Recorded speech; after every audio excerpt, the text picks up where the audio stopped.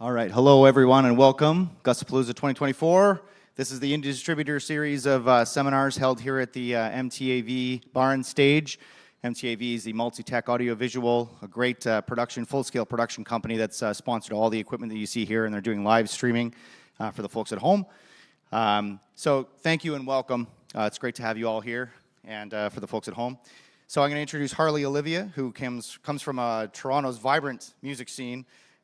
She's got over 15 years of experience as a performer, fronted metal bands, circus punk groups, explored many genres, and we perform with her. She's amazing. In 2013, she graduated from Humber College's theater performance program and apprenticed with opera legends.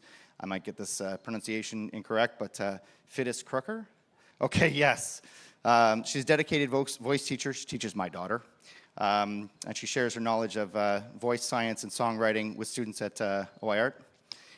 So for more info on her music, follow her at harleyolivia.com. Without further ado, here's Harley Olivia.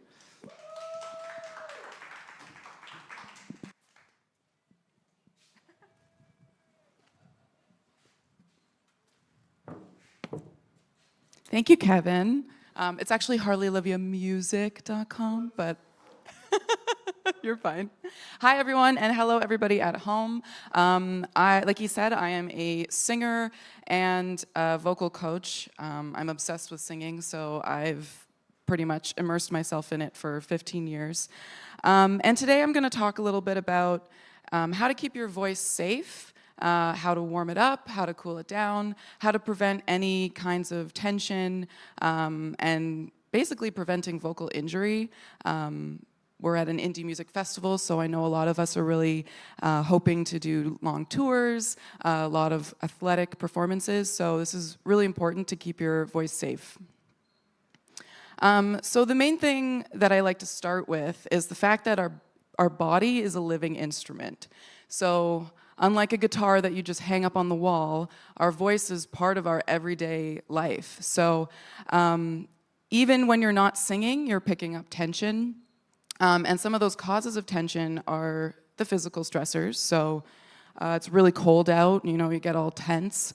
Maybe the weather, altitude, pollen, maybe the pollution in the air. I know we've been having some fires, so even that smoke can get onto your vocal folds and cause a little bit of tension.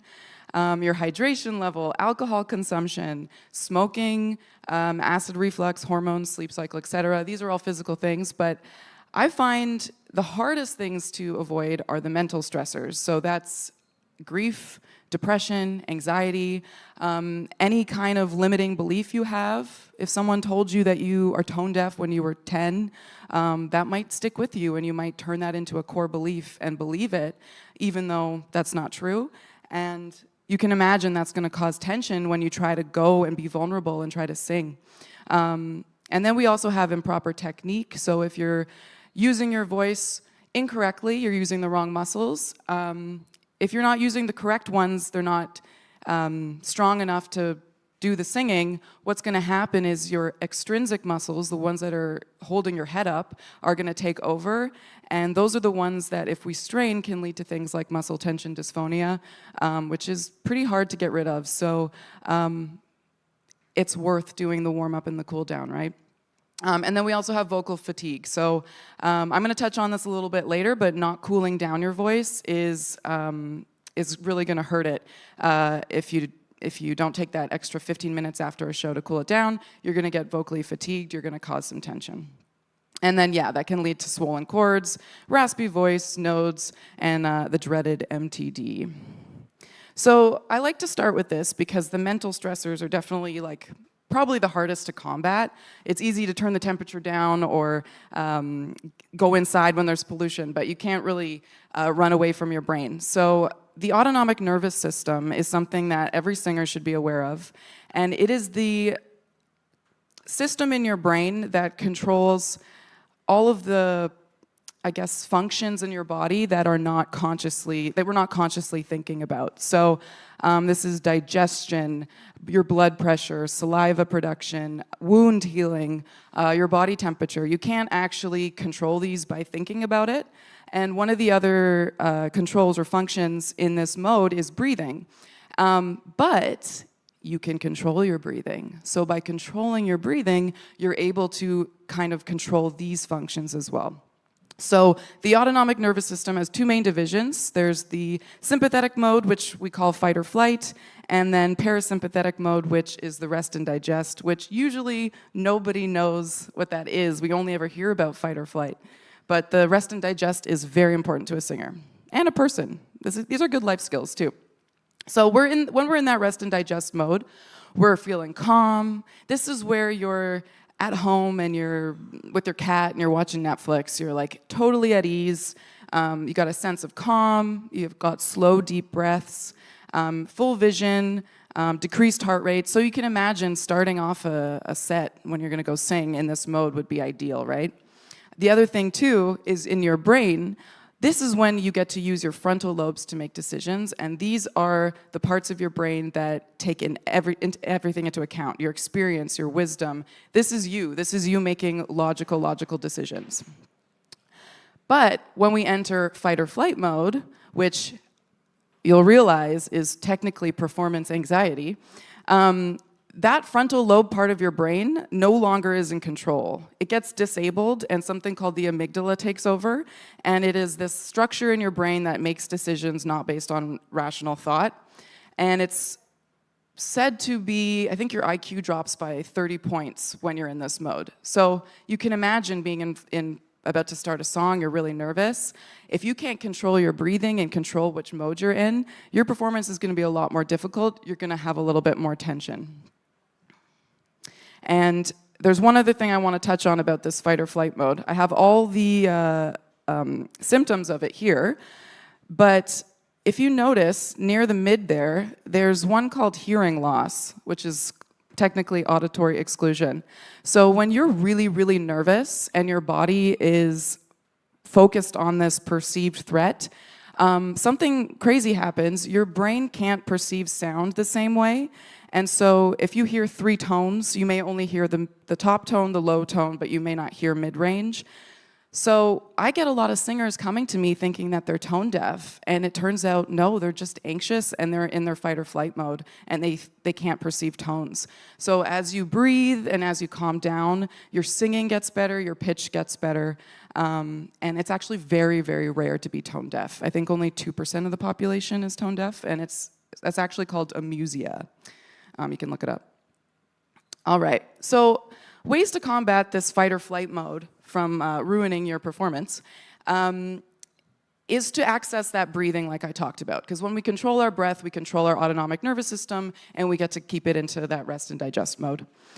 So I always start my warm-ups with breathing because it calms me, it keeps me in the right mode, and it kind of releases any tension that I might have.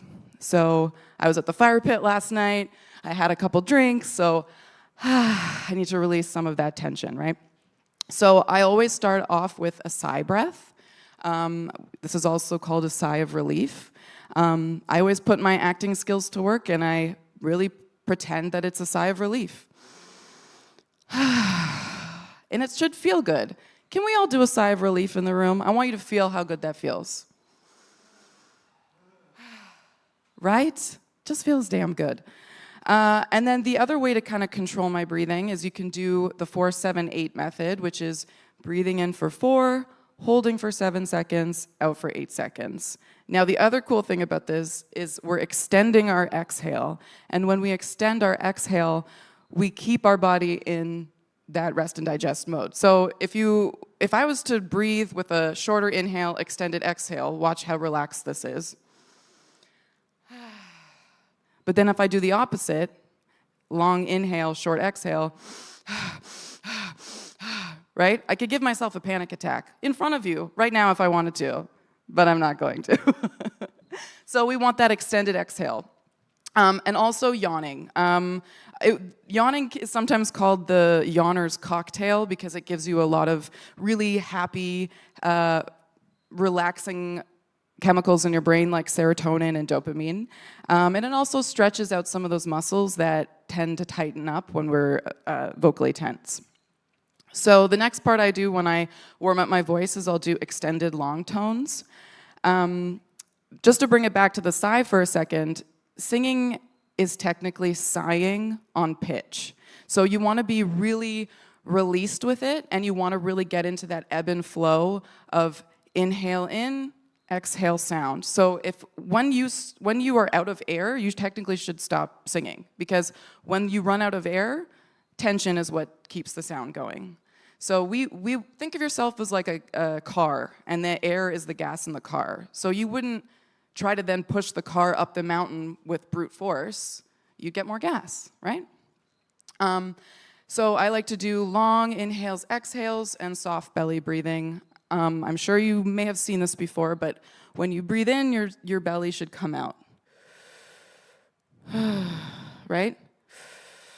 We don't want to do high, shallow chest breathing, but your breath will we call drop as you do this. And unfortunately, it's not a switch that you can be like, I'm going to be in my rest and digest mode. It takes time. Sometimes it takes 10 minutes. Sometimes it takes 2 hours. It really depends where your mental state is in that moment. I know when I'm teaching a lesson, I'm able to drop my breath and breathe right away, and my poor student on the other side of the piano is like, super nervous and can't get into that breathing mode right away, but it comes with time, right? It's a practice.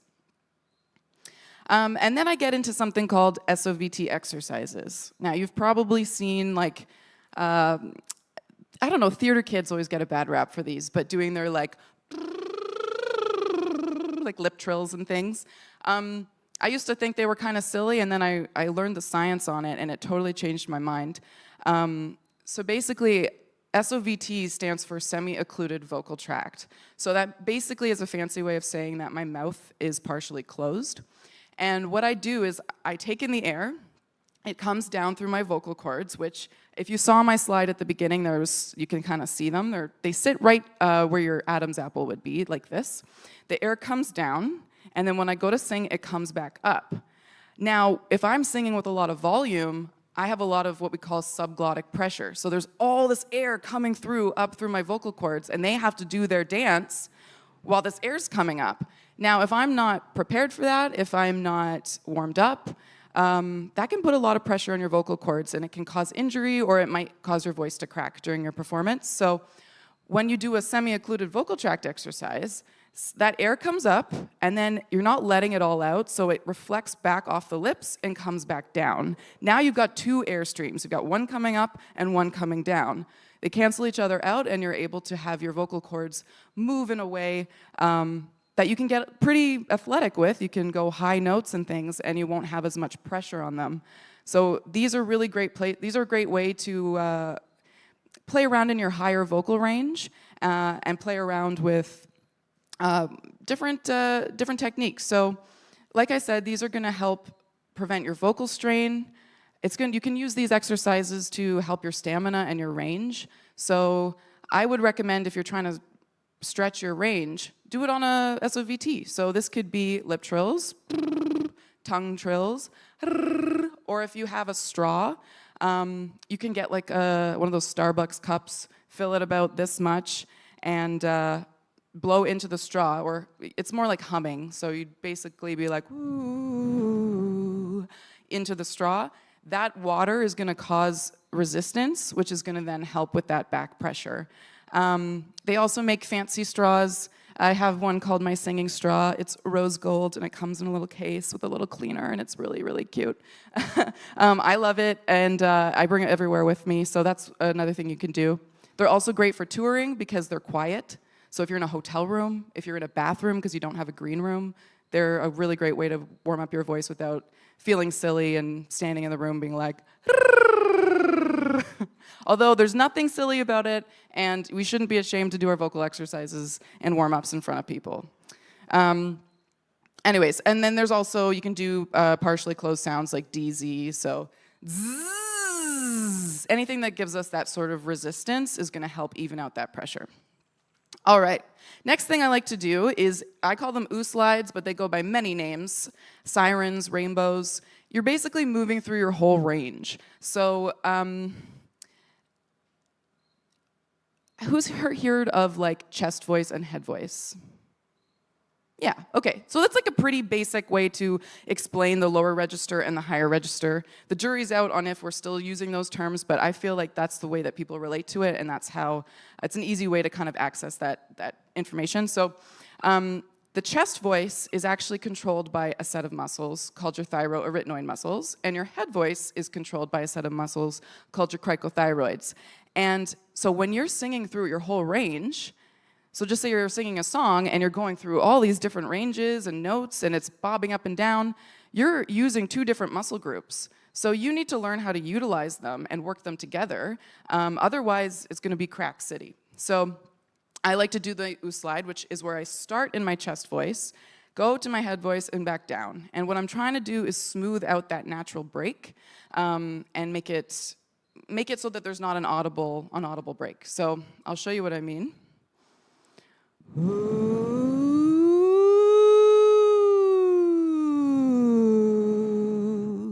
So you can understand why it's called a siren. But I'm basically moving seamlessly through my two registers, and you can do those all through your range. And because wherever you are in the siren, your break is going to change position. So it's really good to try to go up, down, all the way through your range. One thing that I like to do, especially when I see students lifting their chin, ooh, it's not going to help you because you're actually closing off space that we need, is I always say for high notes, we go down to come up. So, ooh, I'm actually mitigating tension when I do that. I'm taking it out of my throat where it wants to sit, and I'm putting it into my booty and my glutes because they're bigger muscle groups and they can handle it. These are tiny, tiny singing muscles, so we want to get our body involved, especially for athletic singing, so that we can really make the most of it and not accumulate any tension. All right. And then the last thing I like to do is wake up my resonators. So who here has heard of someone like singing from their throat or has tried that themselves? Yeah, it gets tiring after a while. You're going to injure yourself. So your face is filled with all these big cavities, your nasal cavities and your sinus cavities, sorry. And when we aim the sound through those sinus cavities, we pick up vibration and we end up having a much richer sound. And it's kind of like the equivalent of singing into a cathedral. It's gonna sound beautiful. Everybody sounds beautiful when they sing in a big church. But if we don't access that, it's gonna come from our throat, and we're gonna have to work harder to try and get that sound. So these are gonna be really annoying, but we're gonna do it. So any kind of whining sound, like a na na na na na na, kind of ringing in here. You'll hear that kind of buzzing sound. Sending the sound forward through my nose. Meowing, meow. Any kind of like bright, annoying sound. I always tell my students the more annoying the better. Or even just a na na na na. You'll hear this now. Lady Gaga does this a lot. If you listen to her Diamond Heart, she's like, it's all over it. Young, wild American, head full of Jameson. So it's all really, really bright in there. That's keeping her voice healthy, and it also has a nice warm tone. All right. Okay, and then, like I was saying before, you want to get your body involved. So the singer who's singing like this is going to be really tense because the place that's the most activated is going to be in here. But there's this thing in singing called anchoring, where you want to kind of give yourself a little bit of the opposite motion somewhere else so that you don't put all the pressure and tension in your throat. So easy peasy, bending your knees. It helps me prevent tension from coming into here. You can also do lunges if you're metal, if you're screaming. Engaging our abs while singing. I have a singer-screamer that I coach, and he's really good, but he was having a lot of tension in his throat, and we noticed if he lifted his arm up that he stopped having that tension, And it's because his abs are engaging. So he's actually using more of his support to help him. So now, and it's awesome, it fits his music perfectly, because he'll just be like, yeah! And it like comes out seamlessly, whereas before it was like getting caught. So using your body, think of this like a sport. That's why this segment is called the athletic vocalist, because you're an athlete. These are muscles that you're using and strengthening. They're just really tiny. And the last thing, and this is super, super important, is after the performance, you're not done. You have to cool down. So just like a marathon runner would do his run and then stretch, it's the same thing. If you sing for 45 minutes and your vocal cords are stretching, because that's what they're doing. Whenever we sing high, they're stretching really long and really thin, and then when we sing or talk low, they come back down really short and fat. So if you've been up here for 45 minutes singing your heart out, and they're stretching and stretching, filling with blood, filling with lactic acid, and then you just walk off the stage, crack open an ice cold beer, and then expect your voice to be okay the next morning, that's not going to happen. You haven't released the lactic acid, you haven't brought them back down to their regular size. So you want to kind of bring them back down to where you sit naturally for your speaking range. So what I would do is those SOVT exercises that we talked about, but coming back down. So because I'm up here, now I'm coming down trying to bring my vocal cords shorter. So or anything that kind of brings it back down. Yeah, so descending scales.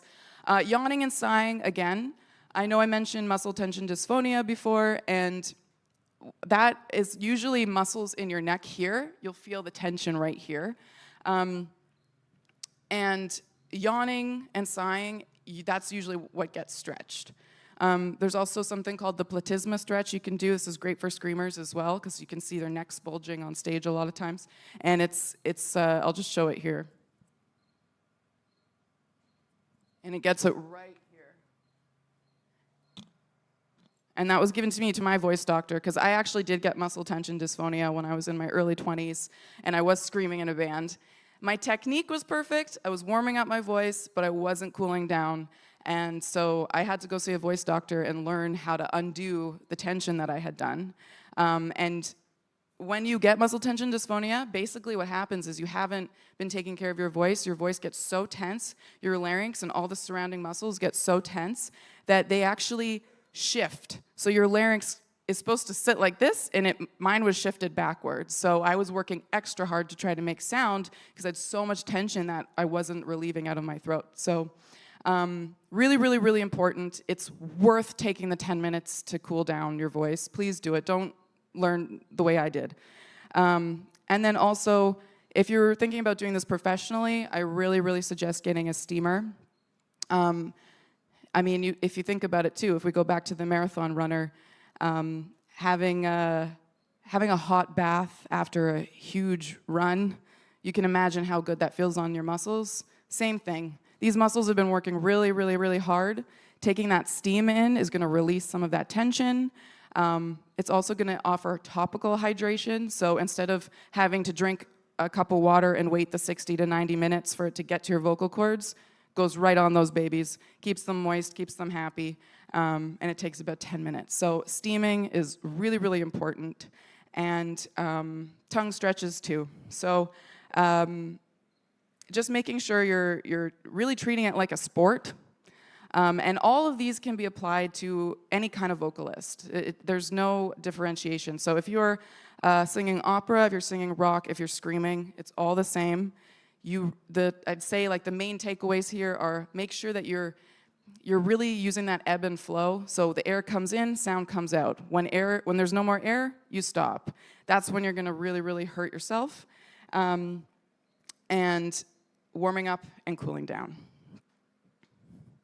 All right, so that's all I have for you guys today. I don't know if we have questions. Yeah? Okay, cool. I see a hand. Yes. Oh, you get a microphone too. Oh, hi. Hey. Hey, this is my place then. Yeah. When I used to sing I still sing, but when I would start, I used to like to drink hot tea or something before to just kind of, because otherwise, you're already jagging. Yeah. And then I'd have my shot of tequila, right? Like that just was my thing because it relaxed me, right? For sure, yeah. And that would be the only one I'd have all night. But what I found is if I drank mint tea, my voice disappeared. Now, I just figured it's something in the mint that maybe relaxes it too much or something. But then if it's disappearing before when you do it, is it okay to drink mint tea after the show? Well, I actually love mint tea, so you picked the right person to ask this question to, because I drink mint tea all the time. Soothe, right? But the thing about tea is that when we drink it, it doesn't actually go on your vocal cords. It goes down the esophagus as opposed to the air tube. It's leaving me right now. So yeah, your epiglottis comes down and blocks it. So it's not actually going to be going into your vocal cords. Yeah. But I mean, some flavors are stronger than others. I sometimes feel like when I sing in the studio, when I have a recording, I just drink hot water. I don't even put a tea bag in it.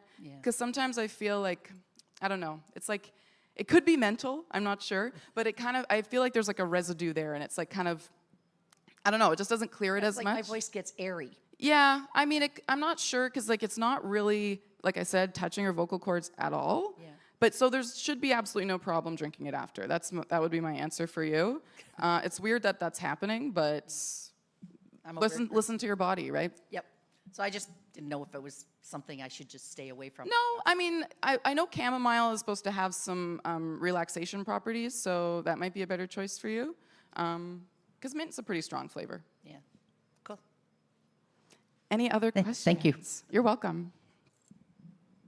Yes. Gotta get one. So I'm an artist myself, and I take a lot of vocal training and everything. But I've got a little stepson right here who's getting into the idea of singing. And I want to start giving him the pointers and tips and tricks that I know. But I don't know how to teach a kid how to sing from the beginning. You know what I mean? Like, you can teach them the bass line, but what would you say is your best bet to kind of start teaching the young ones how to start doing it? It's funny because I do have a range of students. I have as young as 9, I have people in their 20s, 30s, and then I have old as 73. So yeah, definitely different teaching techniques for different age groups. With the young ones, I find the most important thing is just like really feeding that passion. So if it's fun for them, they're gonna stick with it. If you make it like, no, you have to do this, you're gonna kill their spirit. So I like to follow their passion. I like to teach student-led lessons, so I'm really making sure that they're enjoying it. As they mature and as they get older, if they've been nurturing that passion and they're trying to sing new things and they're struggling, that's when you get to be like, hey, you're having a little bit of an issue here. Do you want any help? Can I help you? And then you can kind of show it to them. And then also to like, at the end of the day, every singer wants a balanced voice. So you want to be able to sing your chest voice and your head voice, because that's how you're gonna get your mixed voice, and that's how you're gonna be able to do that transition. So get them to sing in a variety of voices, like their chest voice, which is closer to their speaking voice, head voice, a little bit higher. I mean, it's different when you're a kid, but, and then doing get them to understand how to do lip trills and tongue trills, because learning that as an adult, as I have seen a lot of my students, they're like, what do you want me to do with my tongue? Are you joking? So like, make sure they can do that, because then they're gonna save so much money in the long run when they go for lessons, and they can already do all the exercises. So yeah, tongue trills, lip trills, and singing in all the voices. Thank you. You're welcome. All right, any other questions about singing, screaming, warming up, cooling down? We're good? Yes. So I have a lot of friends who the main thing that would make them a better singer is breathing correctly. Yeah. I mean, you know this. Yes. How do you gently tell people they're not breathing correctly, and that would make their singing like 30% better just there? Yeah, I mean, you could breathe with them. If you're in a band with them and you're like, hey, let's do our breathing exercises, you could be like, or you could be like, hey, I met this really cool chick. Her name's Harley Olivia. You should watch this video. Go hire her. I mean, I can tell when someone's not speaking what we call on breath or on voice. They can also go into like Kim Kardashian territory where it's like this, like they're really running out of air and they're really just like trying to get their chords together to like make the sound. That's gonna hurt you in the long run. I mean, the theater kid in me wants to be like, hey, you should speak on voice, use air. I mean, you could, it depends how close you are to them, I guess. You could be like, hey, you know what? You really should take a breath. You seem a little tight. That works very well, actually. Thank you. Yeah, yeah. You're not saying that they're a bad singer. They're just, you want to hear that ebb and flow in their voice. Yes.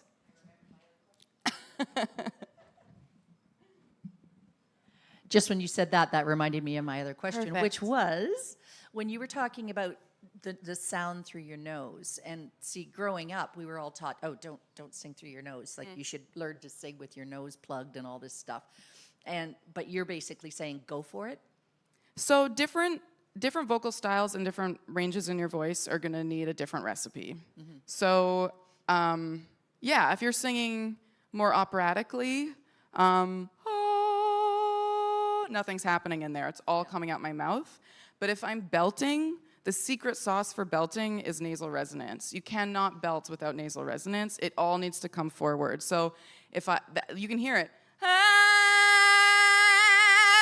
If you hear any high note in any singer, I challenge you to find one that doesn't have a little bit of that buzzing, twangy sound in there. That's good because I'm in my 60s and I still get that guilty feeling when Oh my I do gosh. that. Honestly, I think when people, like, a lot of people learn in churches where they're like, oh, and it's very like, even where you're from can do it. My dad's British, and he has a hard time accessing that just because the British language isn't very forward sounding. Right. Whereas if you're from Texas, you've got access to that like no other. So everybody has a different relationship to finding that sound.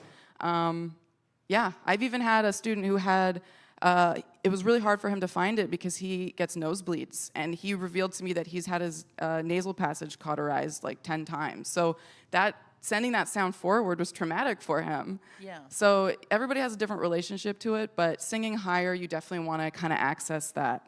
Like, because I've had the one side here from having a broken nose is very, very narrow, so it does make a difference in how it sounds. But Well, I'm glad that it's Yeah, no, I know it's- it's silly, but it's just No, like I that totally know guilt what you kinda, mean. I keep trying to stop myself without thinking I'm stopping myself. Yeah. From doing it, and I don't like the sound. The only time where nasality might not be what you want is if the reason it's happening is because your tongue is coming up and it's blocking the air, so Right. it has to come through your nose. But if your tongue is flat and you're trying to do that and you're trying to send it forward, then that's a healthy sound. Good, because I do a lot of belting. Okay, thank you. No, good question. Awesome. Do I get to ask one? Yeah, of course. So if someone's gone through, I can't remember the acronym, was the dreaded, what did you say it was? MTD, MTD. muscle tension dysphonia, yeah. And how would you tell that that's something that's occurred? So if you're singing, if you're working harder to make the same sounds, like I know for me, it really showed up in my screaming. So I'd go to scream, and usually screaming feels like nothing. It's just sort of like static in your throat. But it was killing me, and I was like, that's a problem. And then singing higher notes, I noticed these two muscles here were like on fire, because those were the ones that were working overtime instead of my intrinsic muscles, which should have been working. But as humans, we're stubborn, right? When we can't keep singing, instead of stopping, we just push with more tension. So really getting to know your body and know what is your normal, it's gonna put you in a better position when something is wrong, because then you're gonna be like, ding, ding, ding, alarm bell, this isn't right for me. So yeah, Just to follow up there is, if you've identified that that's something that you're going through as a vocalist, Yeah. and you had to deal with it, I think is what you said. Yep. How do you, what's the regimen of training to get yourself back into shape then? So I went to the Voice Clinic in Toronto. I will preach their name forever. Aaron Lowe is the ENT there, and he's amazing. He's worked with like Ozzy Osbourne and like some of the greats. So I definitely trust him with my voice. But basically, first thing was I got a scope to make sure it wasn't nodes or anything actually on my vocal cords that were causing the issue. And then I went to Aaron, and once I found out that I was clear and everything looked good, and they do laryngeal massage, so massaging some of that tension out of your muscles in your throat. It's kind of painful. My friend gets it done, and she calls it a torture massage. So, yeah, it's not the most pleasant thing. And then we did a lot of SOVT exercises to kind of help my vocal cords make sound without tension. I basically had to kind of, I don't want to say relearn how to make those sounds, but I had to really lean into my technique for a while. And then cooling down, that was the thing. That is what we identified as what caused it for me. So he basically told me, I think I was like 25, and he was like, okay, you've got like 5 more years of like being okay, being like one of those musicians that sort of like rolls out of bed and just is awesome. But like once you hit 30, like if you don't have a plan, you could hurt yourself. So I got a steamer the next day, and I've been taking care of my voice ever since. So Wow. yeah, but it honestly depends on you, and it depends on your body. For me, the muscle tension dysphonia, I only needed 1 checkup, and then I took it and ran with it, and I did those exercises, and I was probably fine within a few months.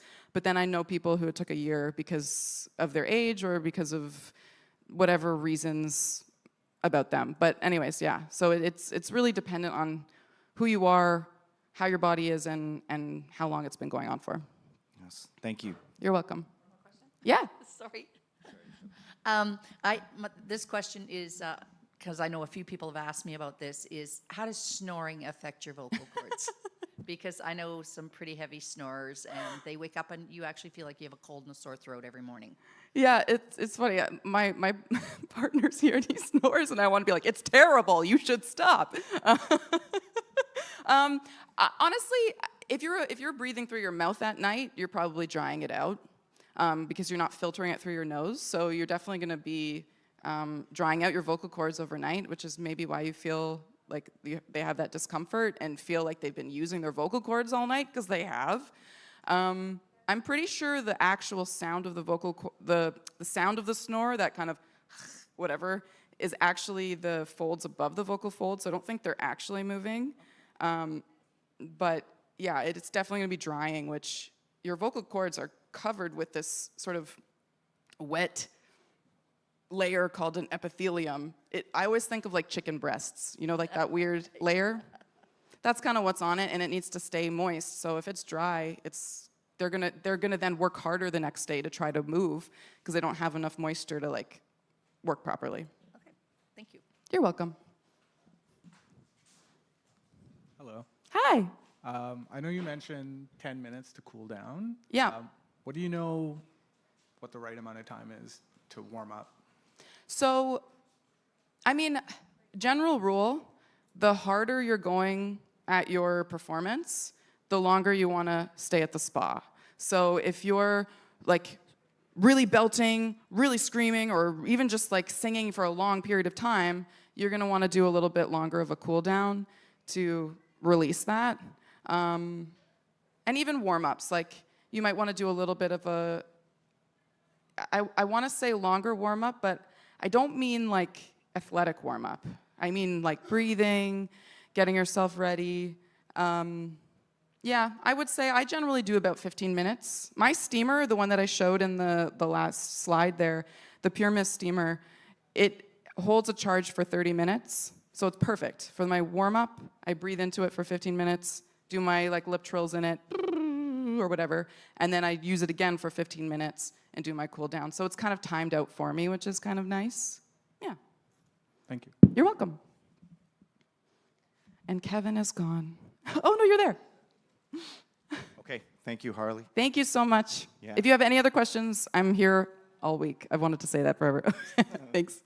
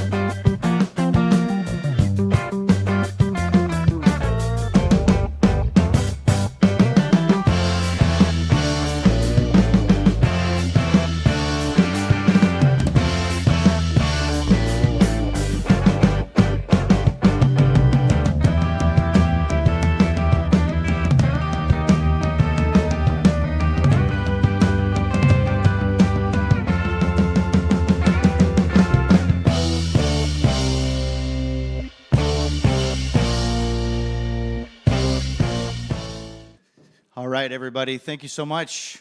Gussapolooza 2024. We're here at the MTAV Bar and Stage, the multi-tech audiovisual bar and stage, doing seminars all day long. And then we have some artists coming up after the seminars, so stick around. Up next, we've got Melly. She is with the Canadian Musicians Co-op, and she started writing songs at the age of 9 to cope with some mental depression, a long battle with mental depression. Nearly 16 years later, she's gained over 2 million followers across all social media with her covers and her original songs. She shares her journey of learning guitar with her audience. You can follow her, all the social media handles at Melly Baby Music, so look her up. But without further ado, here she is. Melly, thank you so much. Hello. How is everyone today? Good, good. You ready to learn about songwriting? Okay, so I'm also a performer, but songwriting is my main love. This is what got me into music in the first place. So today what we're going to be talking about is, I'm not going to be going over the basic stuff of, like song structure and all that. I'm going to be talking about like the key pieces, like, have you guys ever heard of Max Martin?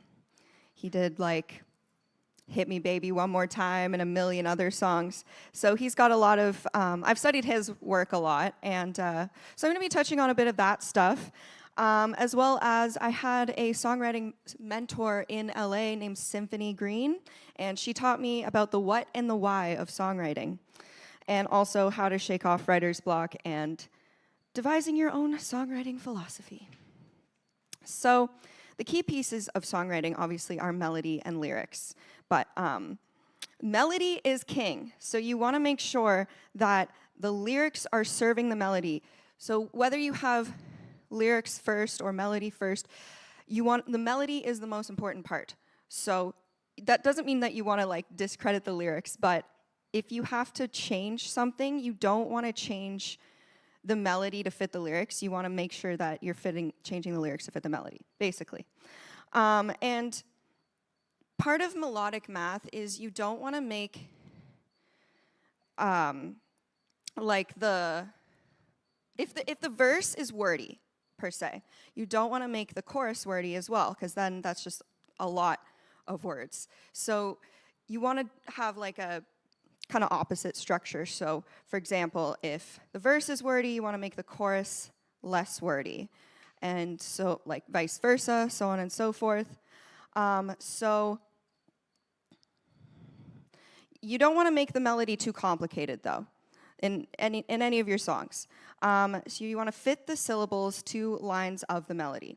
So, for example, what I have here is an example of the chorus, like, number of syllables. So, like, the first word will have 5, then 6, then 8. Then we're going to do 5, 6, then 12. Then 5, 6, then 8, and 5, 6, then 12. That's like an A, B song or rhyming structure, which are all of you familiar with the structures, the A, B? Yep, good. Okay, we don't have to go over that then. Okay. So this is kind of this is another part. So like a melodic motif. Has anyone heard of that before? Yeah. So basically, Max suggests that you only use 3 to 4 melodic parts per song. So you can recycle parts. For example, I think one of the songs he uses as an example is E.T. by Katy Perry, how the melody is actually recycled in the verse and the chorus, but then there's different sections. So like the pre-chorus, I think, changes. And this is an example of a motif. So it's arrangement of 3 or 4 notes that repeat again and again and again. So it usually stays the same. Sometimes it can change a little bit, like in Lover by Taylor Swift, it goes, my. That's the motif. Lover, that's not the motif.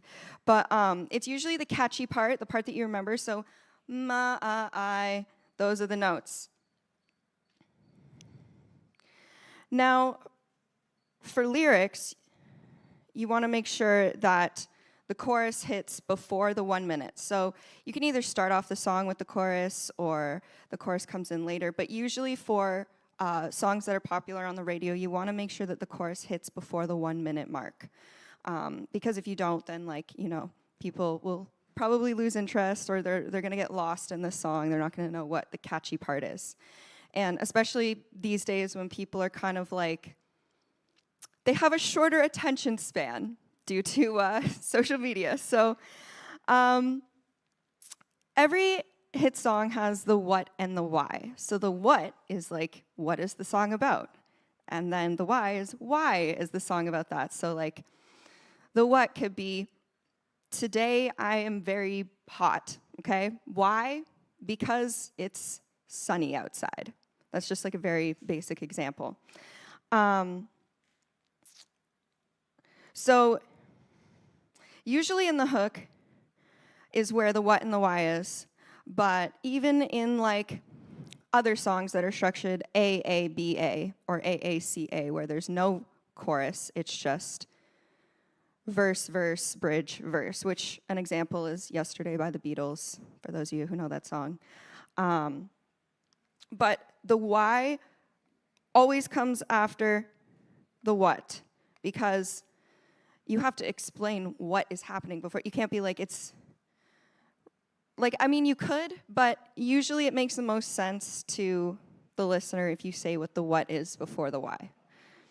And so I'm going to give you guys a couple examples. This is my first presentation, so I did not download the videos, so we can't listen to the song, so I'm going to sing them for you guys. So the first one is Believe by Cher, which is do you believe in life after love? I can feel something inside me say, I really don't think you're strong enough, no. So does everyone get the lyrics to that? Do you believe in life after love? I can feel something inside me say it, I really don't think you're strong enough. Does anyone want to take a guess at what they think the what is? No one wants to guess. No one, no, yeah. Yeah, do you believe in life after love? Okay. Is the what. And then the why is, I can feel something inside me say, I really don't think you're strong enough. Which is kind of confusing because it's the what is technically a question, but then the next one is Yesterday by the Beatles. Which, since we're just going to go, so it's yesterday, all my troubles seem so far away. That's the song. And the what is, all my troubles seem so far away, now it looks as though they're here to stay. And then the why is, oh, I believe in yesterday. And then suddenly, I'm not half the man I used to be. There's a shadow hanging over me, the why. Oh, yesterday came suddenly.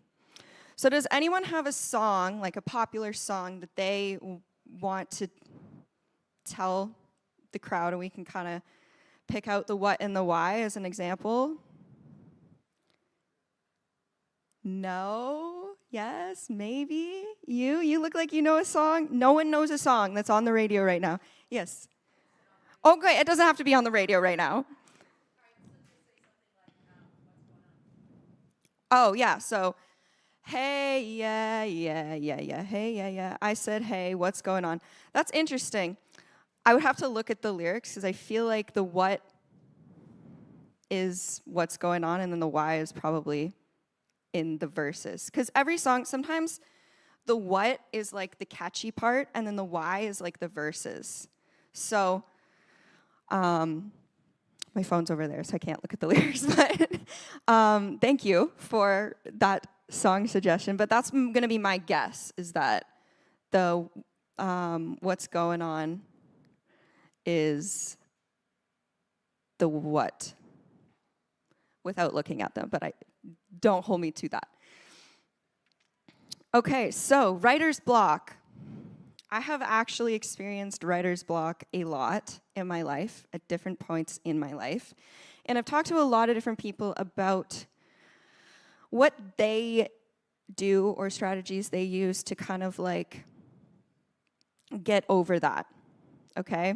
So what I like to do when I have writer's block is I don't push myself. I kind of just let myself rest. If I can't think of anything, then like nothing, if I force myself, it's not gonna be good, it's not gonna sound good, I'm gonna make myself more tired. And usually when I'm having writer's block, it means that like I need a break, I need to just chill, I need to relax, I need to recharge. Because with art, like I'm sure most of you know, like you can't just be go, go, go all the time, you have to let it come naturally. So another thing that somebody suggested to me was trying to take a different approach. So if you start writing with the melody, maybe try starting with like a poem, like writing lyrics. Or if you start writing with just sitting down with your guitar or your piano, maybe try writing to like a track, like doing a top line. You could write in a different genre. I love to write in different genres. All the time, just to, you know, make sure I don't get stuck in a certain pattern of, you know, I like to be versatile, make sure I can write across all genres. So not all genres. I wouldn't say that I am good at rapping, but you can also try relocating. So I know that whenever I go to a different place, I'm always super inspired. But if I stay there for a long time, then I kind of get stuck in this like, okay, I've used up all my creative juices here, and so I'll try and like relocate. Like if I'm writing a song in my bedroom every single day for like 20 years, then I'm gonna get stifled probably more often than if I, you know, go walk to the park down the street, or if, you know, you have the time and the money, you could go take a trip somewhere, do like a songwriting trip, or you could go to your friend's house and write in their backyard if they have a cool backyard. And that's another thing is like co-writing can help with writer's block, because especially if you're comfortable with that person that you're writing with, co-writing can kind of help you like approach things in a different way that you are not used to, right? How many people here have done co-writes before? Okay, only a couple people. How many people want to do co-writes? No one? A couple people? You do? You want to do co-writes? You have done co-writes? Okay, who likes co-writing more than writing by themselves? Really? That's so interesting. That's really cool. I like co-writing. I find I always write differently while I'm co-writing, because you're always with a different energy, right? You're with a different person who approaches things differently than you do, and maybe makes you think about things differently than you normally would. So that can help you get out of writer's block, right? And you can also use other songs for inspiration. So many people do this, like Surfing USA. You know, it's like, everybody na na na na na na na na was inspired by a Chuck Berry song. While I was preparing for this presentation, I watched like a video on songs that were famous songs that were inspired by other famous songs, and some of them are like the exact same. And I'm like so confused how they did not get sued. But yeah, maybe don't do it like that. But yeah. This was a video I was gonna play, but that's okay. That was my fault.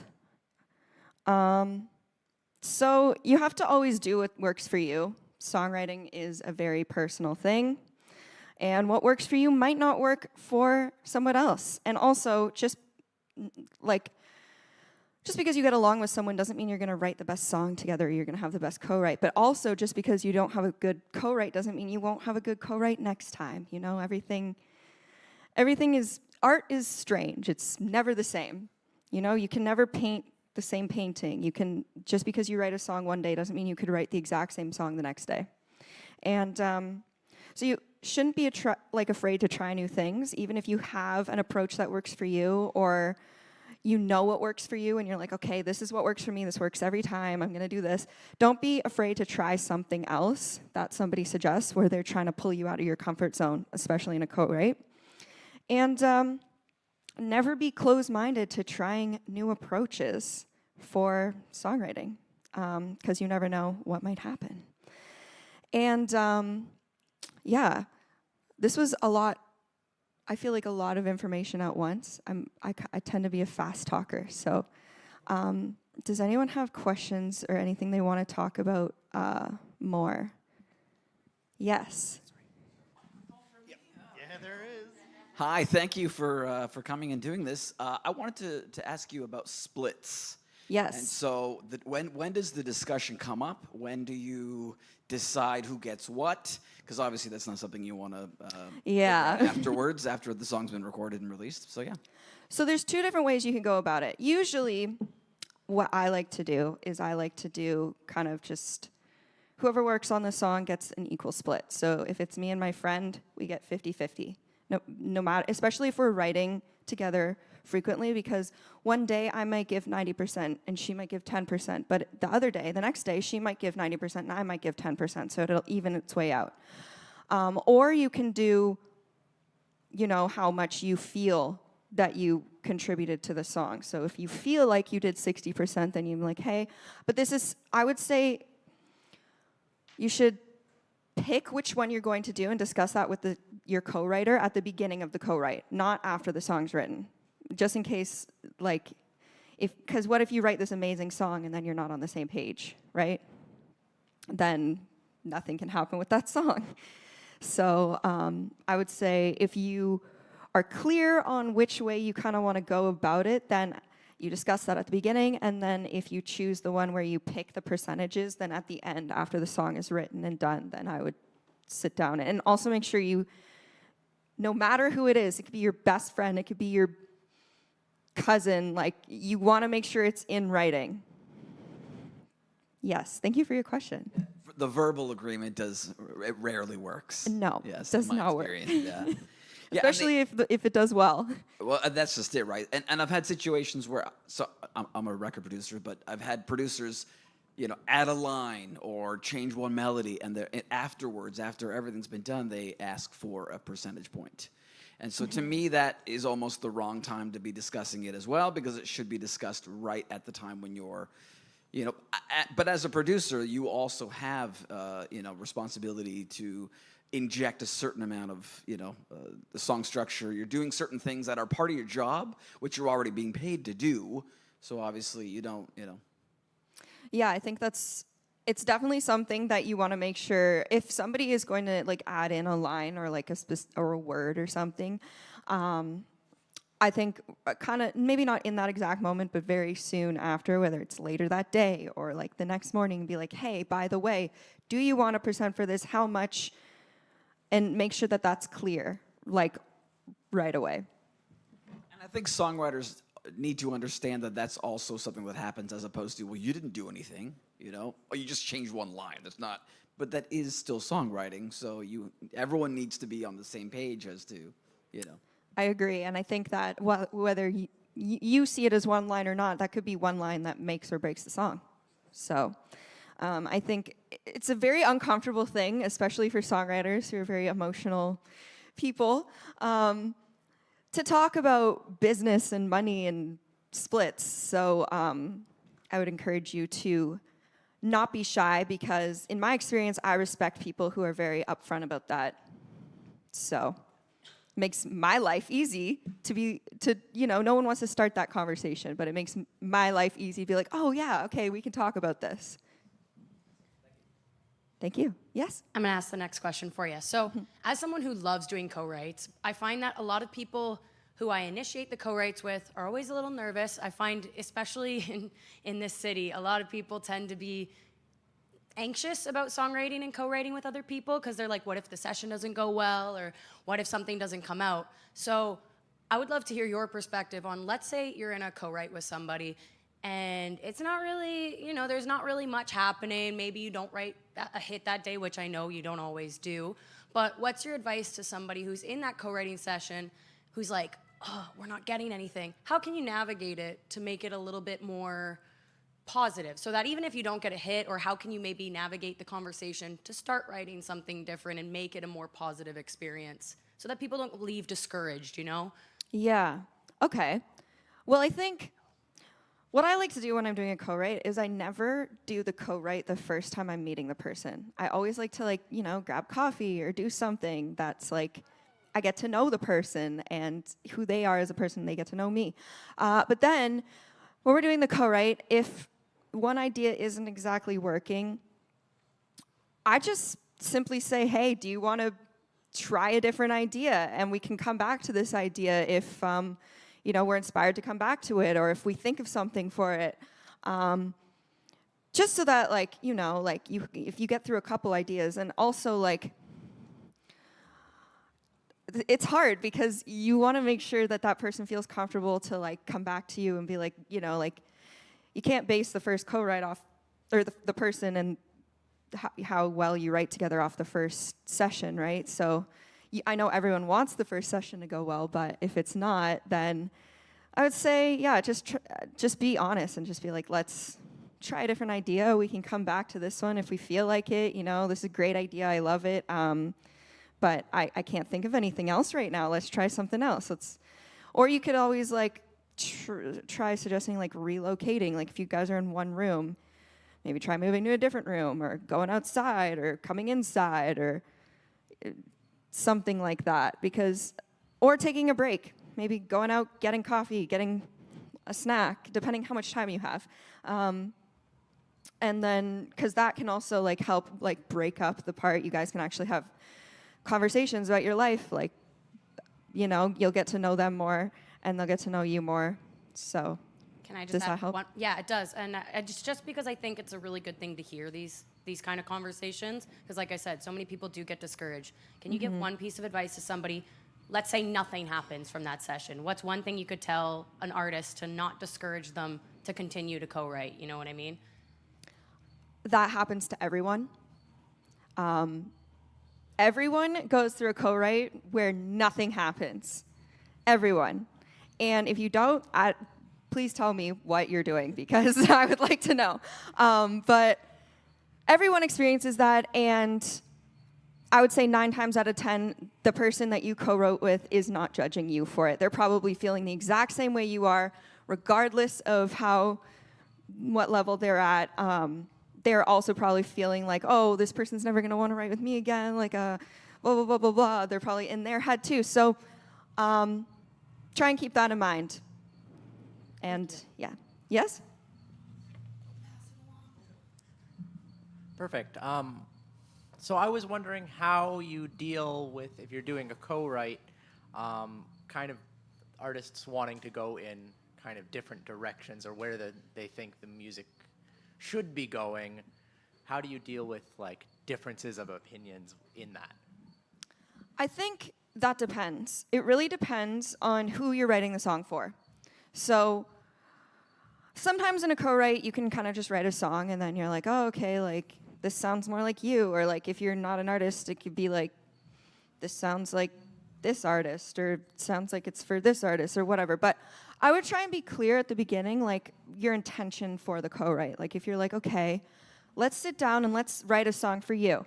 Let's say I'm just a writer. I'm like, okay, let's get into a room, let's sit down and let's write you a song. Or if I'm an artist and there's 3 artists sitting down, then we should be like, okay, let's write a song and see who it fits the best. Or let's write a song for me. Or, you know, like, be clear with the intention of who you're writing a song for, because if you're writing a song for person A and person A doesn't connect with the song, then it doesn't make sense, right? So person A would have the most kind of say over if they feel like that song is for them, because, you know, they're the person that's going to be singing it or doing whatever with it. But if you are writing in just a group of songwriters and nobody's an artist, then that's difficult. I feel like maybe that idea isn't something that you guys should be writing together, because clearly you have different opinions on it. And maybe try saying, hey, let's work on a different idea that we both feel similarly about. Thank you. Does anyone else have questions? Yes. Got to go all the way to the other side of the room. Okay, this is a bit of a confusing situation, so I'm not sure where you would go with it. But like I was co-writing with someone, and we'd been working at stuff all week, and then of course just we were getting burnt out, really tired. We were 2/3 way through a song. We'd already talked about where that song was going to go at the end, like how it was going to come together, and then decided to take a break because we said we'll be back in a couple hours, take a break and everything. So I went, had a nap, get up. He has finished the song completely not at all what I liked at all, and it's supposed to be for me to sing, but has meanwhile already copied it and sent it into SOCAN. So now then what is there anything I can do? Like, can I just take that 2/3 of the song and then finish it the way I think it was supposed to be? Or is it just basically out of my hands now? I think you should be able to take what you wrote if it was a perfect world. That's a difficult one. I think if I would have a conversation with this person, I know you may not be in the best. I did. Okay. What did they say? Did they say like, yeah, you can take what you wrote? No, he just said, "Oh, we were just running out of time, so I had to get it done." And that's all. That was his only reply. Okay. Was this like a paid session? Like what? No, we were both writing together for an album. You're both writing together. Yeah. Interesting. We'd already done like 7 songs together. Oh wow. 7 songs, and this is the first time that's happened. Yeah.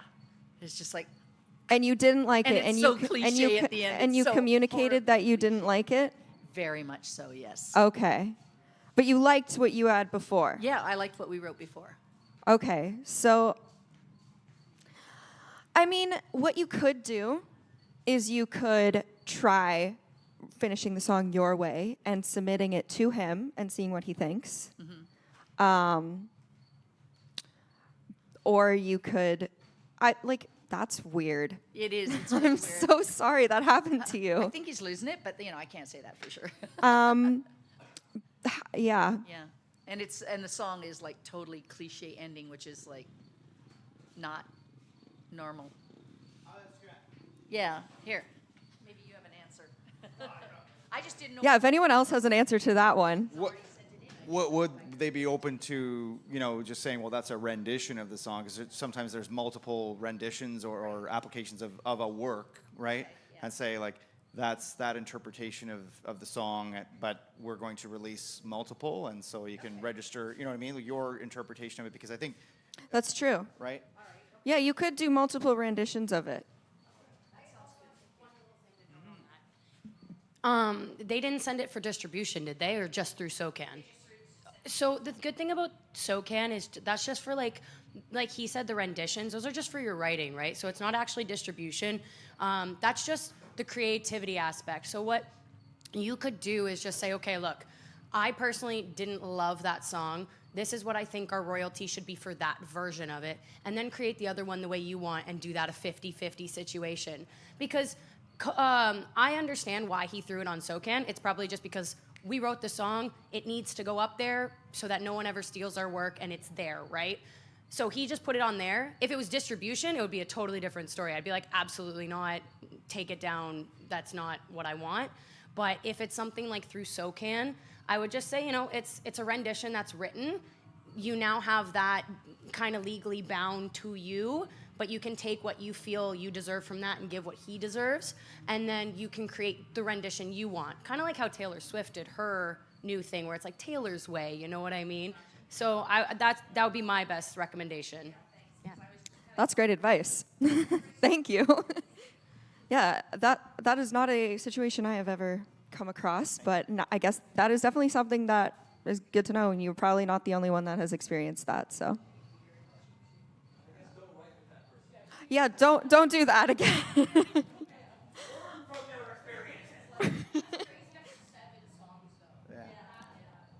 Yeah. Oh, wow. Does anyone else have any other questions? Yes. I need the microphone. So you've talked a lot about co-writing. What is your process like for when you're writing by yourself? What does that look like? I write songs in a lot of different ways. Basically, my best songs come from something I just hear. I'm like, it's like a light bulb goes on in my head. I'm like, whoa. And like, That's So Raven. It's like a That's So Raven moment, for those who know that show. But and then I'll sit down and it just like comes out of me. But if I'm sitting down to write a song, I usually grab my guitar and I just start singing and playing whatever. Or I will find like a whatever genre I'm doing. So like, let's say pop rock type beat on YouTube for inspiration for like what kind of feel I'm going for. And then that usually helps me come up with melodies, and then I'll go and create my own kind of chords that I want to go with it. And I'm also a melody writer, so melody is the thing that I always start with. But if I can't find a good word to go with it, then the melody's kind of pointless. So to me anyway, that's my process. And what are some of your most favorite co-write sessions that you've done? Ooh. I did this one co-write when I went to Song Studio in Toronto years ago with these two other young women. We were all I think 16 though, so we were still kids. But it was interesting because we just sat down. We had this little keyboard thing that was really small and not a real keyboard, and we wrote this song that I really like, and I think we all really liked it. We wrote it in an hour, and it was great, and it felt really easy. I also had another co-write when I was in Nashville for this songwriter girl camp with this.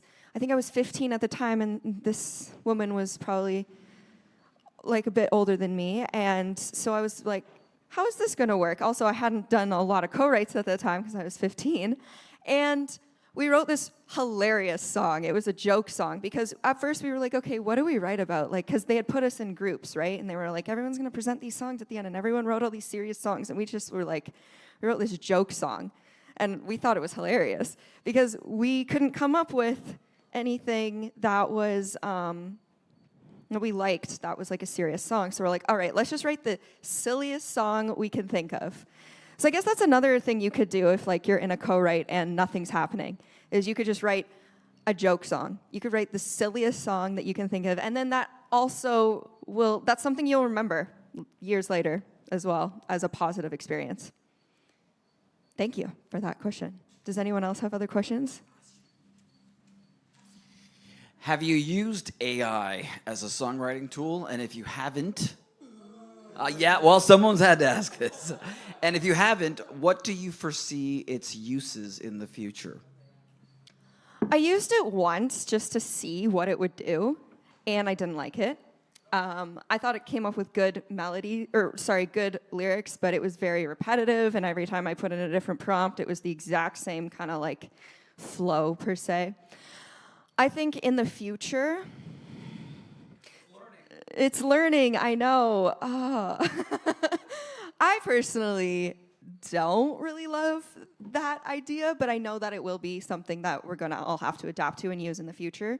But in the future, probably it's going to, I would say, aid songwriters. So maybe if there's a co-write that you can't come up with anything, maybe it would come up with a prompt or something that you could use, if you're experiencing writer's block or something like that. I would say that's my optimistic brain.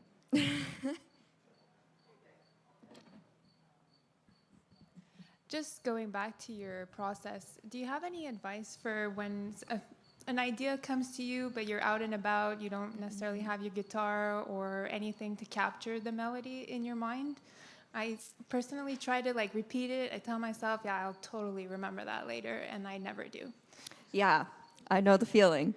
I would say try and, are you a person that is a melody or a word writer? Melody. Melody. And there's been times where you don't have the phone, or a phone with you, a voice memo or anything? Yeah, I guess a voice memo would work. I Like feel a voice memo keyboard could on work, my but I phone- know it's not exactly how you envision it, and it's like you can never go back to it. But if you can come up with words, even if they're not the permanent words, Yeah. and you write down the words, I always find that'll help me remember the melody. If I have words and I'm like, okay, like I can change the words, but it'll remind you, if you have the words that are exactly like the syllables you hear and like the cadence and everything about that melody, you're more likely to remember it than just trying to remember a melody just by itself. If you don't have access to like a voice note on your phone or something. Yeah, cool. Thank you. Thank you for the question. Anyone else? So I was a few minutes late coming in, so I don't know if we already touched on this or not, so apologies if you did. But That's okay. do you have any advice for just like getting out of writer's block? Yeah, so writer's block. I would say the best thing that I would do is try and change your environment. So, going outside, or if you have the time and the money, going on a trip or going into a different room. Also, don't push yourself. If you're experiencing writer's block, that usually means you need a break to recharge those creative juices. And also co-writing, because people can, help inspire something in you that you couldn't pull out yourself. I just wrote a column about this actually, but one thing that some people don't really do a lot, and I've been testing this, is to listen to music, even your own music, really, really quietly on headphones, so that you can just barely make out what's going on, and then sometimes it's like it generates ideas that you wouldn't have normally thought of. Yeah, either a song that you're Interesting. working on or even someone else's song, but so that you can just barely make it out, the melody, whatever it is, and then sometimes some things click. Or use AI. Well, to touch on that though, because there's actually a seminar about AI tomorrow, I believe. But if you're using it as an intended tool, as far as like, give me a rhyme for said word, give me this, can instruct it as a tool, because you're looking at me anyway. I look up rhyme zone or whatever. Just so, Yeah, like, exactly. I'm still using a tool to do that. It's just that AI is facilitating your route to that. AI is just filtering out all the words that you don't even know how to pronounce. Right. Yeah. But also you don't want it to take the fun out of the craft of songwriting. Like it's not intended to replace the human beauty of writing a song. It's just, it shouldn't, right? It should be leveraged. It shouldn't, yeah, exactly. If you use it as a tool, like AI, if you use it as a tool, an aid, instead of a crutch, or then I think it's a great thing. And, I think a lot of people don't know how to use it that way yet. So, Yeah.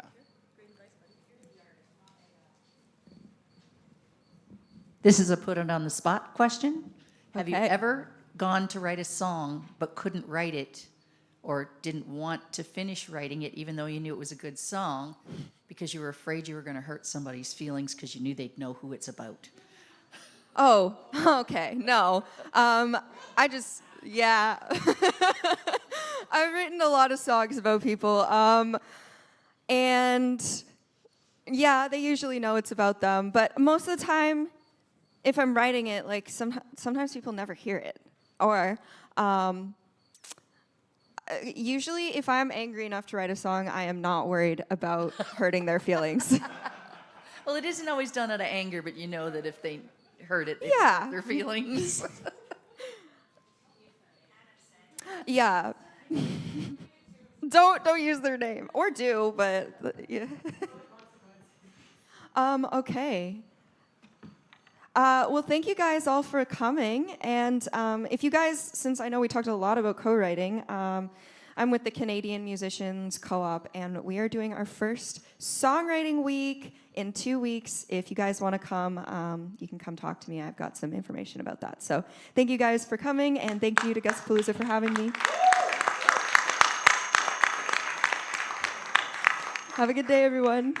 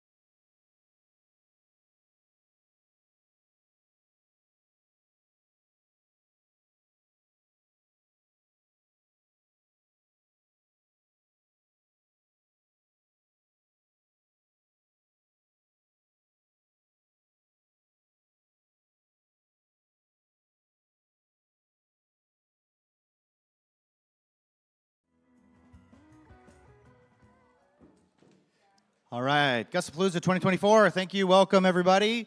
And for those folks at home, welcome. We're at the MTAV Barn Stage, the Multitech Audiovisual Barn Stage. They are the key sponsors for this area. They're a key sponsor of the live stream that you're seeing at home. All this equipment and gear, look them up for sure. They are worth your while. Now we're going to introduce Noam Haberstadt. He's began his music career at 16, playing guitar professionally with local event bands. 2015, he launched his own project called Human Index and toured Toronto for a year, transitioned into music recording and engineering, joining Revolution Recording and working with renowned bands like Alexis on Fire, the Headstones, Strumbellas. Experience as an engineer highlighted the gap in musicians' understanding of marketing, prompting a shift into music marketing for him.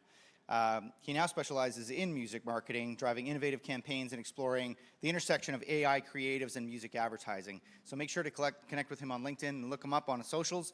Without further ado, here's Noam. Give him a warm welcome, please. Hey, everybody. You hear me? Yeah. Awesome. Thanks for coming, everybody here and everybody online as well. This is a super, super amazing event, and I'm super happy to be talking here.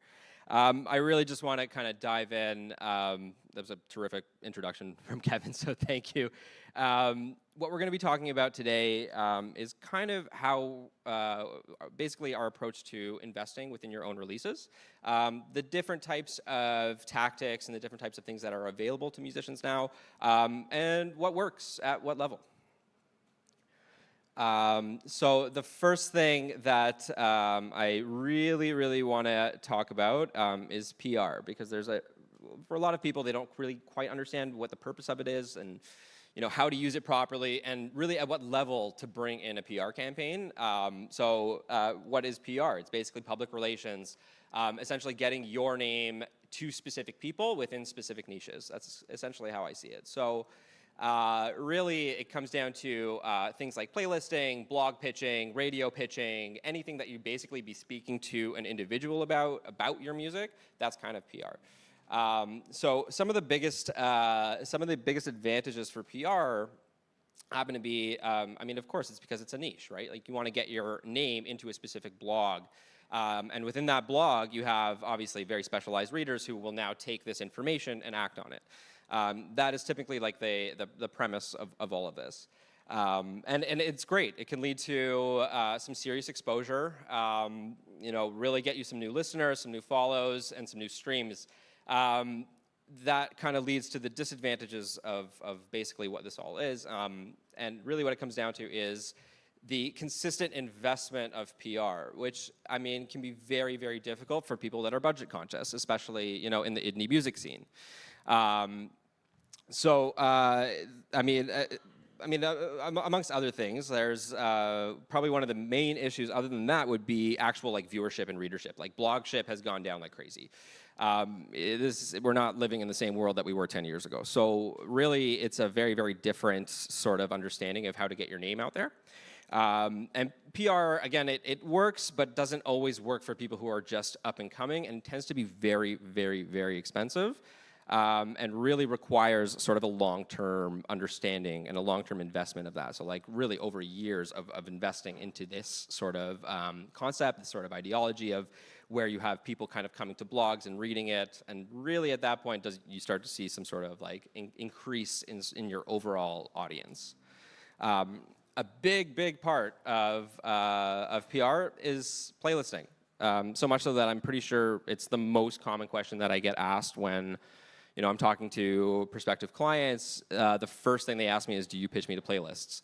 To which I kind of at this point have to say yes, but only because I have to. So I have a specific network of playlists that I pitch people to, but I don't like to use it. I don't like third-party playlisting. I don't think it really works on a mass level. But really what it does is it helps you boost your initial release. So if you have a release and you set up this sort of playlisting schema with a third-party playlister, really what you're going to see is an increase in streams specifically, but very, very rarely do you actually see your overall following increase, which is really what you want to do. You want to develop an audience. You don't want to just get people to listen to your song and move on. A big problem with third-party playlisting happens to be that people really typically listen to them in the background. I mean, personally, I don't think I've ever put on a playlist and then actively looked at who was on. I just kind of want it for the vibe, or I want it for the drive that I have, or for the study session that I'm about to go into. It's not an active sort of listening space, and that is kind of like the main issue is that it'll drive that sort of initial boost, like I'm showing here, but ultimately it kind of comes short in that it's not actually offering you a proper. It's not actually offering you a proper following or really a system in which that would grow. It's almost like a blip. And another problem with having that sort of blip is that Spotify is very algorithmic. So to see a blip like that is going to send a signal to the Spotify algorithms that might affect how your release turns out, which could be a problem, or future releases. You kind of want to show Spotify more of a steady incline, not bam, bam, bam. It doesn't quite work out as well that way. And that's generally what we see from that. The other main tactic that we use as opposed to PR is, of course, social media advertising. It's incredibly powerful for a lot of reasons. One of the biggest reasons, one of the biggest benefits, is that it actually grows every single metric. So when you're thinking about, I want to grow streams, or I want to grow followers, or I want to grow on saves, I want to get more playlist ads, like these are all specific objectives that you would necessarily have to think about specifically. Let's say if you're going into a PR campaign, you need to actually specify those goals. When you're using meta advertising, it actually hits all of them at once, which is crazy. It kind of blew me away when I first started using them in the schema that I'm using them in. You end up seeing an increase in streams, you see an increase in followers, but I mean, more than that, you see an increase in saves, which is the actual listener's intention to listen to you in the future. So now you've not only created one stream, but likely multiple. So these are all things that basically fall under kind of the meta umbrella in terms of objectives. So from my perspective to the indie artist is that it kind of makes sense to do that as opposed to PR on the outset, just because of the broad reach that it basically tends to give you. Another huge benefit is that the people that you're bringing in are highly targeted to what basically you're looking for, not necessarily conforming to a blog or a list or their particular viewership. You create the traffic. You figure out who is listening to your music based on things that are similar to you, that you know. And these are all very important because when speaking with other companies, with other marketing agencies or PR agencies, it's important that they understand your specific image, your brand, your aesthetic, your sound, more importantly. There's really nobody that knows that better than you. So ultimately, you basically take all of that on your own in a good way, and you're able to drive this traffic that's like, you would never see it otherwise. It's a very powerful tool in terms of very finite targeting. And you're also able to test different markets, like very agilely. You can kind of go from, I want to see what's going on in the States versus, let's turn on Australia and see what's happening there. Or maybe we make an ad for Europe and see how Europe is treating this. So there are so many different ways that you can kind of tweak your targeting and test different markets, really just at your fingertips without having to invest in a larger company to do all of this work for you. So budgeting is another amazing thing that kind of puts it above pretty much anything else when you're at the beginning of investing in music because it's so scalable. There's generally speaking a kind of a benchmark for what you would like to invest or what you should be investing in terms of like what you're going to get in return on your data. But ultimately, it's one of the most scalable things that you can do. So you can start by doing $5 a day, move it up to $10 a day, bump it up to $20. And maybe next week you lose your job, so you cut it, and it's fine. You can pick it up again next month. So it's one of those things that you're not necessarily pigeonholed into I need to do this. Like you can turn it on, you can turn it off. It's one of those things that's super flexible for you. And really, depending on where you are in your career, it can seriously give you the push that you would need. for the budget that you have, which is really what we're going for, because in this industry, budget is such a big thing. So I just want to get into a specific case study. We had an artist come to us. She hadn't released an album on a mass scale. She had done singles here and there sporadically, never really worked out for her. So the incredibly interesting thing about this graph is you can actually see, and this is one of the reasons why I use it, you can see where we turn the ads on and off, which is pretty funny. So November, we turn them on. You can see the increase. And then we turn them off in December. And then in January, we turn them back on. You can literally see that those spikes correlate exactly from when we actually made those ads. And again, as you can see, she had a few releases and a couple of different ad campaigns going forward, and it continued to climb on a very steady pace as long as we were running the advertising. So this was the stream count on her first single that she released. So where you see those sort of massive flood of listens, that kind of came from the ad campaign.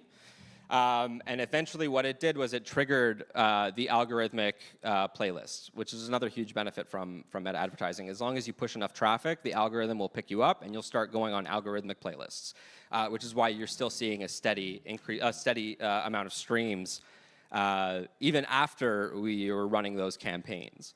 And the actual users within those spikes were following, as you could see from the graph earlier. So these aren't like one-off streams. Like these are actual fans that want to listen to her music. Another amazing thing, again, like I was saying, it just kind of all correlates, right? So you can look at this graph, and it's almost exactly the same as the streaming graph. And this is the playlist ads. And they're not third-party playlist ads. These are personal playlists. People who wanted to listen to her music. So again, when you kind of compare these things to the PR world in terms of should I buy playlists? Should I go to a playlisting company and invest money in playlists? Well, I can tell you don't need to, because you're going to be added to playlists if you find the right audience. So I mean, again, like it all kind of works together, right? And another big thing again is saves. It's all kind of the same graph, I know, but it kind of proves the point further. So you get these sort of like saves, and what a save is really the individual's intention to continue to listen to you. Maybe not just once, maybe not just twice, but several times. Like you've created a fan by getting that save. That's essentially what it is. So, I mean, when you compare these things, everything kind of has its own place. And it's not like I'm firmly against certain things. It's just a matter of like when you're starting out and you're trying to drive the most premium traffic, like where you're going to get the most bang for your buck is certainly going to be in a place that you can actually control the outcomes. You can control the testing. You can control the investment at the end of the day, right? So really that, when it comes down to it, when you think about it as an artist, I would definitely be leaning far closer towards meta advertising than large scale investment. But again, this all really depends on where you are specifically. People who are already doing millions of streams may not actually benefit from meta advertising at all. The competition might be too steep, right? But as an independent artist, it's far easier for you to actually rank and control your own audience using this specific tactic. As you grow, things change, right? Let's say you're in Toronto and you want to go break into BC. Well, how are you going to break into a brand new market ice cold? Ads can help, but you want a personal touch. You want some sort of authenticity, and that's really where PR can come and help you. You can find people within that specific niche, within wherever you're going, within the city, then they'll actually be able to connect you with people on the ground. So there are times and places for all of these different things, but again, when it comes to actually figuring out how to build your audience from the bottom up and getting the best bang for your buck with your cash, it will likely be meta advertising. So some of the things that we can do, I mean, understanding social media, going out and listening to music marketers. There's a whole bunch now on YouTube that you can basically just listen to, and they have some fantastic advice.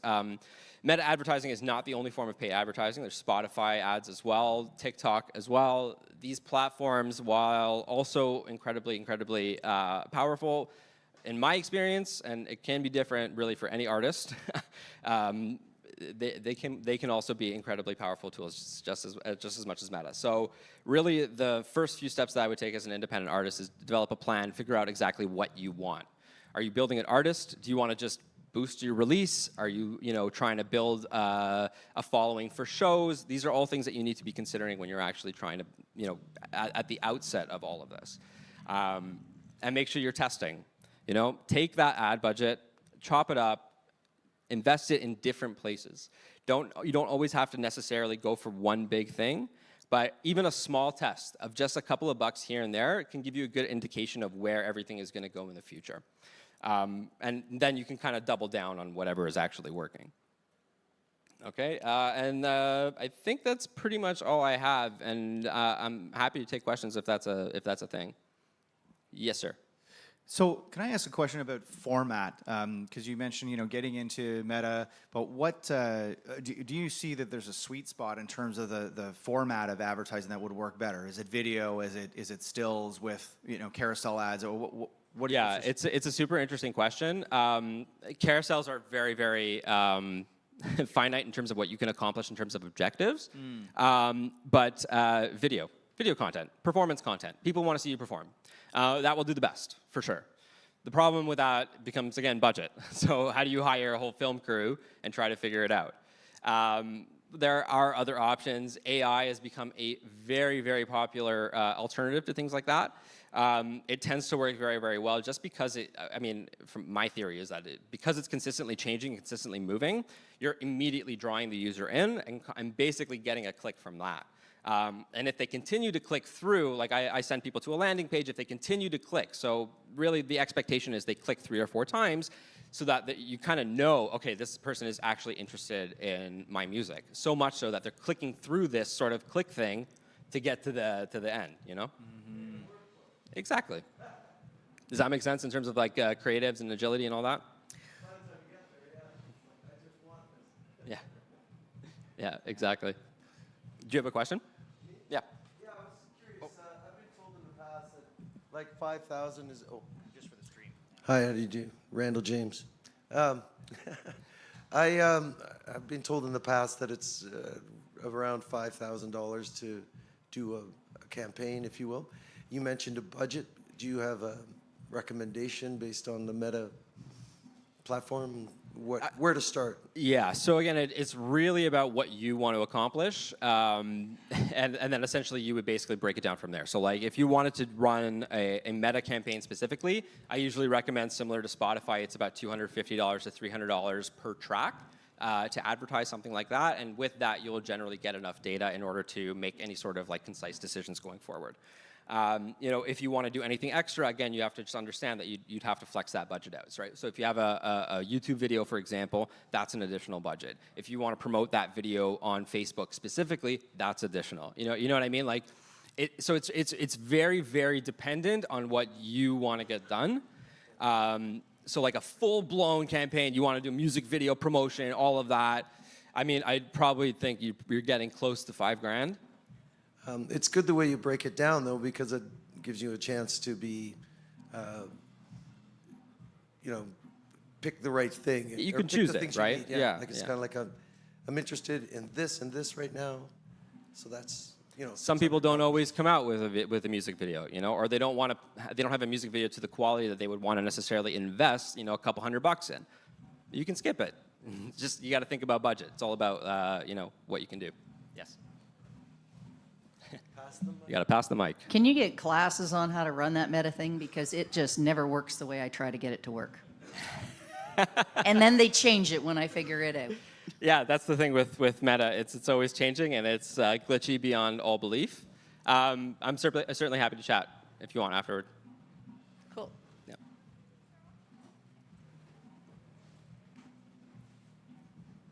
Thanks. So do you find there's a sweet spot in terms of release timing for when you have new material to share, when you should be spiking that with advertising?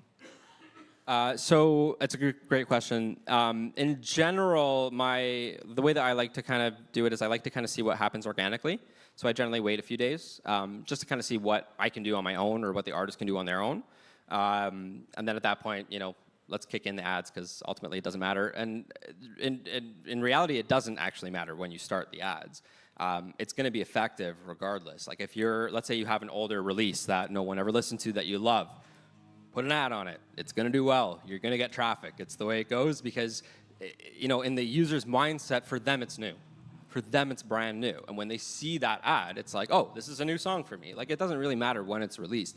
The release tends to matter more for charting, and things like that when you're kind of competing up front. But if you're just developing your artist, your artist base, your audience base, really, it doesn't really matter when you're running the ads. Let's get traffic to that song, right? Yeah, thank you for that. And a follow-up question is, do you ever find that there's a sweet spot where you're doing a collaborative campaign leveraging Spotify playlisting, like using Spotify natively as well as accompanying with a meta campaign? Yeah, we do that quite often. I mean, I work with another marketing agency called Dotted Music, and they have done extensive research in terms of like what they're comfortable using in terms of playlisting, because like that in and of itself is a whole crazy thing because it's so difficult to understand like who's actually legitimate in this business. Because the reality is they're not. If you look at the terms and conditions, you're not actually allowed to at all submit yourself to third-party playlisting on Spotify's terms and conditions. But finding out the ones who are actually legitimate are that much more difficult. So like we use what we know to bring in organic streams, but even at that point, it's not necessarily a huge amount. Like we generally see maybe a couple hundred streams from a playlist, or from a couple. If we're lucky, it's 1,000, but it's never usually anything like super, super crazy. Is that because you think, or maybe it's proven that people aren't necessarily deliberately looking for new music on Spotify? They're looking for new music on other social media platforms? Yeah, so we're talking about Spotify native. Like Spotify native is a little bit weird. The last time I used it, it just happened to be more expensive. I mean, like the nice thing about it is it does tell you like specifically how many streams you're getting from the ad, which is not something that you get from Meta. But at the same time, I was paying more. And it wasn't necessarily converting as well either, which is another interesting thing. And I just feel like it's potentially the platform itself. So when you're advertising on Instagram, and Instagram is definitely the most engaged platform, like hands down, other than TikTok, but that's a different world. So like people are kind of primed to move on. They're primed to kind of grab something from Instagram, right? As opposed to, Spotify, where they're really kind of meant to just be on the app. And I personally don't see a stronger user flow on Spotify side than on Meta side, but it can work. I'm not saying that it can't. There are people who may perform better on Spotify versus Meta, but I've just found, just on average, Meta ends up being a little bit cheaper and a little bit more effective. Thank you. Any other questions? I got a million. I just don't want to keep asking questions. You can keep going. I don't mind. I wonder if there's a template, like something that starts you off as an independent artist where you can assess them and say, you're at this spot. I know what you need. Because I somewhat understand your audience, et cetera. You need to do the following things. Yeah, there's definitely a lot that goes into that, right? So, digital advertising is also only one side of this whole equation, right? So if you want to break it down now to let's get into the mindset of this startup indie musician, we're taking it to the streets, we're getting in the clubs, we're playing all the time, we're getting in the festivals. It's really two sides of the same coin, right? So if you're what we call working on the grassroots side of things, which is playing consistently and getting your name out there and doing things on the local setting, and then translating all of this also onto the digital side of things, you're going to see significantly more success, and you're going to see it faster. So to me, that's kind of like the name of the whole game. So what I do is kind of half of the half of the picture, if that makes sense. I try to keep everything in the digital world aligned and primed, but at the same time, there's this sort of requirement on the artist to actually perform their art. We got to do that. We're artists. That's what we do. So yeah, it's interesting. I don't know if I answered your question with that one, but yeah, I think so, because I think a lot of artists would be interested to know if there's a template that exists for them, and in your experience, I've seen this work so often that I can make these recommendations.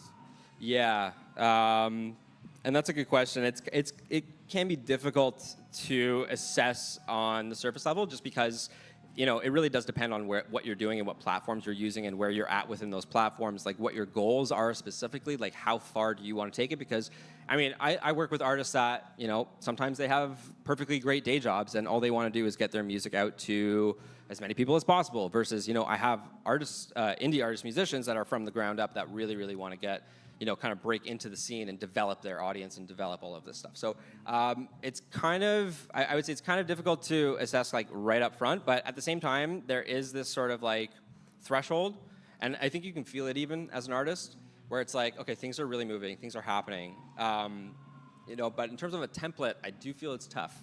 Yeah. Just because all artists are so bloody different. No kidding. Yeah.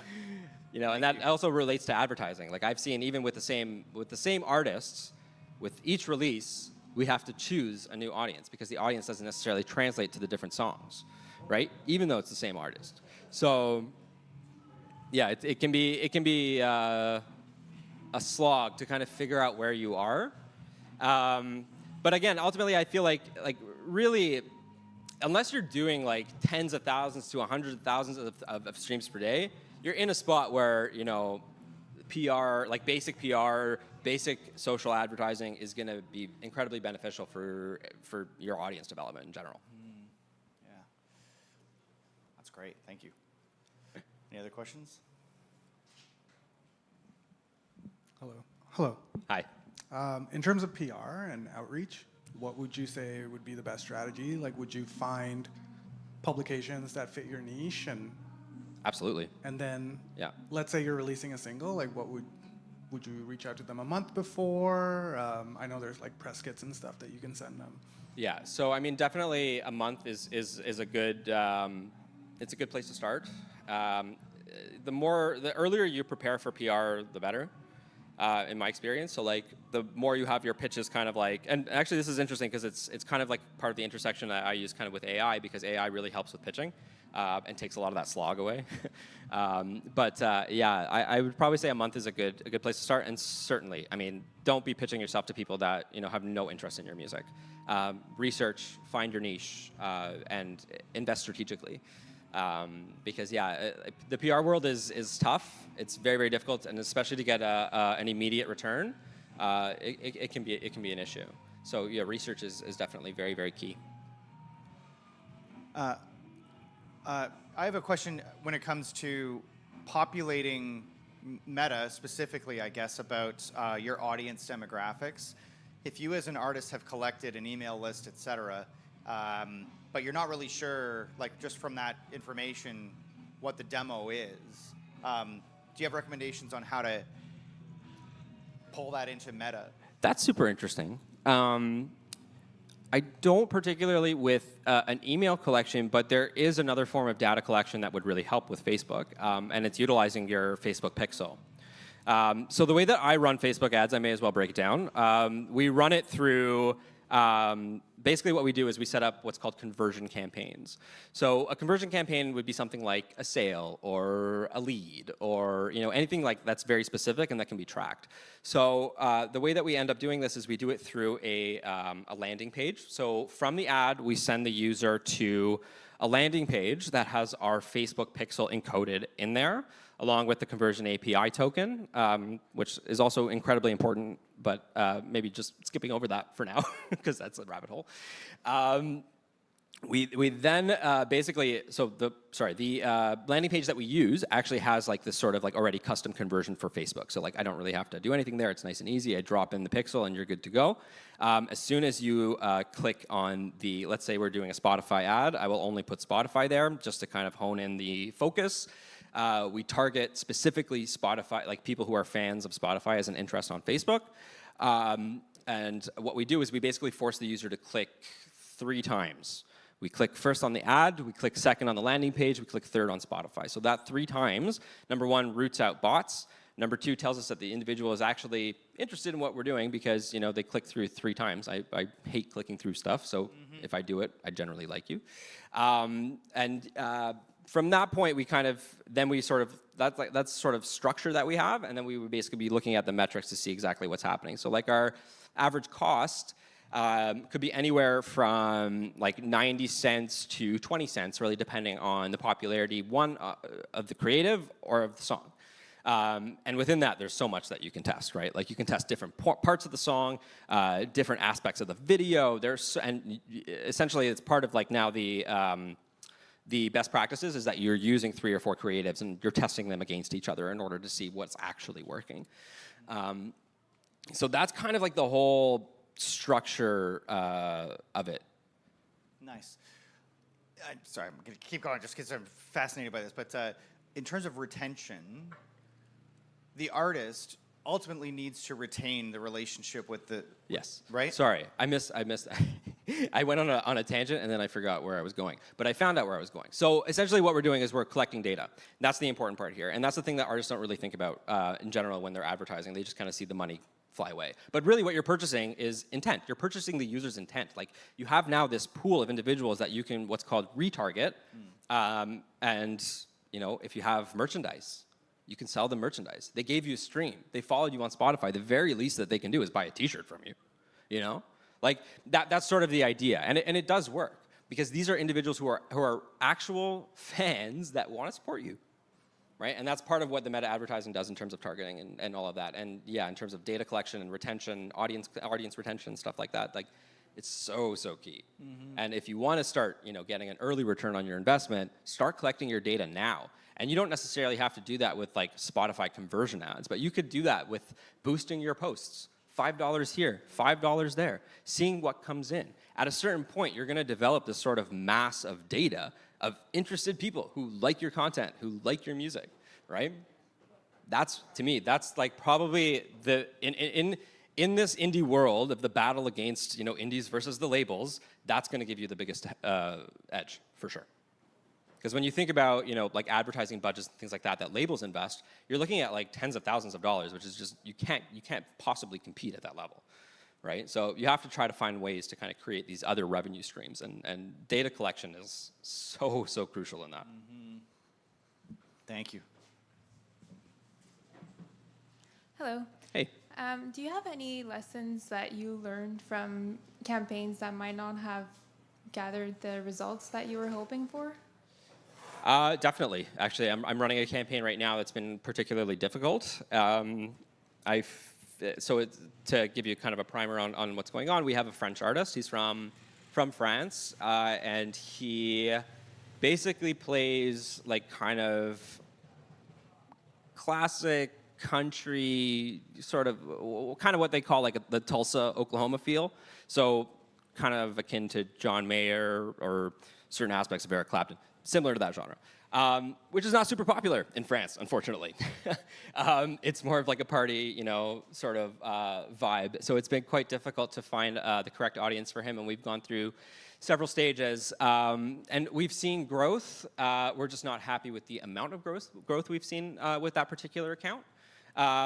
And interestingly enough, we're actually, unfortunately, I can't tell you the end of the story because we're still in the middle, but we are now pivoting from the creatives that he was providing us, which is pretty basic videos of, you know, like him singing on a wall, random wall somewhere, you know, kind of just singing the song, and the camera would pan around, you know, and stuff of him in the studio trying to record. It's not really working out as well as we'd like it to, so we're going to try to move over to AI and see what sort of effects that would have on the cost.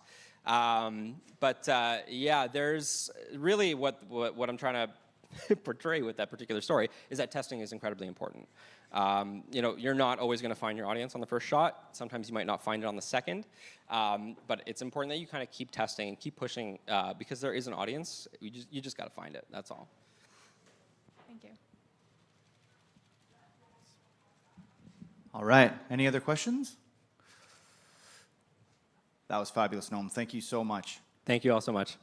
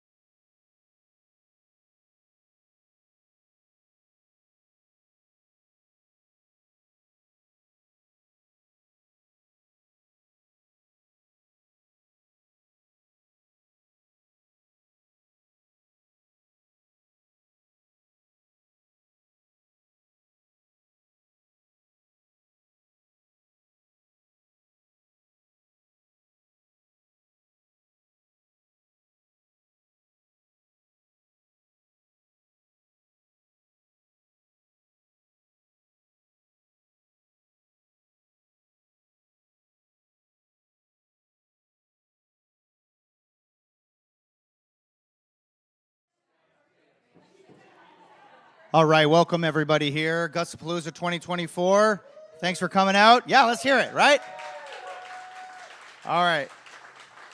We are super blessed today to be joined by Matt Bacon. He's all the way up from New York, right? Berlin? Holy, I was going to say a swear word, but okay, so. Oh, you can go ahead. So for our folks here and our folks at home on the live stream, MTAV is doing an amazing job of the live streaming, and they're sponsoring this event and provided all this gear. So let's give it up for MTAV, please. Multi-Tech Audio Visual, great sponsor. A few words about Matt. He's a cigar chomping consultant, normally on, if you've seen him on Instagram. He's an AR man. He's a manager specializing in heavy metal. He's worked with artists ranging from pop stars like Mitski, Boy Genius, to rock icons like Coven, Arthur Brown, and bands such as Killswitch Engage, Whitechapel, Neurosis, and Apocalyptica. He collaborates with labels like Prophecy Productions, Blacklight Media, Reigning Phoenix Music, and Tank Crimes. And through his Instagram, Bacon Bits, if you haven't seen it, please subscribe. It's amazing. Just so many great sound bites, so much great information. I love it. He offers, and his podcast, Dumb and Dumbest, he offers bands practical advice, and you need to see it. Countless tours, record releases, signed deals under his belt. He thrives in the music industry, and we're honored to have him here at Gussapolooza. So give him a warm welcome.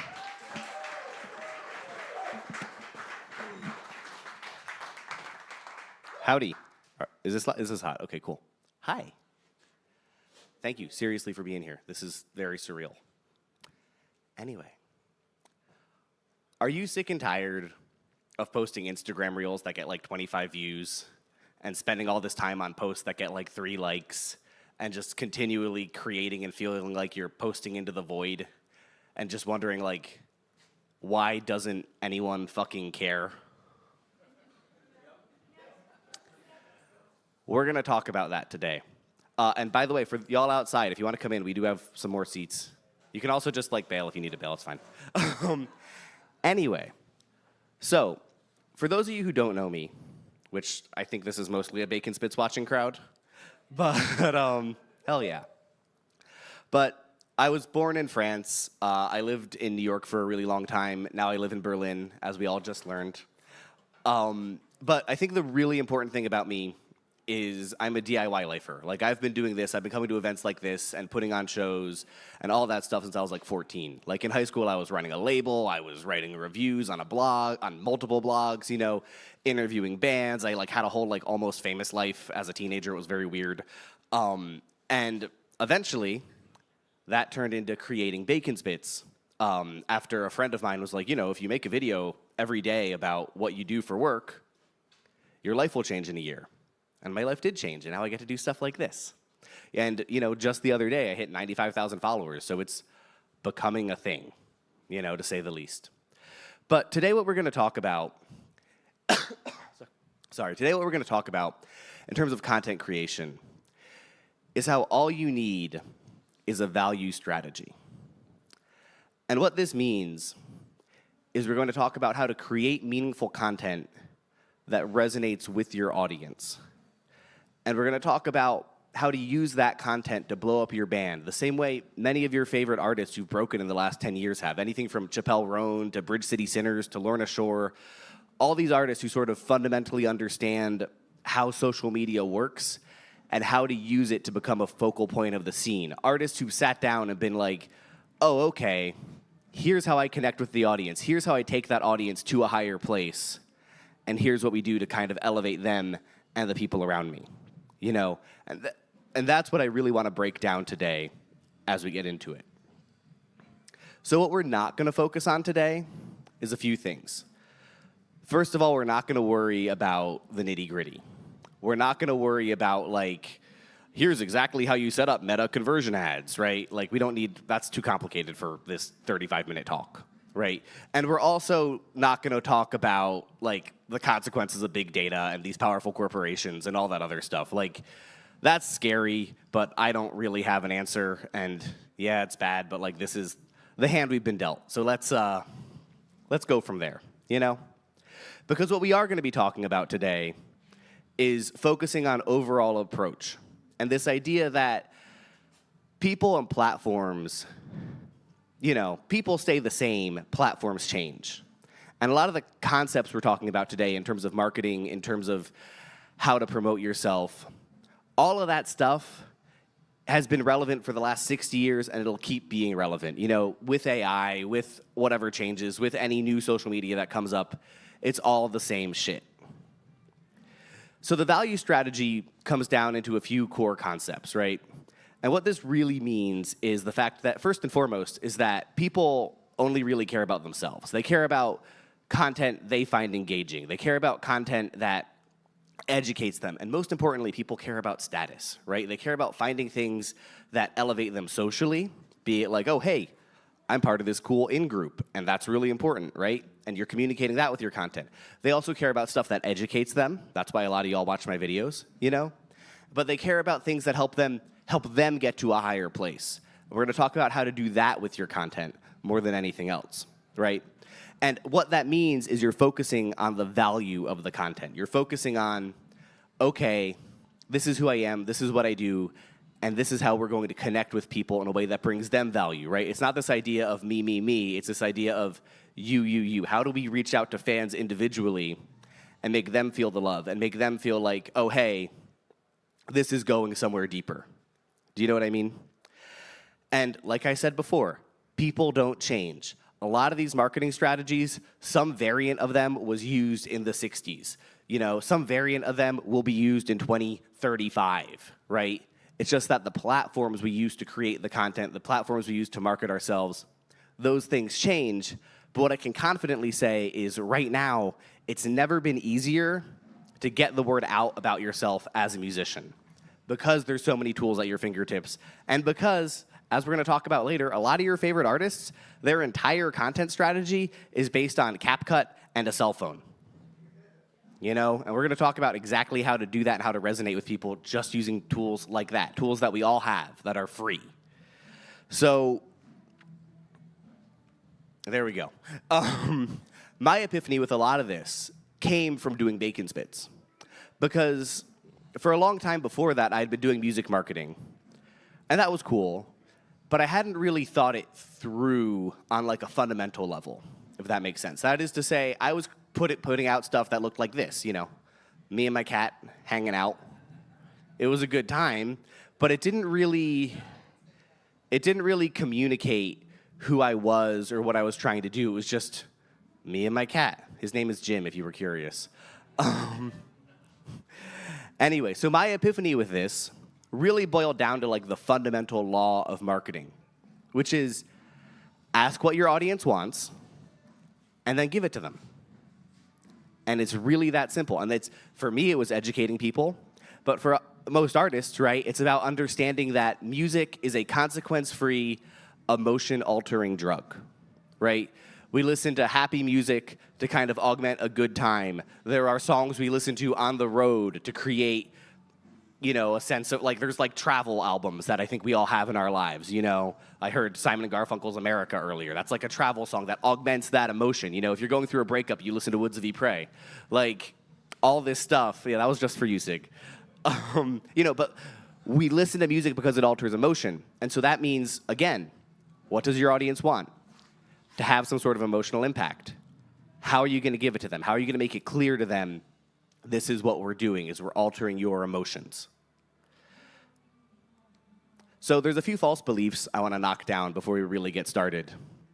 And I think the big one is just that social media is not just for young people, right? And this is a misconception I see all the time, because people will be like, oh, well, I feel overwhelmed by TikTok or whatever. And like, I get it. Like, when I first started doing TikTok, I was like, there's no way I'm going to ever learn how to do this. But then you look around and it's like, well, Rob Halford and Judas Priest, like, he's killing it on social media.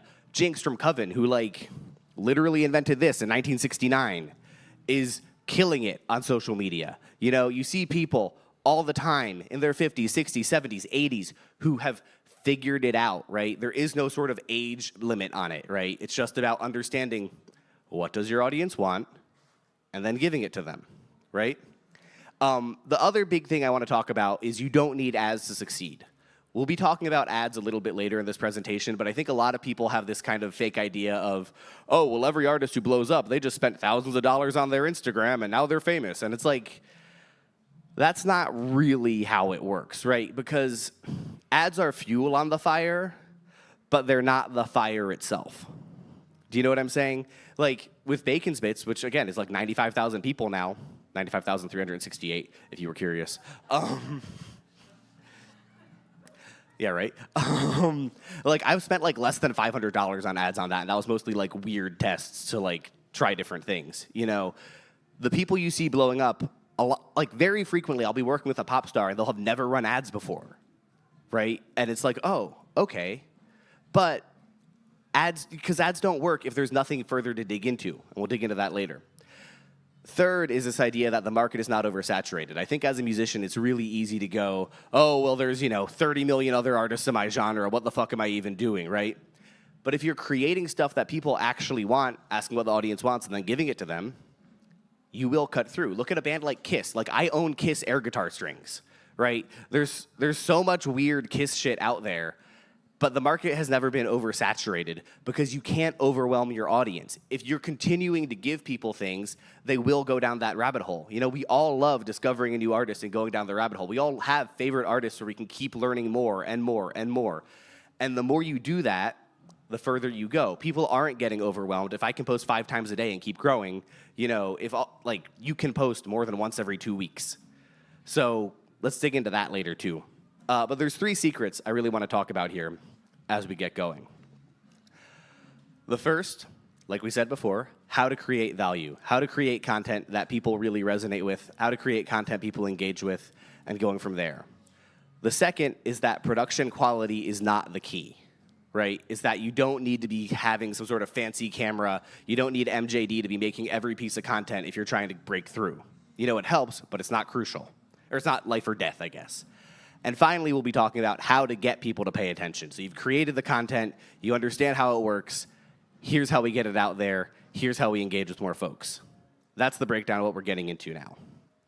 So in terms of creating value, there's a few core things, I think. First and foremost is this idea of creating with the fan in mind, right? And that operates on a few levels.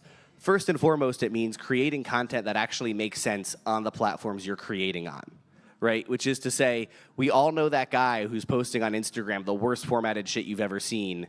And it's like, yeah, obviously no one cares about this because the photos look terrible, the flyers are poorly formatted, it doesn't make sense, right? So you need to be thinking about that. The same way 20 years ago when you were pitching to magazines, you needed horizontal and vertical images to, to really like make it fit and work within the confines of that platform. You're now working within the confines of the social media platform, right? But I also think you have to think about creating with the fan in mind in terms of not just what is the emotional resonance, but what gives them more of what they want. Are we creating video content that keeps them watching? Are we creating carousel posts that tell a story? Because if you're not doing that and you're not, and this is the key, engaging with the people around you, what's the point? Because engagement is vital to creating value. Like I said before, it's about you, not me on social media. Social media is interesting because it's not really social anymore. Like if you remember Facebook in 2009, 2010, you were talking to your friends and people you knew, right?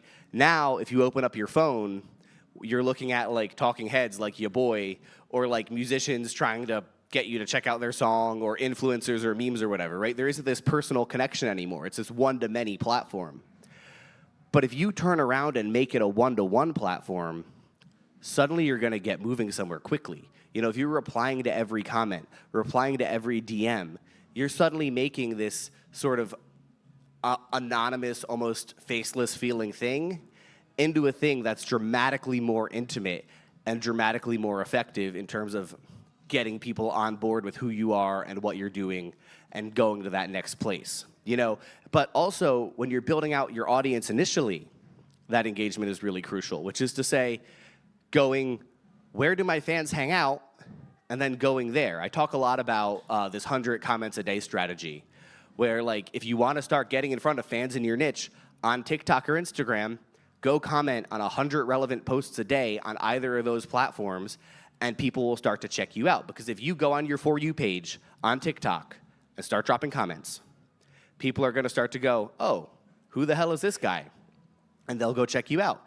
And if you have meaningful content, they're going to engage with you. Same thing on Instagram. You look up a few relevant keywords, you go to some relevant recent posts, you start dropping comments, you start engaging. Suddenly, people start coming to you because it's about going where the fans are and then giving them a reason to kind of hook up with you and come back into your universe. Do you know what I'm saying? And if you're not doing that, like, you're just posting into the void. If you're not an active part of the community, if you're not finding ways to bring people in, then what are you doing? You know, a classic example of this even is like Amon Amarth, how on their music videos now, you want to dress up like a Viking and be in an Amon Amarth video? You're good. You're in. You know, like, you're bringing the fans in. You're taking this, like, anonymous giant rock band thing and turning it into everyone is involved, right? And if you're building that community, suddenly you're going to get somewhere. You know what I mean? And I think in terms of creating content and in terms of finding ideas, one of the best things you can do is really mimicking other bands, which is to say, let's say you're a folk punk band, right? Go check out other artists in your niche. Here, I brought up Bridge City Sinners, right? And let me hop over to the screen so I can point. So, oh man, I'm right in front of the mic. Okay.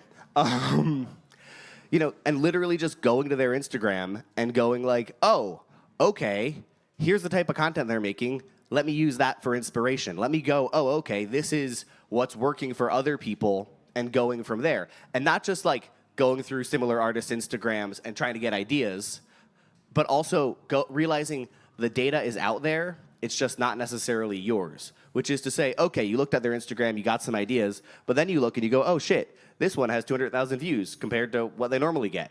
What made that work in a way that the other stuff isn't necessarily working? What can I learn from that, you know? And even when you're creating new content, really asking yourself, or when you're consuming content, when you're scrolling, asking yourself, why did other people stop on this? You know, what made me stop on this? What made me like this? And trying to reverse engineer it from there. You know, the same, but it's almost exactly the same as with songwriting, right? When you're writing music, you're not pulling ideas out of the sky. You're not inventing your own scales. You're not, you know, it comes from having 20, 30 different influences and borrowing those ideas and distilling it into your own personal thing. You know what I mean? And it's the same thing with content creation. Go and look at the 25 artists you think are the coolest and ask yourself, what do they do? What's working for them? What's resonating with them? And then going and adapting that to you, right? When I build out content strategies for artists, that's literally all I'm doing, is going, okay, who does this artist make sense to tour with? Cool. Let's go look at those bands, those artists, and take those ideas and turn it into something that we can grow with. But of course, all of this has to be authentic. All of this has to help tell your story. Do you know what I mean? Which is to say, every piece of content not only does it have to be real, it doesn't have to be your entire life, but it has to be real, right? And it has to tie into the story you are trying to tell, right? Which is to say, if you're Bridge City Sinners and the concept is like, hey, this is fun music that's really good live and it's about like witch shit and there's like this DIY punk side, yada, yada, yada, every single post ties into that. It ties into the fun of the live show. It ties into the DIY, you know, ethos of it. If you look at Ghost, right, everything ties into, we have this weird larger overall story, but also we play fucking arenas. And they're just leaning into like the rock star thing, you know, and they're showcasing that again and again. And you really have to ask yourself, when you're trying to create authenticity, what are the core brand messages I'm trying to put out there? What is the core of my persona as an artist, and going from there? And to be clear, because people get a little weird about this, your persona as an artist doesn't necessarily need to be your persona as you as a person, right? Like Chappelle Roan just came out and talked about how Chappelle Roan is like a kind of a character, right? It's not like all of her. And it's kind of the same, I think, for any creator. Like, I'm really into history. I never really talk about that on my social media. People don't really know about like the Winston Churchill obsession, right? But I've decided here are the core pieces of my brand that I want to put out in the world. Let me tell that story more than anything else. And I think a big key of authenticity and building that authenticity is realizing production quality is not the key. So the big thing to realize here is that lo-fi works, right? It doesn't always need to be the fanciest thing you've ever seen, you know? And sometimes having that like very lo-fi authenticity can really connect. Like I posted a bacon spits once where I looked like this, right? Yeah. This was like a day I like messed up my dose of antibiotics and I was all miserable. But I still created, and it still gave people a much deeper connection with me. And like you guys feel a deeper connection with me right now because I showed you this embarrassing picture, right? And it's like, if you can lean into that, if you can lean into sort of the warts and all approach, that's really going to help tell that story and get people to engage on that higher level. Do you know what I'm saying? Because you really have to think about how people consume content.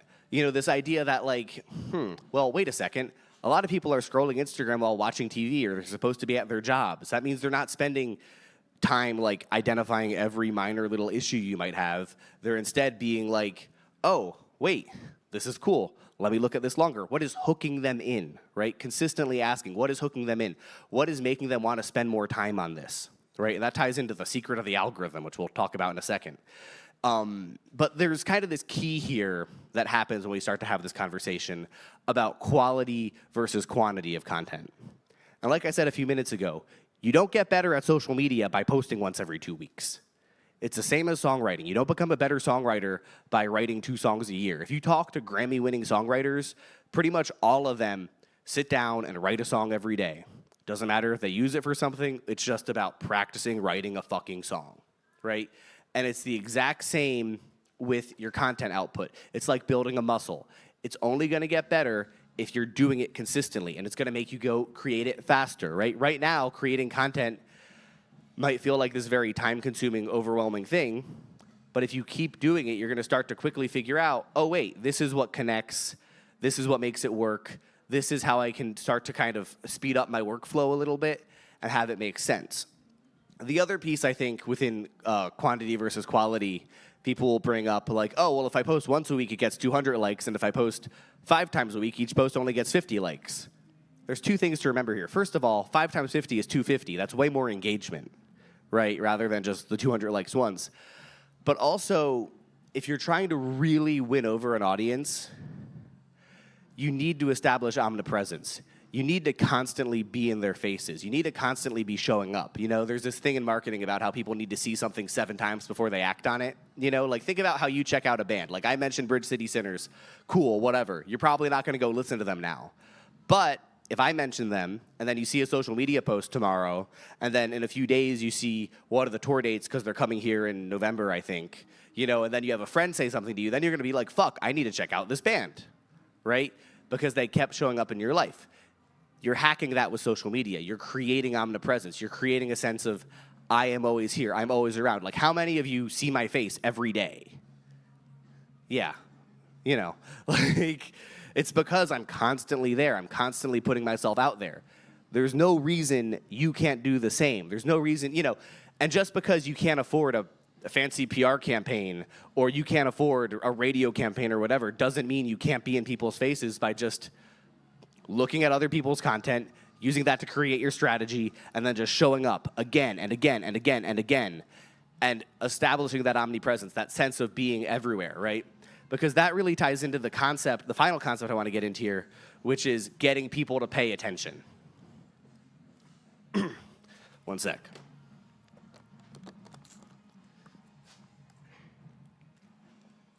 So I think what you really want to start to master, or start to understand, is how content distribution works. And specifically, what a lot of people don't really get is how every social media algorithm works, which is almost entirely dictated by the amount of time people are spending on a post, right? If people just thumb past your post, it's not gonna get distributed. It's not gonna get shown to more people because Instagram is gonna say, oh, people don't care about that, whatever. Whereas if people watch your video for 30 seconds, or they go through your carousel post, then guess what? Instagram will say, or TikTok, or whatever, will say, oh, people are spending time on this. We should show it to more people because it keeps them on the platform, and that means we can show them more ads. And this is, for the record, the exact same way Spotify works. If people listen to your song in full, and a lot of people start doing that, then suddenly Spotify goes, oh, people like this song. we should show it to more people. Whereas if you're showing up on playlists and people are skipping you, then they're going to go, oh, people don't like this song. We don't need to show that to anyone, you know? I once had a Spotify exec say, it was very creepy. He said, Spotify wants to control everything that goes into your ear. Which is like weird, but also it makes sense. Like that's their goal, is to dominate our ears. The same thing with Instagram and TikTok. They want to dominate our eyes because they're trying to show us more ads. They're trying to keep us on their platform longer. They want to gather data, all this stuff. And so you have to think about that as you're creating content. And this is, for the record, why carousel posts and video are so important. And with carousel posts in particular, when we tie back into like authenticity and storytelling, they're hugely effective because what you can do with a really good carousel post is almost make it like a zine.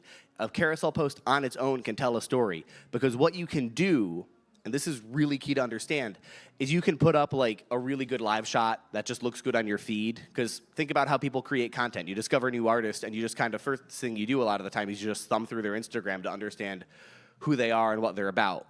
Which is why having a consistent story is key, because if it's just all over the place, it's all over the place, right? But use those carousel posts to kind of tell the story. That first picture is the great live shot or whatever. And then the next picture is the flyer for the show you're playing next week. Then you have like the fun behind the scenes video. Then you have another live shot.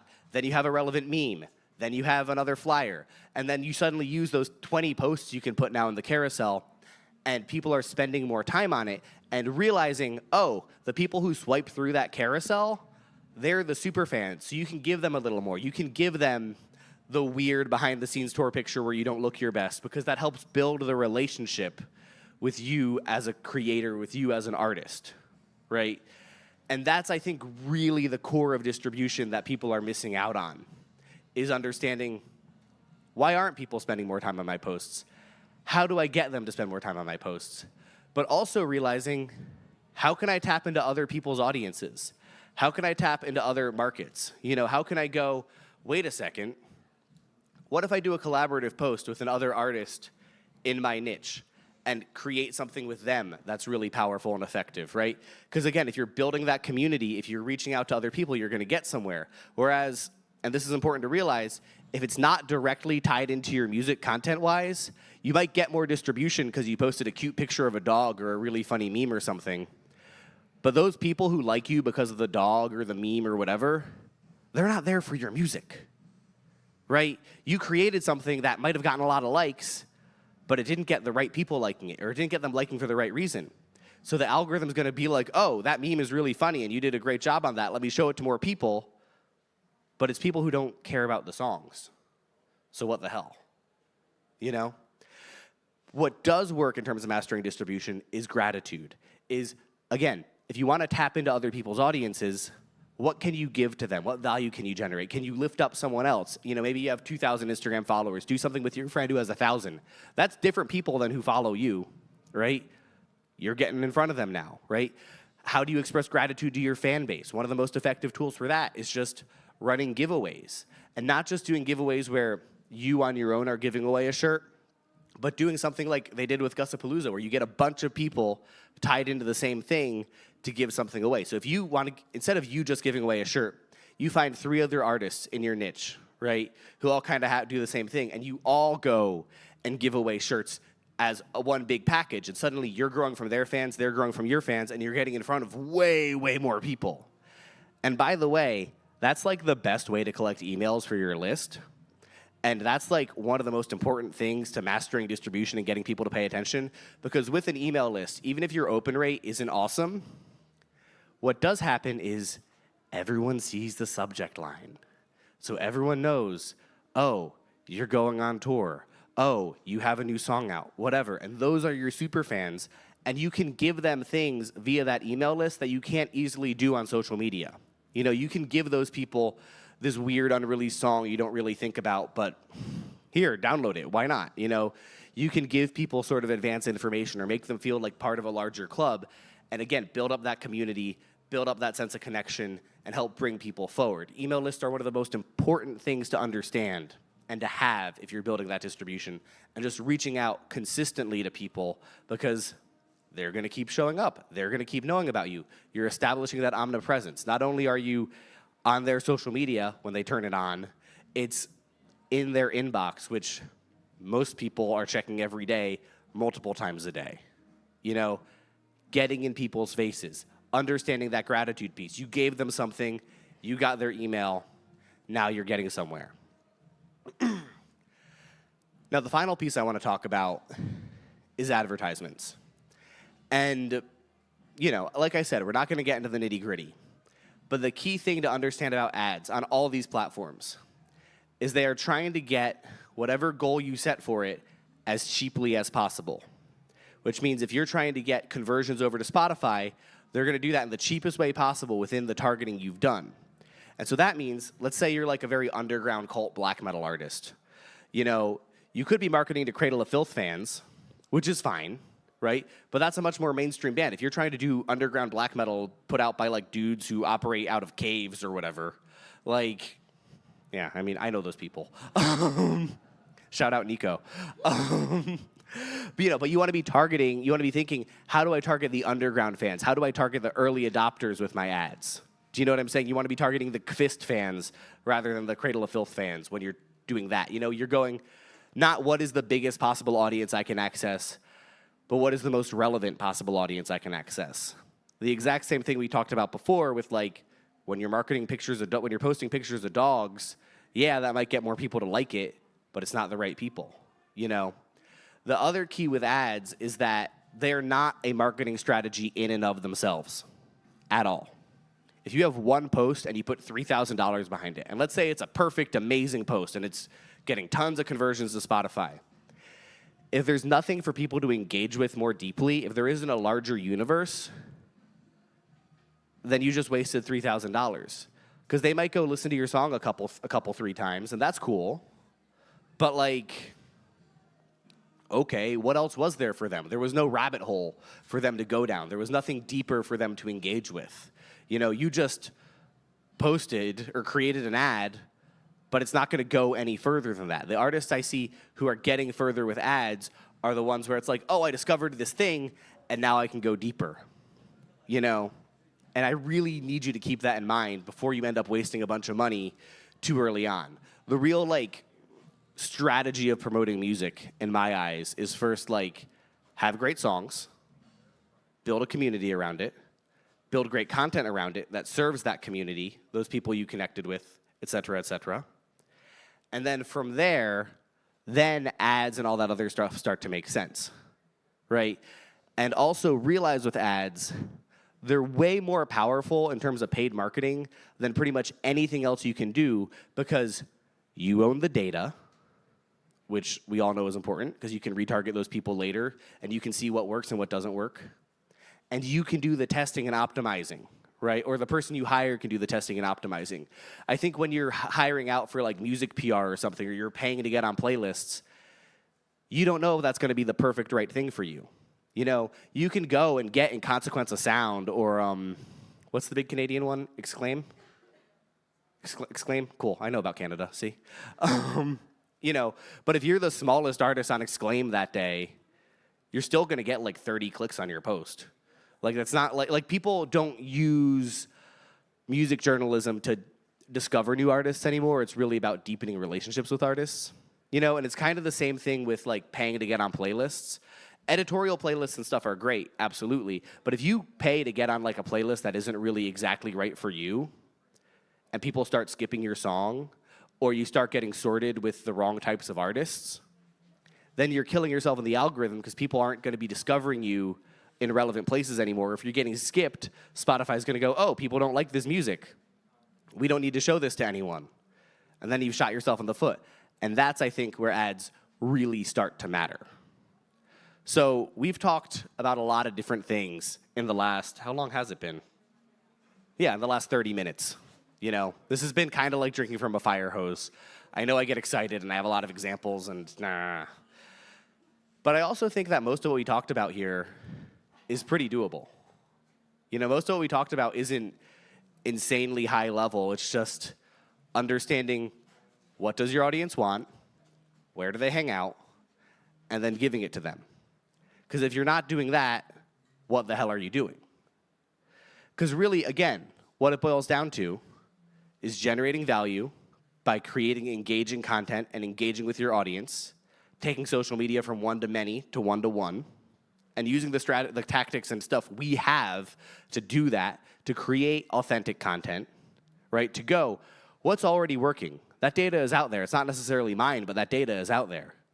And let me learn from that and tell my story consistently, right? Again and again, so people right away can understand, this is who I am, this is what I'm about, this is what I'm doing, right? And then using that to help build your community and to grow with your friends to kind of get attention and to get in front of more people and to build off of each other's audiences around that community. So you're getting shout outs and you're giving shout outs, because the more you give, the more you get. It's not one-to-one, but that's how it is, right? If you're not someone actively trying to help other people grow, they're not gonna actively try to help you grow, right? Rising tide lifts all ships, and if you're the focal point of that, and you're the person doing that, you become the focal point of the scene. You become the person people are talking about. And you see that happen again and again in any type of scene. I know some of you might be saying, oh, well, that doesn't happen for, 8-bit Nintendo Core in Ontario, but like, it does. You just have to dig deeper, and you just have to help people more. Like, my cousin literally invented Nintendo Core. He's in Anamanaguchi. Oh, hell yeah. Yeah, James. Shout out James. But, like, no one else was doing that, but, like, they found ways to engage with that audience and to build with their friends and to create something meaningful. Point being, you have a choice. And you can keep screaming into the void. You can keep making those posts that get 3 likes or 25 views and spending all your time kind of with no one engaging and, oh, I spent hours and hours to do this, whatever. Or you can become an artist who meaningfully connects with their fans consistently, again and again, over time. Thank you so much for being here. I really appreciate it.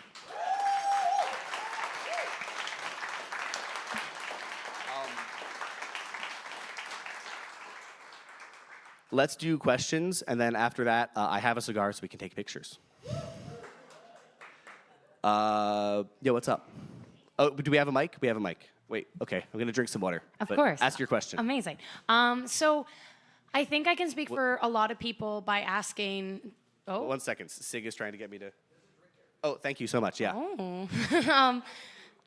Basically, now you're saying like you're kind of shooting yourself in the foot, right? If you're reaching out to the wrong people, or if you're doing like all of these, I don't want to say wrong things, but just the things that aren't helping you advance, right? Now, is there such thing as a dead account? Is it always recoverable to like unshoot yourself in the foot and connect with that audience? Or is it better to kind of restart? Like, does that make sense? Yeah. Unfortunately, there definitely is such a thing as a dead account, which is like I said, like I talk to people like this where, oh, I have 40,000 followers because I posted a cute video of my dog and it got 3 million views. Yeah, like, no, all those people who followed you wanted more dog content. I have a friend whose music I help. His wife is like this really famous porn star. And he was like, oh, well, she has like 6 million followers. She could just post about my band and then I'm fucking good to go. And I'm like, yeah, but people don't follow her for discovering new music. Yeah. And it's like the same, like if you built your account on the wrong shit, what the fuck? Like people aren't gonna care. And I think you see a lot of like TikTok comedians especially try to use their TikTok to promote their music. And it's like, The only way to really recover that is if, in the dog scenario, if you found a way to like make music content that also had your cute dog. But it's real hard. Thank you. That helps. Thank you.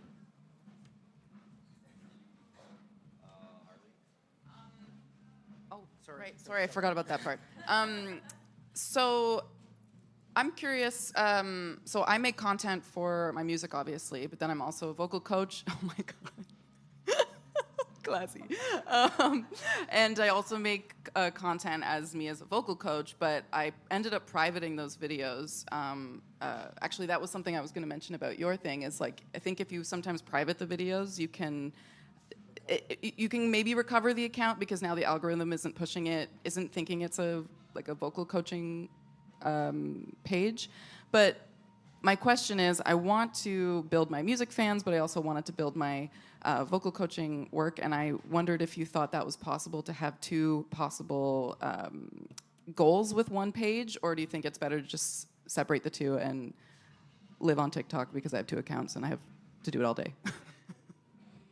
I think it would have to be 2 of everything.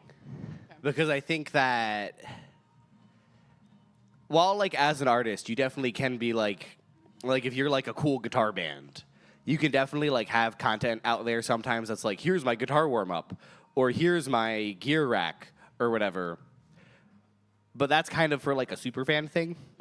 You know? I don't see anyone who's really successfully doing that, and you can definitely use your music account to point to your vocal coaching, but I think it's really just like people follow for 2 separate reasons. I've definitely like toyed with that of like, if I started a band, could I use Bacon's Bits for that? But again, people aren't trying to discover, like, it's music related, but nobody wants to hear about like the weird hardcore band I want to start with Andy Inside Out. Like, Yeah, I think you're right. It is 2 different fan bases, so that makes sense. exactly, and you can't really serve 2 different fan bases that way. Yeah, that makes sense. Thank you.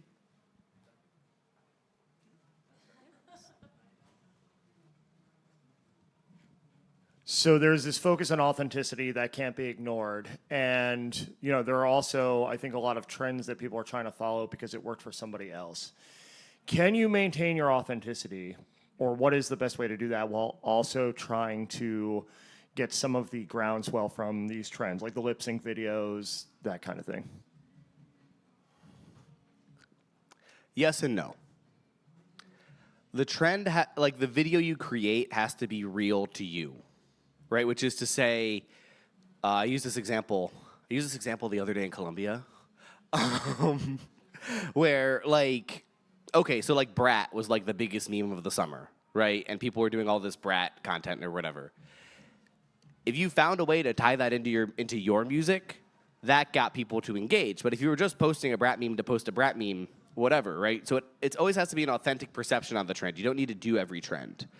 And the other thing to understand about trends in general on social media is they show you're part of an in-group, right? Which is to say, if you're posting the Brat meme, it shows you know about cool stuff going on in pop music. If you post like a really funny local band meme tied into your music, it shows you understand something fundamental and funny or weird about local music, right? So I like to use trends to show people, oh, hey, we're part of the same thing as you. You know, and you can also use that when you're trying to tell your story. I managed to span Autumn Kings from Windsor. And, you know, what they'll, like, Joe the singer is really into anime. So we're creating a bunch of content that kind of ties Dragon Ball Z catchphrases and other kind of famous anime catchphrases that people kind of know into the content we're creating. So it's like, oh, hey, you can kind of get part of the story that like a lot of the songwriting storytelling that Joe is doing is kind of a little bit anime inspired, but also, you know, it's about the music, you know? And so we're accessing that anime audience, and we have fans now who kind of got into it because they're like, oh, some of your videos look like those Linkin Park anime compilations from 2003.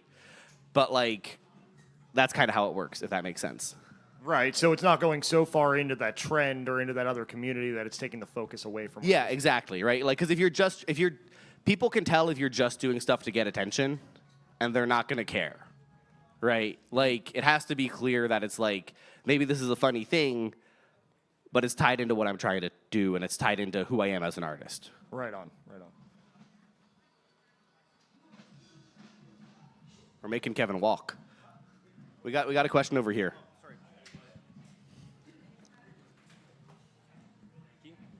Hey, yeah. So you're posting on TikTok and on Instagram all the time. Are you implementing different strategies, and how are they different if you do? Yeah.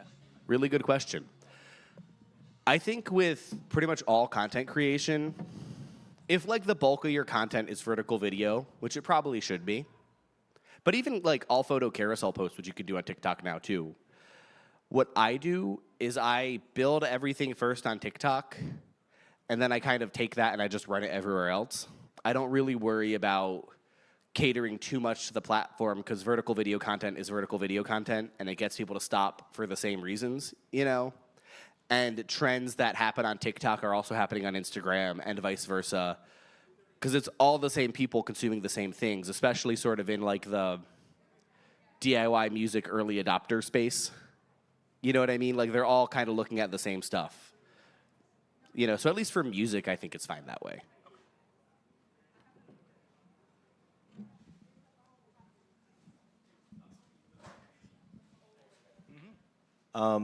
So I think one of the challenges for bands like us is getting people to care about your music. And like you talked about value. And I think that's just the challenge, is getting people to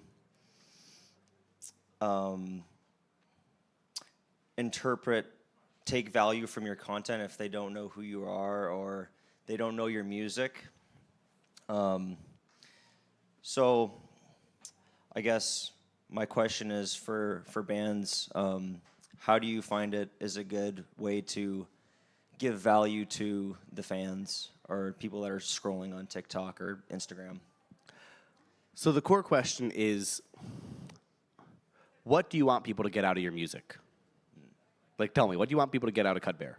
I want them to relate to the music and feel that connection to the music. But what in the music are they relating to?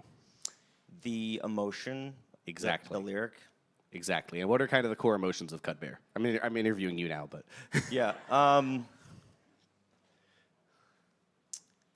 I'd say it's like a kind of like a fierce, it depends on the song, but it's kind of, there's a whole bunch of emotions, but I'd say like love or kind of ferocity. Okay, yeah. Those kinds of Sure. strong emotions. Yeah. So, again, so you're marketing, like the whole goal really boils down to marketing with emotion. And being like, with Autumn Kings, we have a song where the music video is like them in a car rocking out. And so we have a bunch of videos that are like, this is a song for driving down the highway with the boys.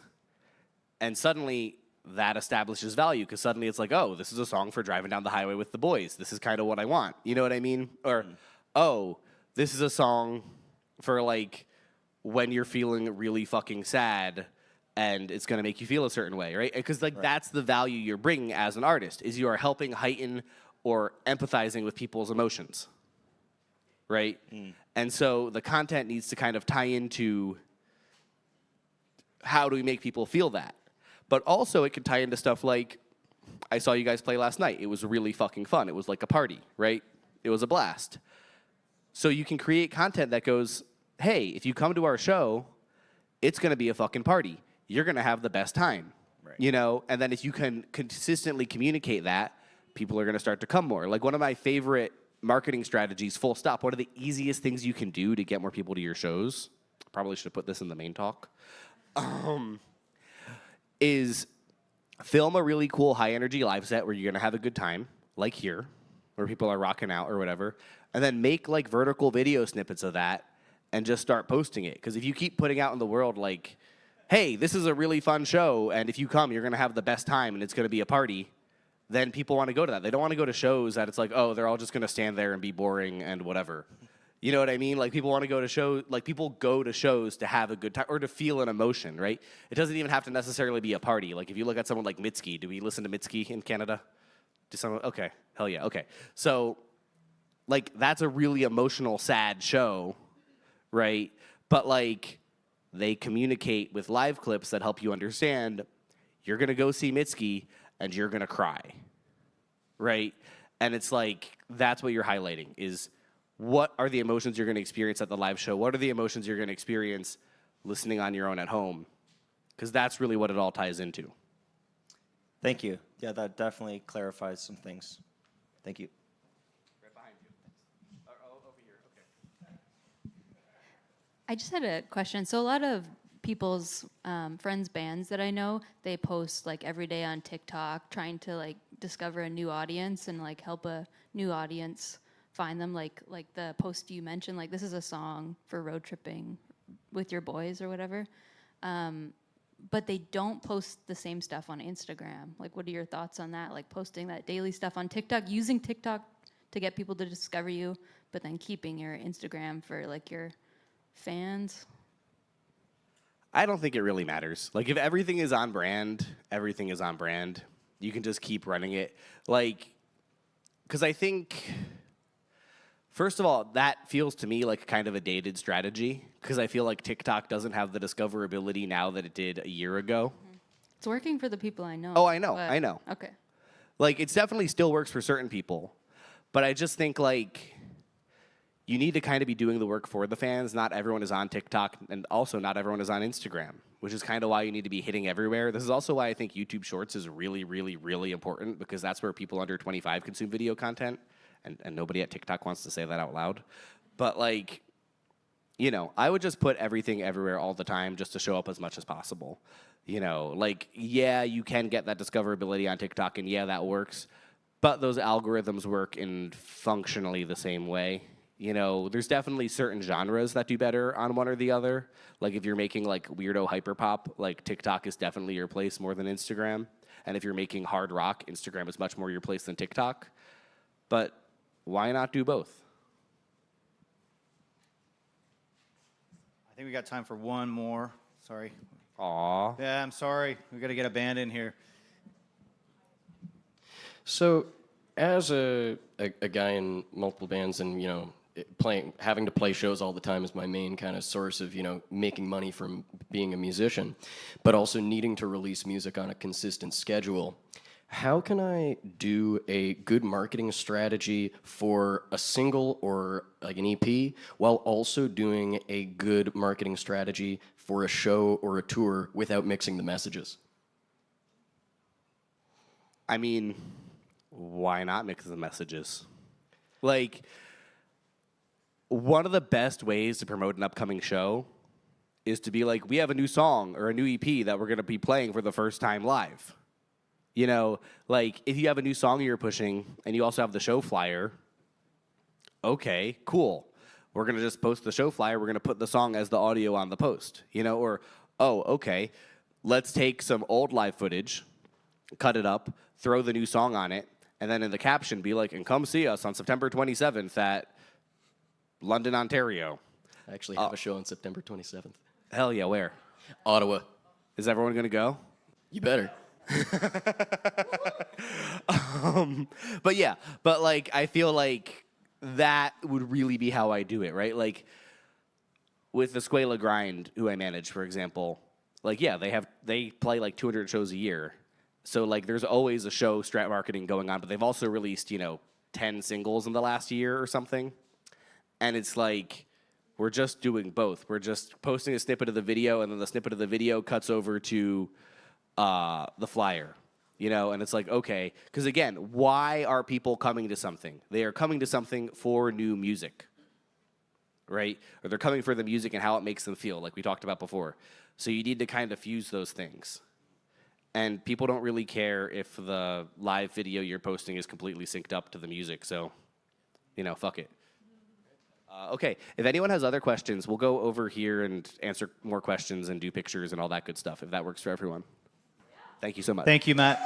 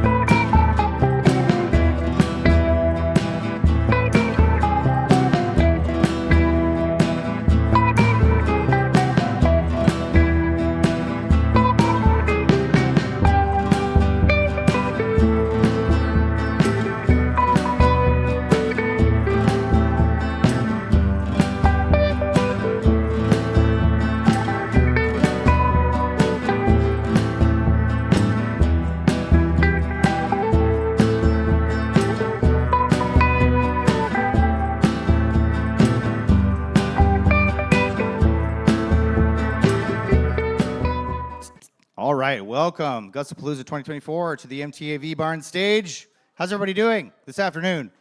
Yeah, all right. Thank you for joining us. We're going to kick it off for the folks here and the folks on live stream, the MTAV live stream. Melanie Peterson. So she's a Toronto-based, Saskatoon-born folk and pop singer-songwriter. She's known for smart, emotional songwriting, leaves audiences moved and inspired. She's been dubbed the Mary Poppins with a Broken Heart by BBC Radio. They're working on a single that's going to be released in Christmas, and they've got a couple of solo projects out already, which are accessible all over social media. So look them up. Please, without further ado, Melanie Peterson.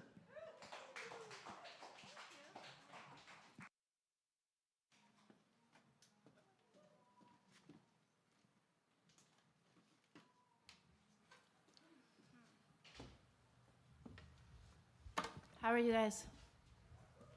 Good. How's everybody out in live stream land? I can't hear anyone. It's weird. That's so weird. Okay. Okay, after that lovely introduction, I guess you know everything you need to know about me. So we're just gonna jump into some songs for you. This one's called Been So Long.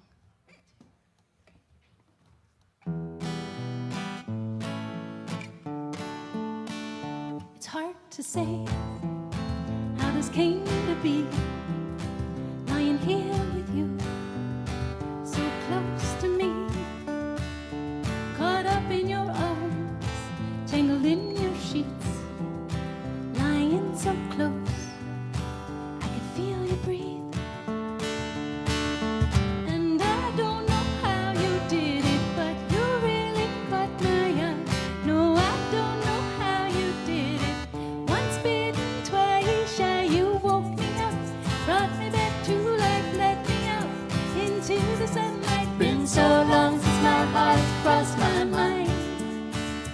Now I'm knocking at your door, seeing out the crime, I'm pulling you out into the moonlight. Been so long since my heart crossed my mind. I open up like never before when I'm in your arms, behind closed doors. I'm as free as air, high as a kite. Never felt so real, never felt so right. And I don't know how you did it, but you really healed my pain. No, I don't know how you did it. Lit a fire in my veins. You woke me up, brought me back to life, led me out into the sunlight. Been so long since my heart crossed my mind. Now I'm knocking at your door, scene of the crime, I'm pulling you out into the moonlight. Been so long since my heart crossed my mind. Falling in, falling in, falling for you. You woke me up, brought me back to life, led me out into the sunlight. Been so long since my heart crossed my mind. Now I'm knocking at your door, scene of the crime, I'm pulling you out into the moonlight. Been so long since my heart crossed my mind.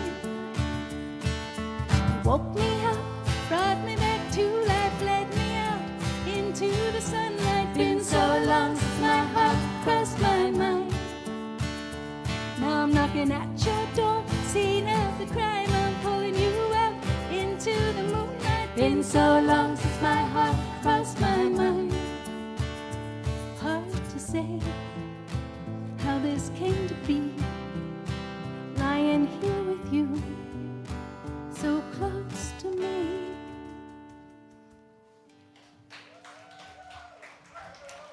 Thank you.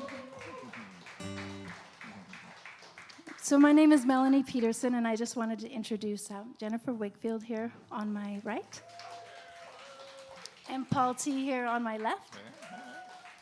We're so excited to be here at Gussapolooza. Such a lovely festival, and I'm honored to be a part of it. So we're going to play you mostly original songs tonight, except for maybe one. This one's called Somebody Somebody. It's off my most recent EP, We Got This, side 2. And I hope you like it. 2, 3, 4. Still got the same phone number. Still drives like a maniac. And she still leaves the porch light on to guide your way back. You told yourself you had to play it safe, and you did. But deep down, don't you wish you had just let her in? 'Cause everybody wants to be somebody, somebody. Sometimes somebody is hard to find. Everybody wants to be somebody, somebody. Won't you tell me why you're wasting time? Somebody, somebody. Somebody, somebody. Somebody, somebody. Somebody, somebody. If this were a movie, this would be the final scene, where you chase her to the airport, then get down on one knee. You told yourself you had to draw the line, and you did. But deep down, don't you wish you had just let her in? 'Cause everybody wants to be somebody, somebody. And sometimes somebody is hard to find. Everybody wants to be somebody, somebody. Won't you tell me why you're wasting time? Somebody, somebody. Somebody, somebody. Somebody, somebody. Somebody, somebody.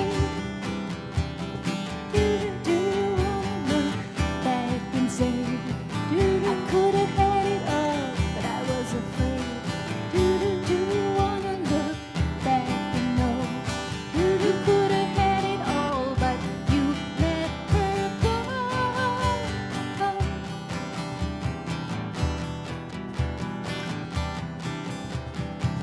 Everybody wants to be somebody, somebody.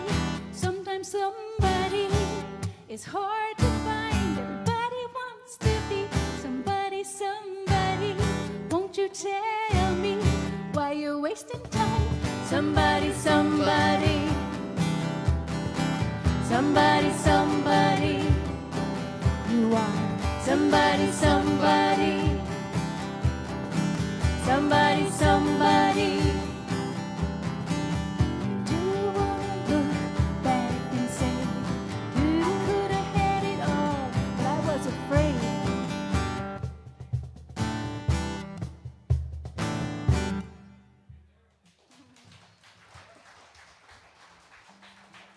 Thanks, guys.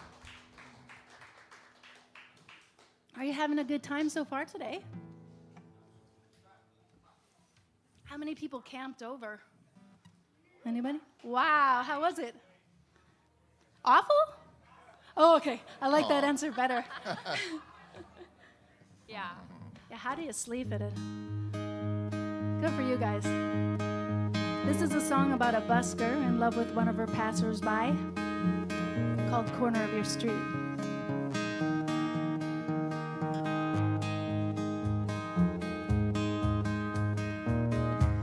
I watch you walk by day after day. Sometimes you stop by to hear me play. I heard your voice once on the phone say, Carrie here. Sometimes you walk with that pretty blonde who always makes me fuck up my song. She's everything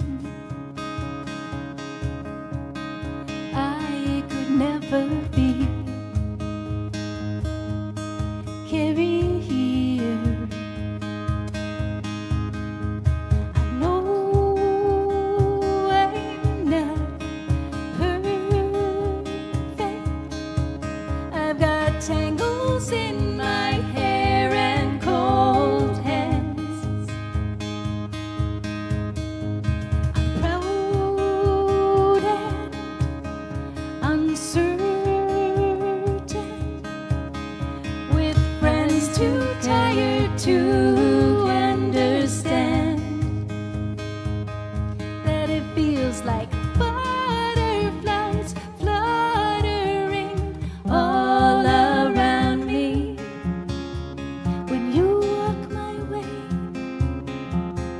as I play on the corner of your street.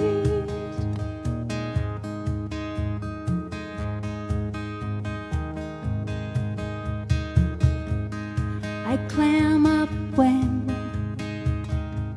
I try to speak. Those deep blue eyes hypnotize me. I'm gonna have to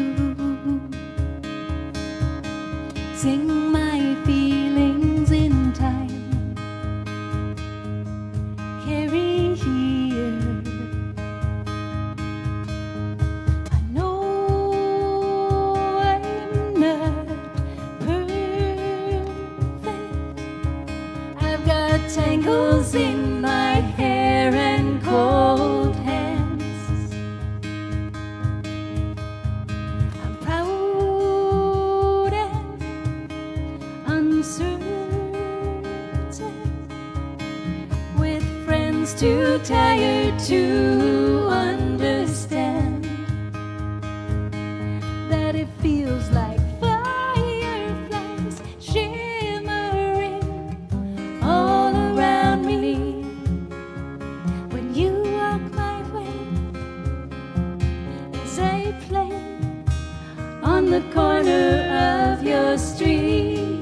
And there's nowhere else in the world I'd rather be when you walk my way as I play on the corner of your street.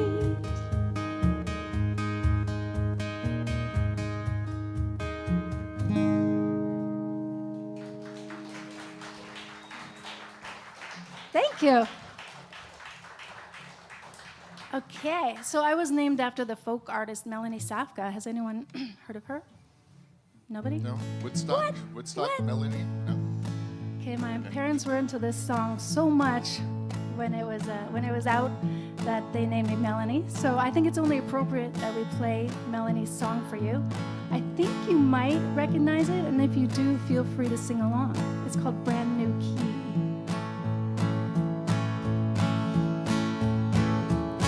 I rode my bicycle past your window last night. I roller skated to your door in daylight. It almost seems like you're avoiding me. I'm okay alone, but you got something I need. Well, I got a brand new pair of roller skates. You got a brand new key. I think that we should get together, try 'em out, you see. 'Cause I've been looking around a while. You got something for me. Well, I got a brand new pair of roller skates. You got a brand new key.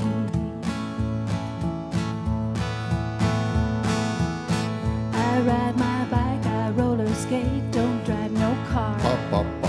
I don't go too fast, but I go pretty far. For somebody who don't drive, I've been all around the world.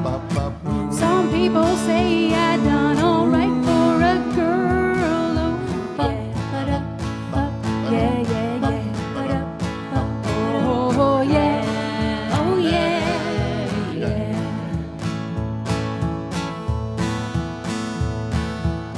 Well, I asked your mother if you were at home. She said yes, but you weren't alone. Sometimes I feel like you're avoiding me.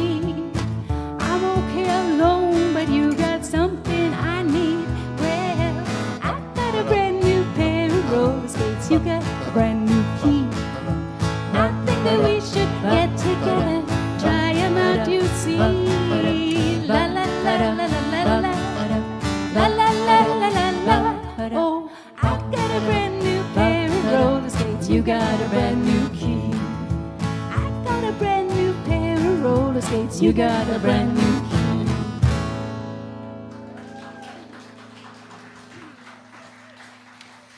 People didn't know it. Thank you. So did a few of you recognize it after all?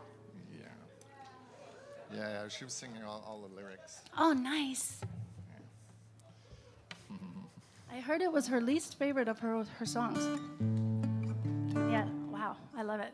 All right, so this is a song inspired by and loosely based on a relationship I have with a guitar student named Lillian.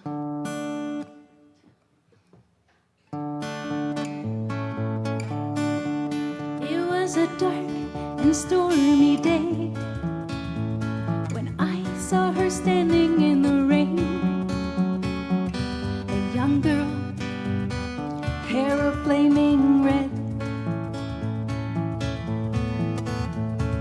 It was known around she came from the troubled side of town, and folks thought it best to just leave her be. But that didn't sit well with me.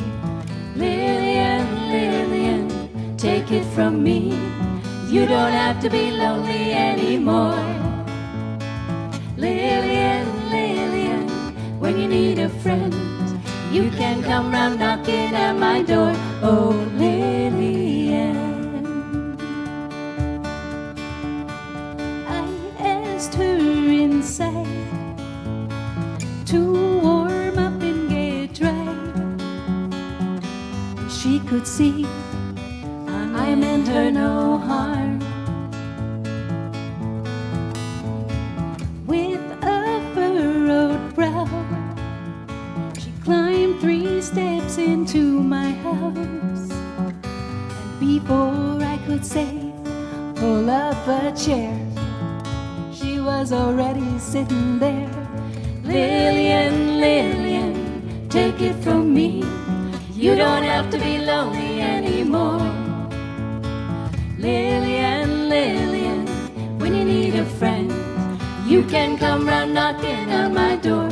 Oh, Lillian.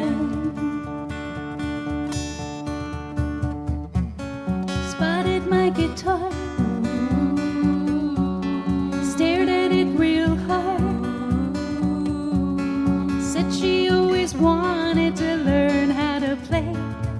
I said, this is your lucky day. As the weeks flew by, like storm clouds scudding across the sky, we lit a fire so bright the world could see who Lillian was born to be. Lillian, Lillian, take it from me, you don't have to be lonely anymore. Lillian, Lillian, when you need a friend, you can come round knocking at my door. Lillian, Lillian, take it from me, you don't have to be lonely anymore. Lillian, Lillian, when you need a friend, you can come round knocking at my door. Oh, Lillian.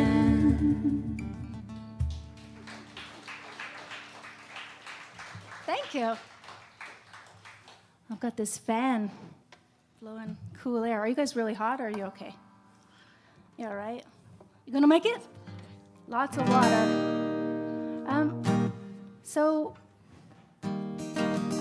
Not to get too personal, I guess, but my sister's an agoraphobic, which means she doesn't leave the house. And so this song I wrote for her, and for all those people who kind of after COVID were having a hard time getting out of the house too. This is called Love You Tonight.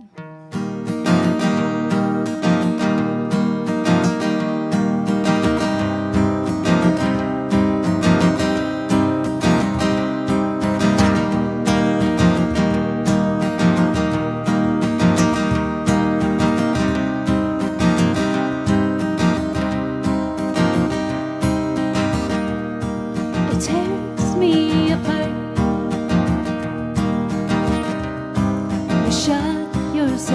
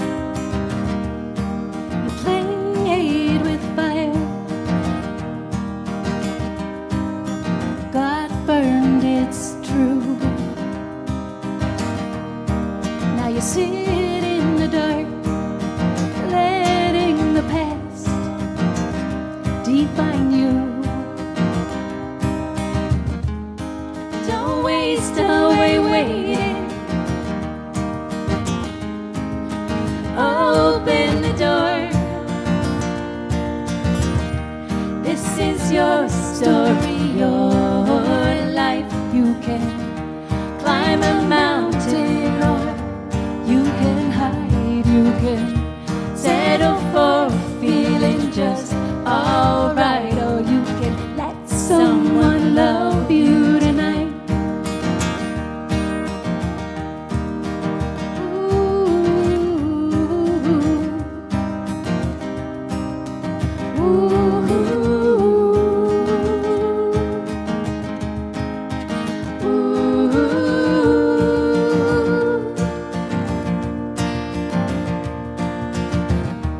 This is your story, your life. You can climb a mountain or you can hide, you can settle for feeling just alright, or you can let someone love you tonight.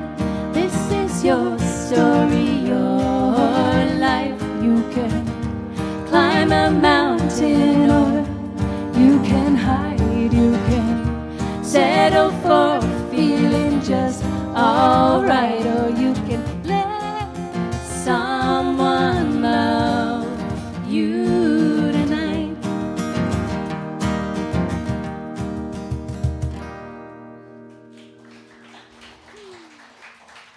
Thank you. I'm used to playing with my full band, so it's very raw being up here with these lovely people.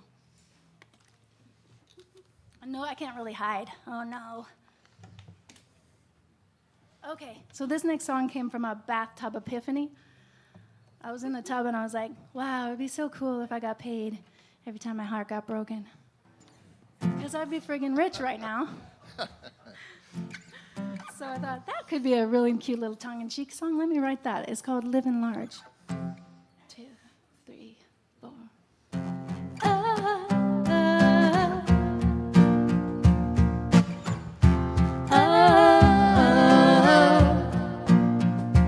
If I had a loony every time you said you'd call, and a toonie for every friend who warned me off. If I had a crisp purple 10 spot every time you air quotes forgot, and a 5 every time they were right about you after all, I'd be living large, nada to Prada, yacht on the water, Benzin, the driveway, villa in Central Pay, and I wouldn't be drowning in romantic debt, way too busy cashing in your rain checks. If all the pretty lies in the backseat of your car meant money in the bank, I'd be living large. I'd be living large. If I had a grand for every sad song I sang, I could dress the band in Gucci and Vera Wang. Don't you know I could quit this dead-end work by a penthouse in New York if I had a grand every time you dropped my hand?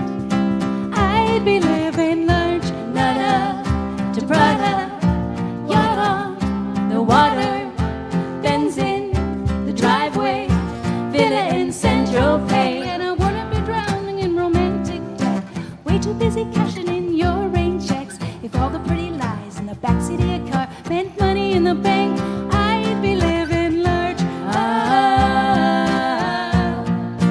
I'd be living large. I tell myself at least I'm free when I close my eyes to sleep, but no such luck. There you are, writing IOUs in my dreams. Nada to Prada, yacht on the water, Benzin, the driveway, villa in Central Pay, and I wouldn't be drowning in romantic debt, way too busy cashing in your rain checks. If all the pretty lies in the backseat of your car meant money in the bank, I'd be living large. I'd be living large.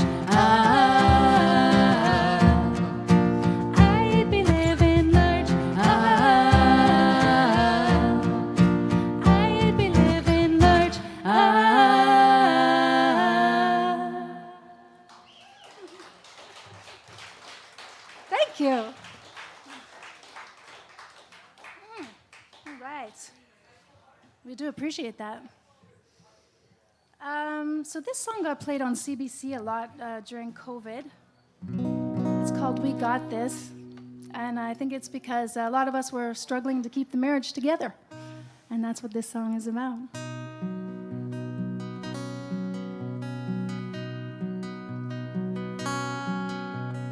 If you don't care, why are you still here? If I'm not the one for you, why hold me like you do? And if it's time to move along, why do we talk and talk until our voices are gone? Baby, let me say one more thing, let me try to ease your mind. 'Cause you mean the world to me, and love is not a waste of time. Baby, we got this. We got this. We got so much love it hurts. We got this.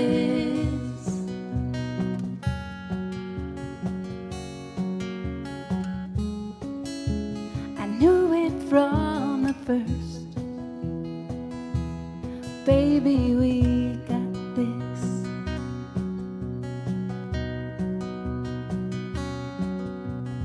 If you're waiting for me to turn and set you free, you're gonna wait a long, long time.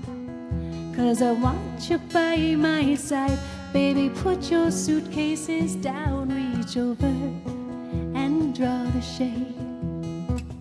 'Cause I wanna remind you now of all the love we've made. Baby, we got this. We got this. We got so much love it hurts. We got this.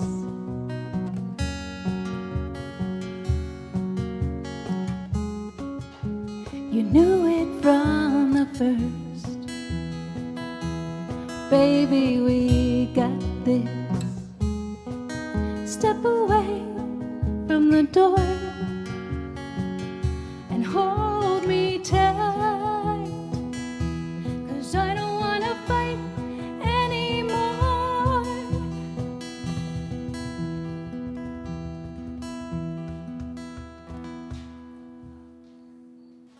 'Cause honey, we got this.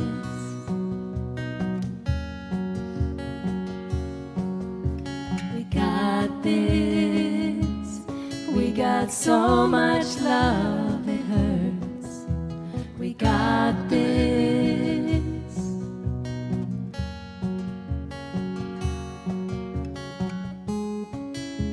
We knew it from the first.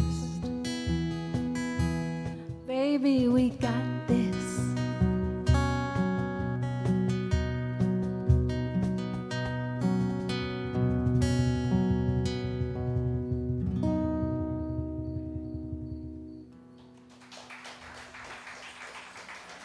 Thank you. Do appreciate that. So I'm from Saskatoon, but I'm based in Toronto now. And the one thing I really loved about Toronto, which is, I guess, kind of shallow of me, is that you can see famous people in Yorkville all the time. And I was sitting in my hair salon, and I got to sit next to one of my favorite actresses. And I wrote this song to commemorate the moment. This is called Cinema Girl.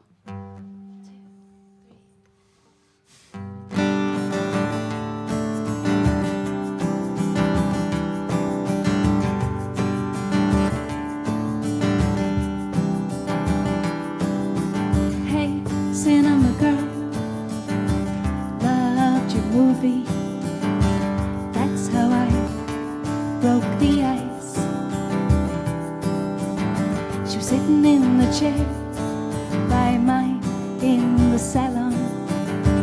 Kim cuts our hair real nice, real nice.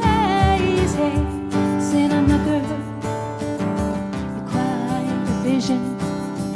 Won't you tell your secret? And she said, every day I make a promise to myself, and every day I keep it, I keep it. I jump in the sandbox, jump in the sandbox, jump in the sandbox every day and play.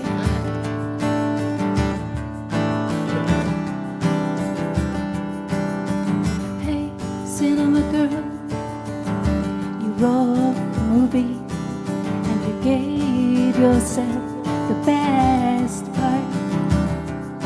And she said, I knew no one would hand me my power, so I took it and I worked from my heart, straight from my heart. And I jumped in the sandbox, jump in the sandbox, jump in the sandbox every day and play.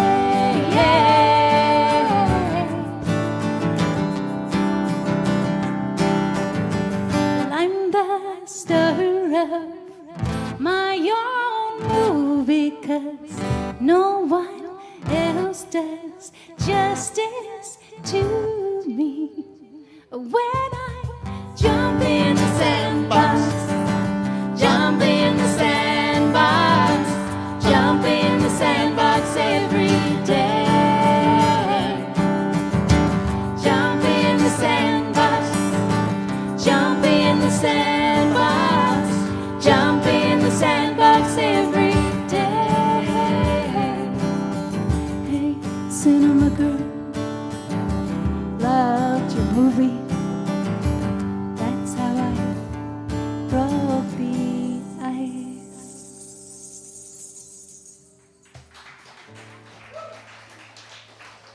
Thank you.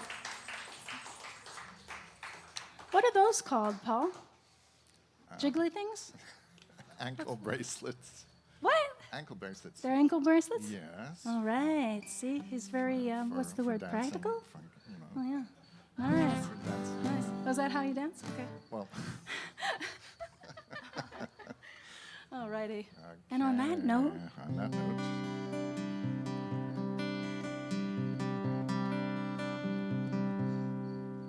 naive, naive and young, I fell for you, deaf, blind and dumb. I took you at your word when you said you were devoted, despite what I had heard. And you kept me at arm's length, walking on eggshells. You'd say, let's see where it goes, when the whole time you knew. Looking back, I see it too. I was not the one for you, lucky for me. I am unbreakable. I took a fall, now I see I am unbreakable.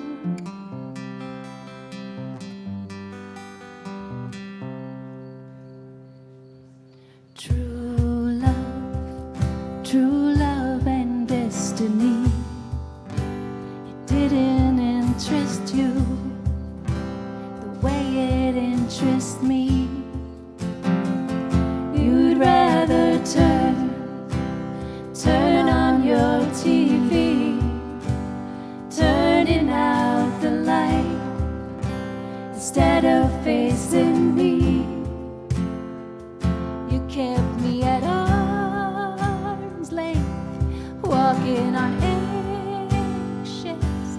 You'd say, let's see where it goes, when the whole time you knew. Looking back, I see it too. I was not the one for you, lucky for me. I am unbreakable. I took a fall, now I see I am unbreakable, unbreakable.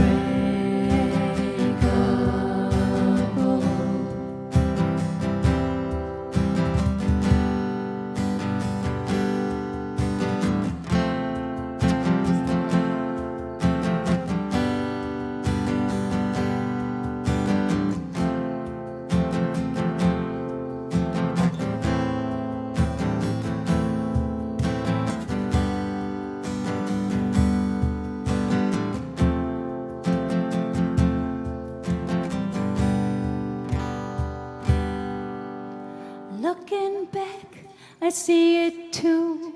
I was not the one for you, lucky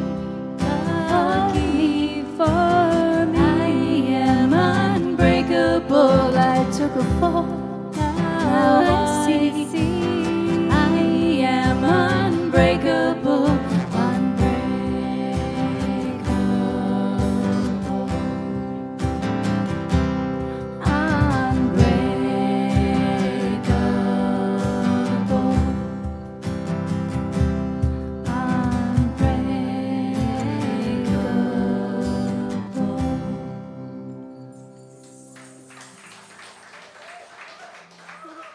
Thank you. Well, it's been a real honor playing for you this afternoon and being a part of Gussapolooza 2024. We're going to stick around and check out all the other bands. But if you like what you heard, I am on every digital platform you can imagine. So you can find me there under Melanie Peterson. I do have CDs with me if anybody is interested. I can do that. And otherwise, we're going to finish off with a song called One Tequila, because sometimes you leave and sometimes you get left, and sometimes there's only one way to deal with it.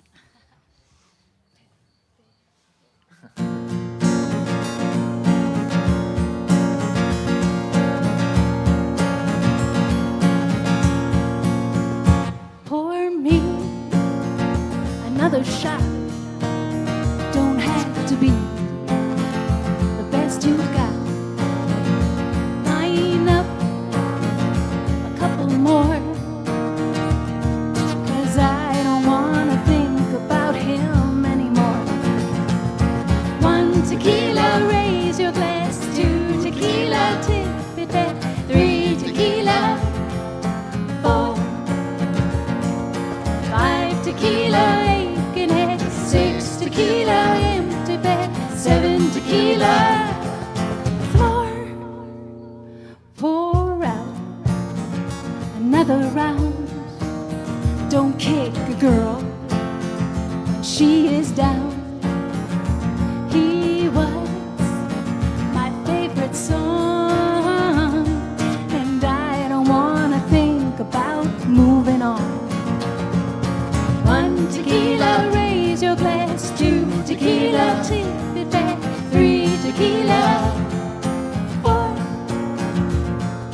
Five tequila, aching head. Six tequila, empty bed. Seven tequila, floor. Well, let's see if I can drown out every memory, every dream of what could have been. I come by it honestly. One tequila, raise your glass. Two tequila, tip it back. Three tequila, four. Five tequila, aching head. Six tequila, empty bed. Seven tequila, floor. Everybody sing it with us. One tequila, raise your glass. Two tequila, tip it back. Three tequila, four. Five tequila,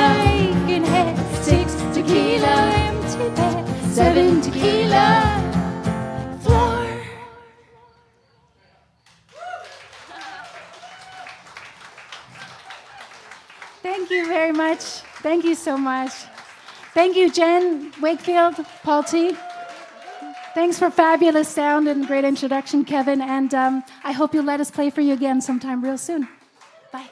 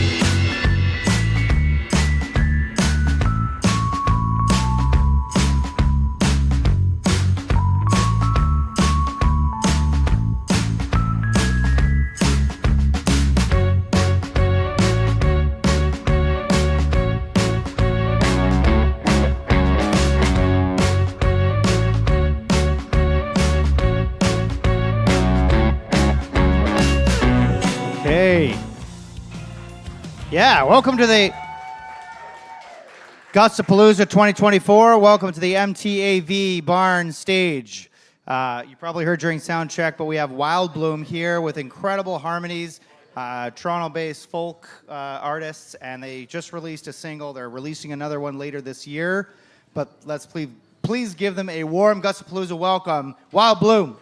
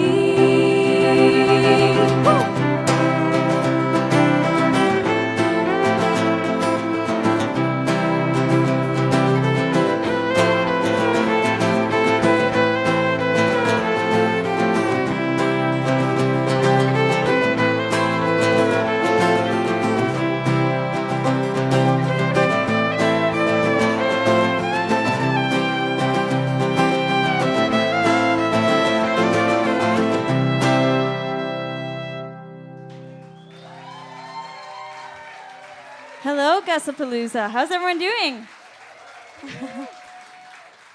I'm Becky. This is Alyssa. That's Brittany over there. We are Wild Bloom. Thank you guys so much for coming out to the barn stage. We're so happy to be here.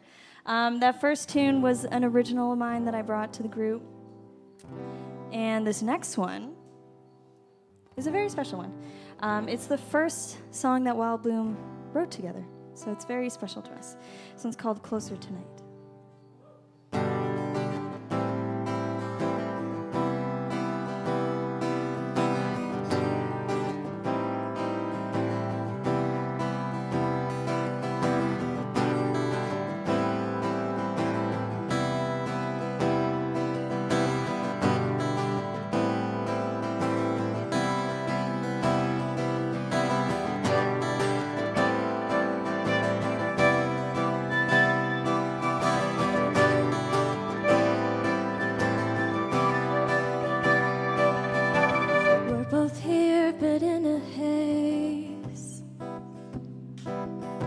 Struggling to find our way, freckled cheeks and dark brown eyes.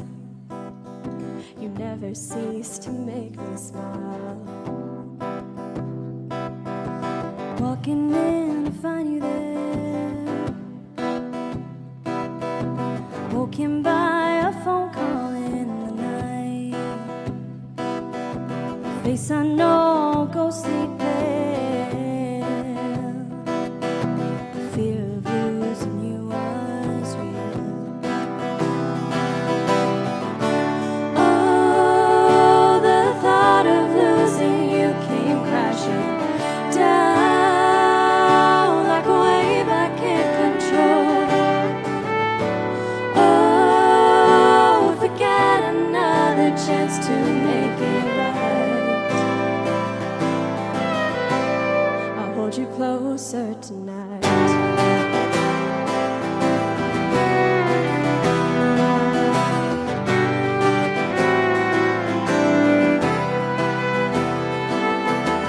Morning sun is never felt.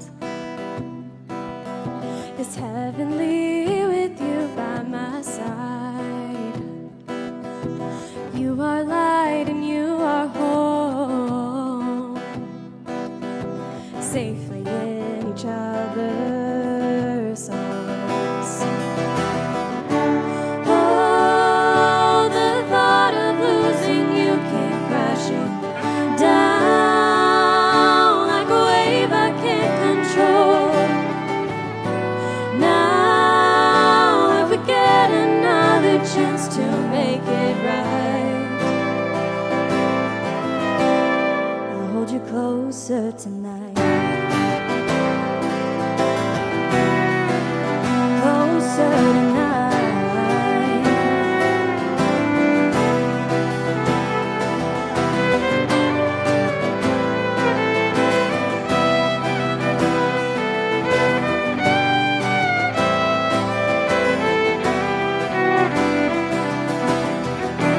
In a moment, I could have lost you. In a moment, oh, in a moment, everything would have shifted, and it's all that I can promise. I will never let you go. Never let you go.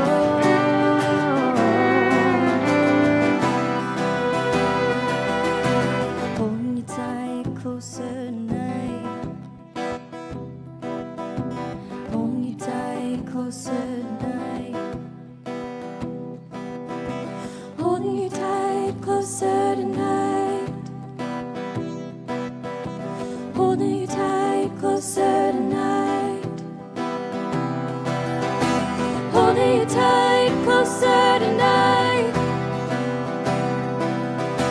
Holding you tight, closer tonight. Holding you tight, closer tonight. Holding you tight, closer tonight. Never letting go.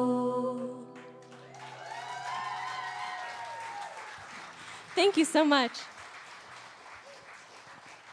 We are so stoked to be here with you, Gussapolooza. Never mind the fact that it's like the most beautiful September day, and you guys are the most beautiful audience we could be looking out at right now on the barn stage. So thank you so much for being here.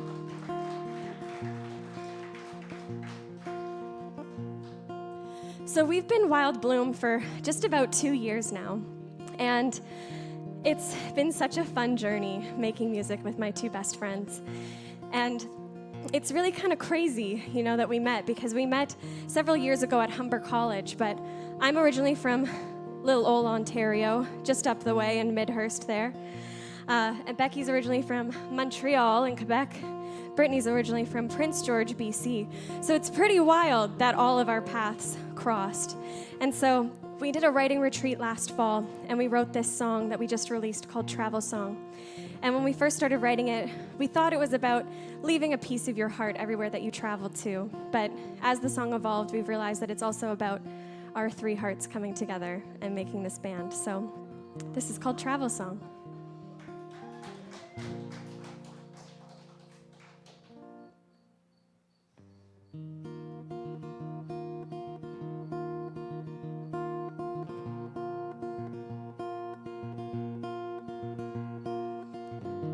Leaving home, heading out to somewhere new.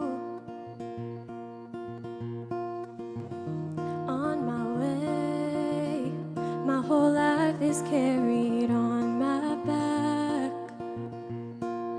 Even when I leave, you'll always have a piece of me. No matter where I go, I'll always have your memory. By the sea, rocky shores meet the trees. Salty breeze, a fresh take on reality.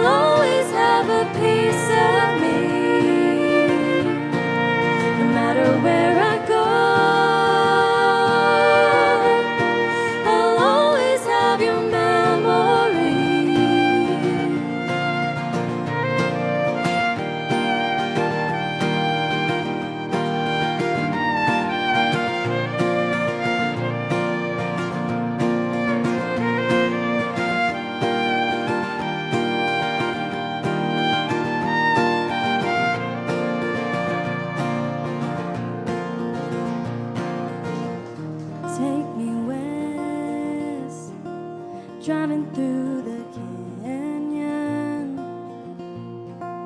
mountains in the distance, for as far as I can see.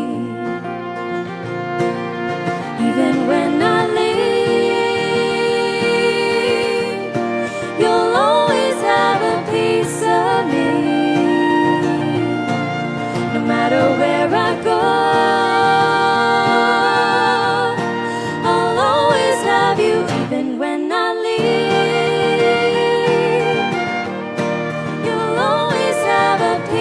of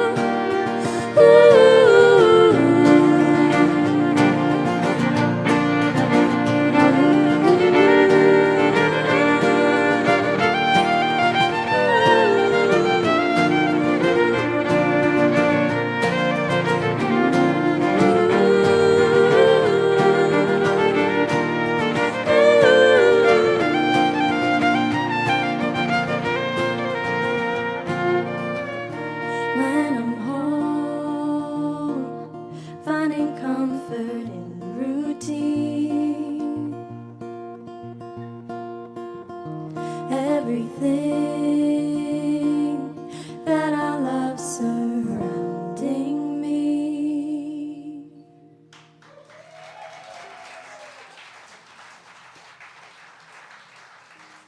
Thank you.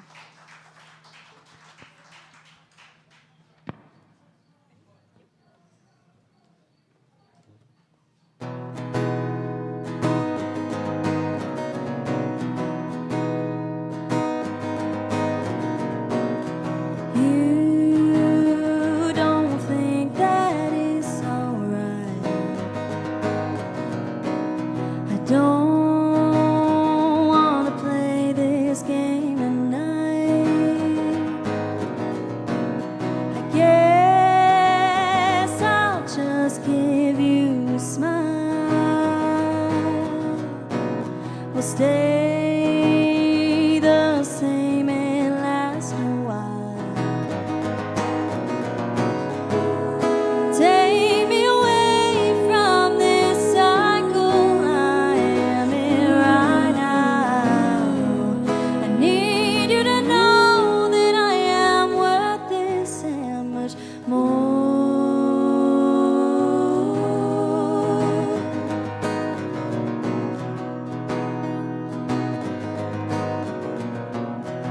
I don't think that it's too late to bring sense to reality. I'm not where I'm supposed to be. It's just a phase in life for me. Take me away from this cycle I am in right now. I need you to know that I am worth this and much more.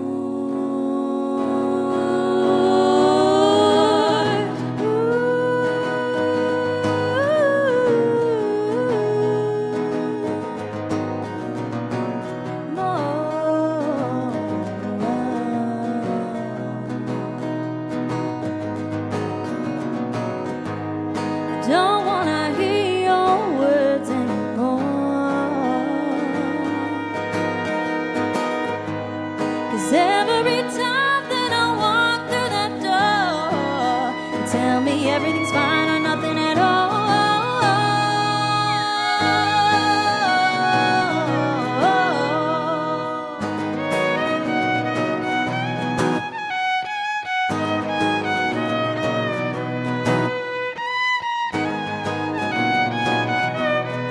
Take me away.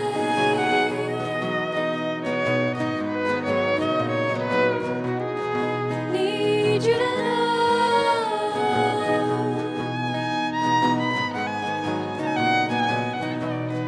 Take me away.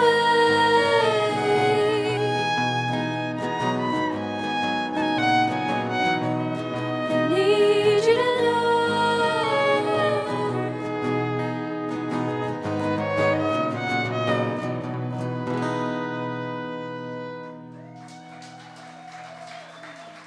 Thank you so much. Give it up for Becky Lee, writing by Becky Lee. I think a fly or something flew into my eye in that last song. Oh no. Not It good. didn't just make you emotional? No. It is a beautiful song. But She's down an eye. Has anyone checked out the sauna cold plunge? Anyone? Yeah? Yeah, was it good? Okay, I think we're gonna go later. Yeah, it's we're doing our own hot sauna up here right now, so cold plunge sounds really good. So back there, Jaredin, give everyone a wave. We got our merch person, Jaredin. I'll show you some, yeah. Give it up for Jaredin. So for our merch, we got our matte stickers. We got our holographic stickers right there. Yeah. And I think we gave out little cards, so some of them did say win a sticker. So if you have came that, around and gave you Yeah, a if little you got our card. personal Go up to invite Jared. to the show, check the back side because you maybe won some free stickers. And then we have our bloom kits, which is a coconut coir pot, some like expanding dirt pellets, and then Ontario wildflower seeds. So I know if you plant them in the fall, they'll come up in the spring, or if you plant them in the spring, they'll come up, and then some of them, more of them will come up in 2 years' time. It's perfect timing. Pretty cool. Yeah, so we're gonna do a song that I wrote. Has anyone here been in a toxic relationship? A couple You guys people? are so healthy. Yeah, We're happy wow. for you. Jealous.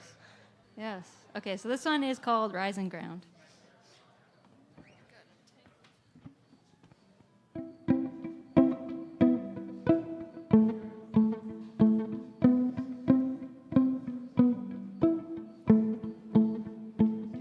You saw me there that night alone. How did you know that I would fall for you? Deeper into rising ground, deeper into rising ground. In my moment of weakness, talking night and day, believing every word you had to say. How did you know that I would fall for you? Deeper into rising ground, deeper into rising ground, deeper into rising ground, deeper into rising ground.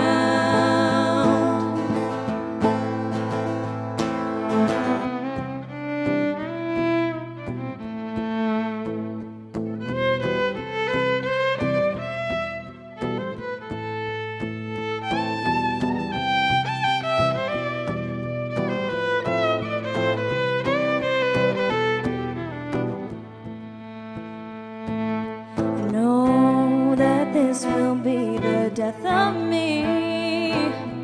I can't do this anymore.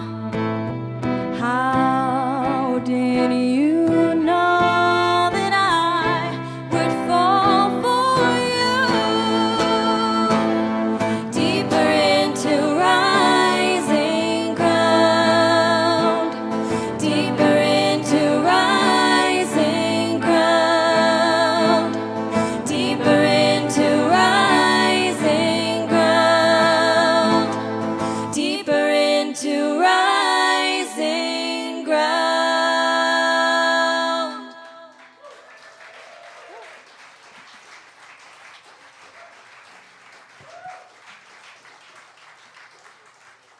Alrighty, do we have any Chapel Roan fans? Yeah. Okay, We love okay. Chapel Roan. And if you don't know who Chapel Roan is, we were actually talking about her earlier today in a workshop. And she's this super amazing drag queen that's just killing it in the pop music scene right now. So you're going to know Chapel Roan after this. This is called Pink Pony. I heard you want Let's try that again. I am in the wrong key. I apologize. Woo. Okay, keeping it real. Take two. Pretend you didn't see that. Ready to go. I heard you wanted me to stay, but I can't ignore the crazy visions of me in LA. I heard that there's a special place where boys and girls can all be queens every single day. I'm having wicked dreams of leaving Tennessee. Oh, Santa Monica, I swear it's calling me. Won't make my mama proud it's gonna cause a scene. She sees her baby girl, I know she's gonna scream, God, what have you done? You're a pink pony girl, and you dance at the club, oh mama. I'm just having fun on the stage in my heels. It's where I belong, down at the Pink Pony Club. I'm gonna keep on dancing at the Pink Pony Club. I'm gonna keep on dancing down in West Hollywood. I'm gonna keep on dancing at the Pink Pony Club. Pink Pony Club. I'm up, and jaws are on the floor. Lovers in the bathroom and a line outside the door. Black lights and a mirror disco ball. Every night's another reason why I left it all. I think my wicked dreams a year from Tennessee or Santa Monica. You've been too good to me. Won't make my mama proud. It's gonna cause a scene. She sees her baby girl. Oh, then she's gonna scream, girl, what have you done? You're a pink pony girl, and you dance at the club, oh mama. I'm just having fun on the stage in my heels. It's where I belong, down at the Pink Pony Club. I'm gonna keep on dancing at the Pink Pony Club. I'm gonna keep on dancing down in West Hollywood. I'm gonna keep on dancing at the Pink Pony Club. Pink Pony Club.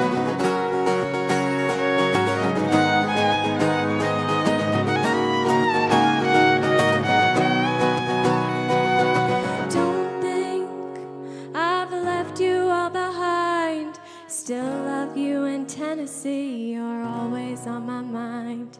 Mama, every Saturday I can hear your southern drawl 1,000 miles away, saying, God, what have you done?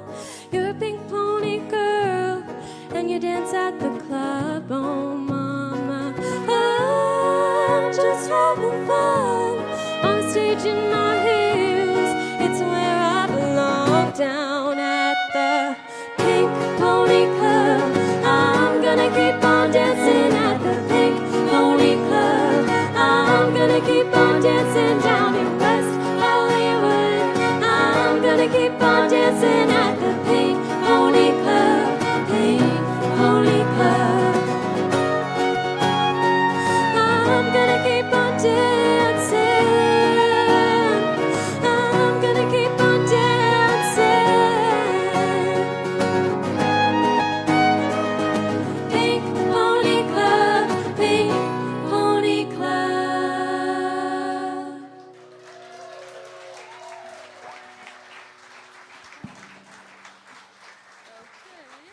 Thank you. Thank you so much. Great song. So is anyone here with a lover? Anyone? Anyone here with Or a friend? A good friend? A good friend? That they like? Yeah. Anyone here with someone they don't like? Okay, okay. We're gonna do a little dance. We're gonna do a little waltz. So I'm gonna show you how to do it, so don't worry. So how Don't about be grab your shy. partners, come up to the front. There's a nice little area. Come on. Okay, we don't got be one brave shy. person. If you can do it in your spot too, if you're too shy. But it's funner if you guys come up. Okay, grab your partner. We'll come on dance up. with you. Don't worry. Okay, so the leader is gonna have their left hand up. The follower is gonna have their right hand up. So this is our demo couple. Leader left hand, follower right hand. Okay, come on, 2 more couples. 2 more couples. 2 more couples. 2 more couples. 2 more couples. Okay, we got 1 more. 1 more couple. 1 more couple. Come on. 1 more couple. 1 more. It's super easy. We We'll can do it, wait. you can do it. We'll see you come up. Oh. We got 1 person. Oh, no. People leaving now. Oh, damn it. They're leaving. Okay, we'll show you. Okay, so whatever hand is raised, you're going to start with that foot. So it's going to go 1, 2, 3, or like a little medium step and then 2 steps in place. So 1, 2, 3, 2. Nice. Okay, let's try it together. So whatever hand is up, you're gonna do that foot first. So 1, 2, 3. 1, 2, 3. 1, 2, 3. Beautiful. And then let's add a little spin at the same time. So gently spin. Nice. Okay, that's it. That's it. Okay, here we go. Okay, 1, 2, 3, 1, 2.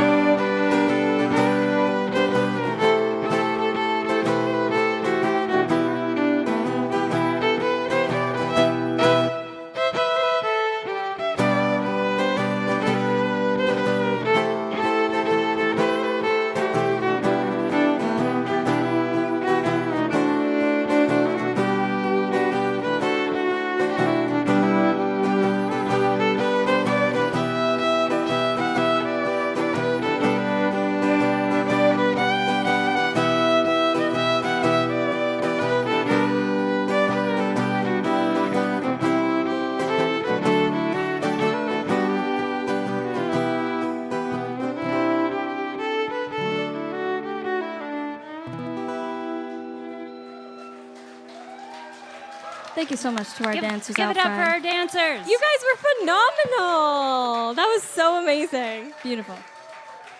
Yeah, we'll do the cold plunge after. So we want to try this thing because we think you guys are the coolest people and we want to keep hanging out with you even when this weekend ends. And we also want to give away some more of our merch for free. So we want to try this thing where if you follow us on Instagram right now, we are going to pick randomly one of our new followers to go and meet Jared at the back and collect some free merch. See those phones. So you already did? I do see, 12 minutes ago, 14 minutes 5 ago. minutes Okay. ago? Okay, 8 beautiful. minutes ago. It's at Wild Bloom Band. I should tell you guys what it is. At Wild Bloom Band on Instagram is where we're looking right now. We want to give away. We're new followers. 2 seconds, 4 seconds. Oh, you guys are killing it. You guys are absolutely killing it. How many more? Five more seconds. 5 more seconds to follow. 5. Okay, wait. They're pulling up the phones. Okay, 4, 10 seconds. 10, 10, 10, 9, 8. Oh, it's coming. 7, We're loading. 6. You guys are so awesome. 4, 3, 2. Oh, Wild Bloom Band. Wild Bloom Band. Oh my gosh, we're gonna get to hang out for the rest of our lives. Wild balloon. Wild bloom, like a flower. Like flowers. Yes. Okay. Randomly pick. Let's get one of you guys to randomly pick. You pick.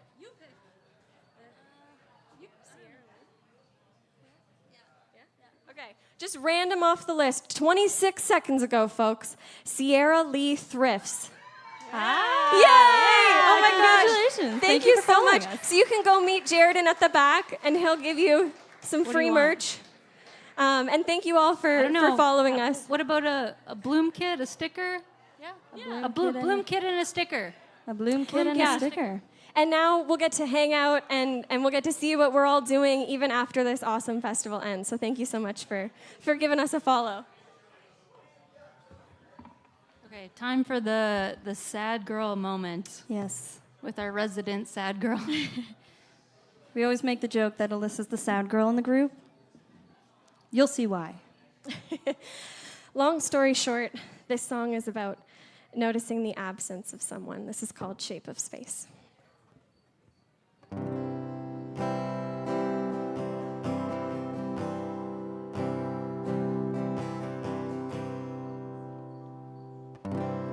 Every morning when I wake, the sun comes through my window pane, but now my world is only dark and gray. There's an empty space beside me in the bed we used to share, and a spot for your shoes in the hall. Even though you're not here anymore. How many sunrises will I miss from sleepless nights with you on my mind? I can't bring myself to admit nothing fits the shape of the space you left behind.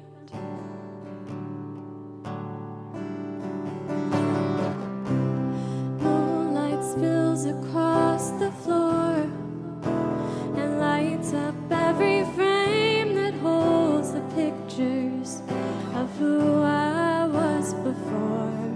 My life was shattered when you left me in this old house with the ghosts of our past and echoes of your voice.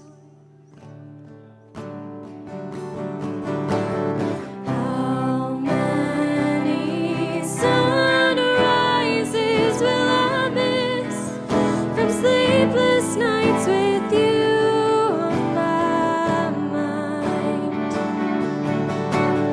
I can't bring myself to admit nothing fits the shape of the space you left behind.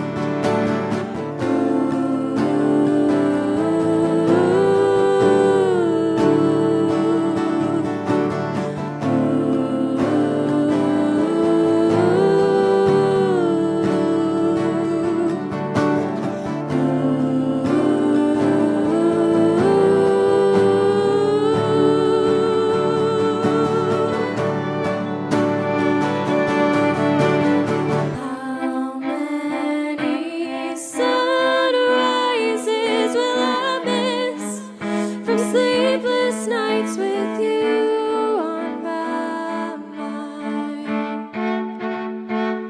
I can't bring myself to admit nothing fits the shape of the space.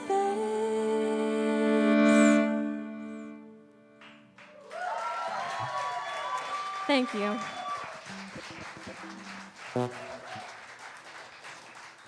So I think we have one more song left. So I guess we'll say some thank yous. So thank you to Russ and Valerie at Gussapolooza. Give it up for Russ and Val.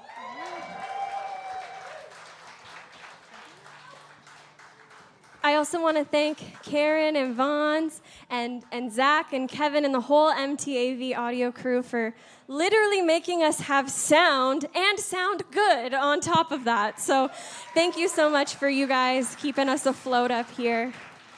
Yeah, and we got Wishwell coming up. We're excited for that. Yeah, super excited for Wishwell, so stick around. Stay in the barn for Wishwell.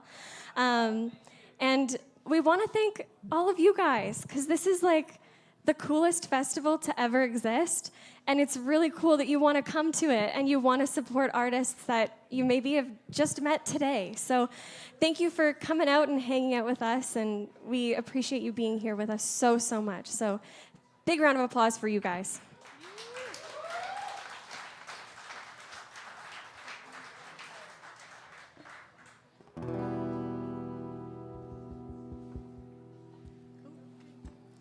So once again, we are Wild Bloom. If you didn't get a chance to follow us, please do. Like I said, we want to keep hanging out even when this festival ends. We are Wild Bloom Band. If you want to grab a sticker or a Bloom kit at the back with Jer, head on back there. We're going to be hanging out for a little bit more after, so come and say hi. We'd love to meet you all. But this is a little cover song. If you know it, we want you to sing along. This is Black Horse and the Cherry Tree. And there might be a sing-along in it as well. Be ready.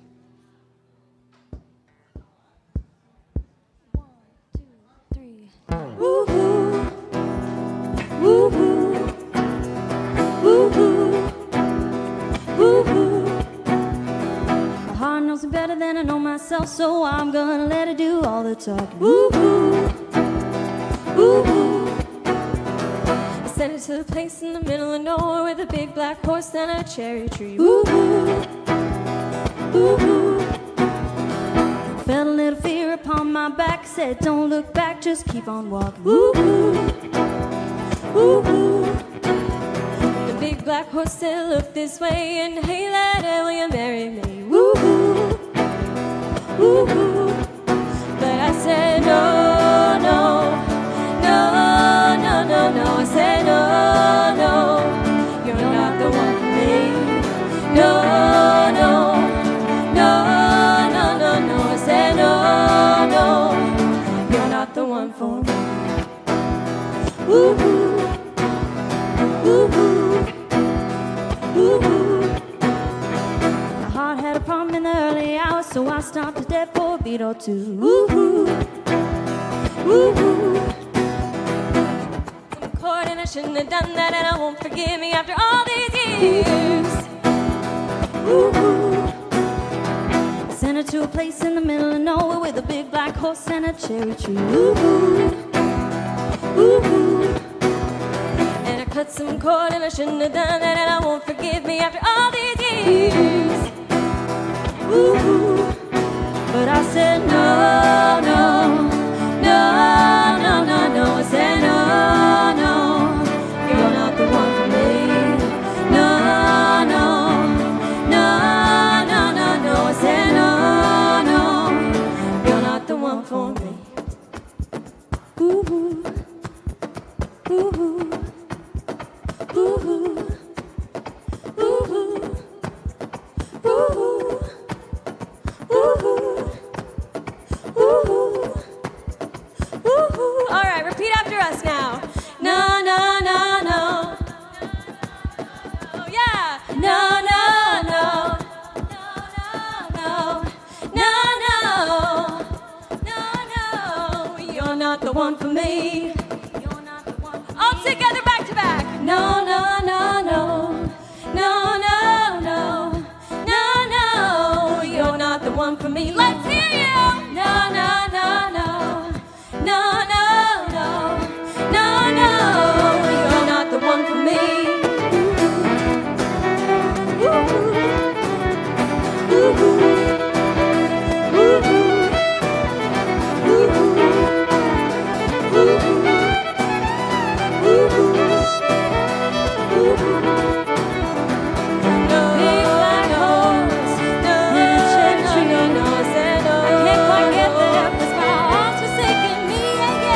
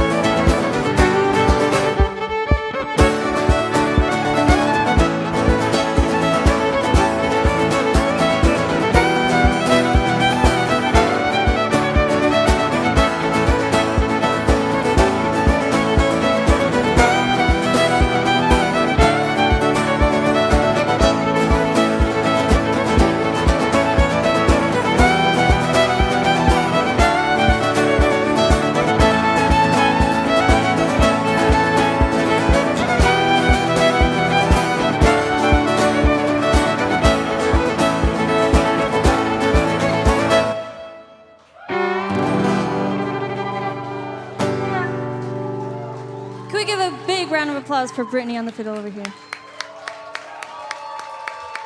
Thank you. We are Wild Bloom Band. Thank you guys so much. Have a great rest of your day.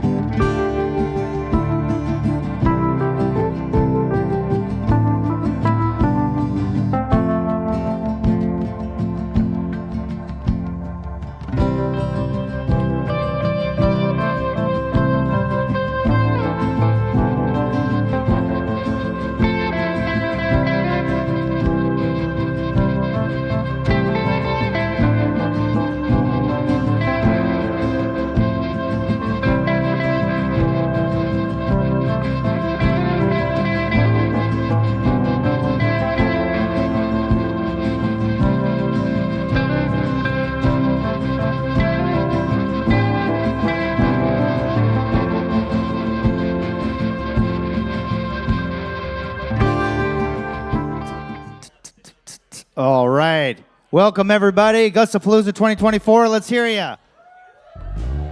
Yeah. Welcome to the MTAV Barn Stage. This is Multi-Tech Audiovisual is sponsoring all this amazing equipment you see here, and they've been brilliant this entire time. We're also live streaming for the folks at home. How are you doing?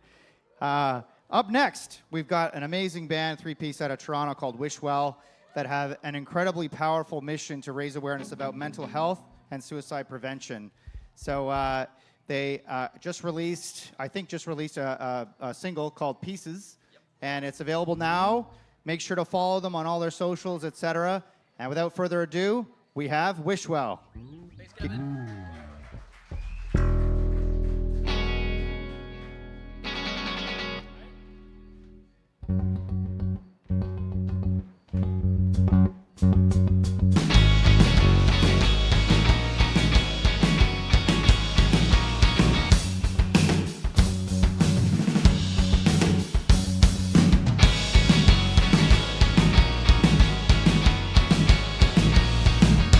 Fractured in half, my soul won't fit the mold. Tortured myself, always ready to unfold. Come on, Gussapolooza! Left on the back burner once again, repeating tendencies. Tired of second guessing myself. Who's taking bets on me? Woo!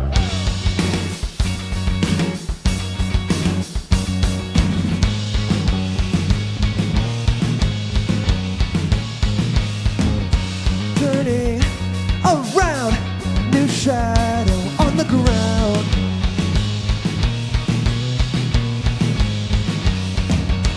Moving within notions that were bound.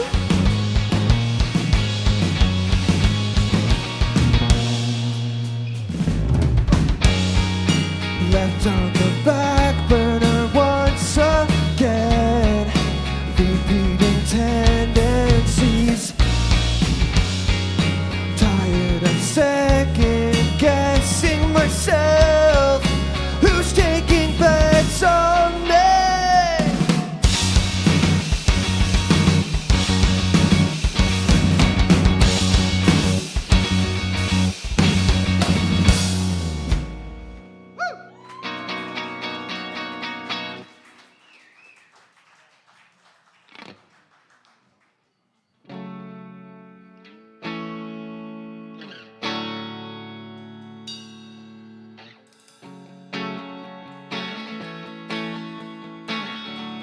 This one's called Disconnected.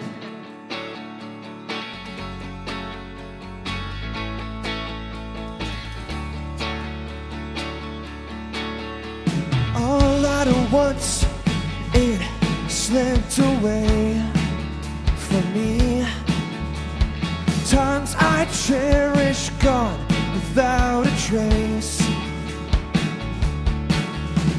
Empty vessel on display, hollowed out, existing for the sake of existing.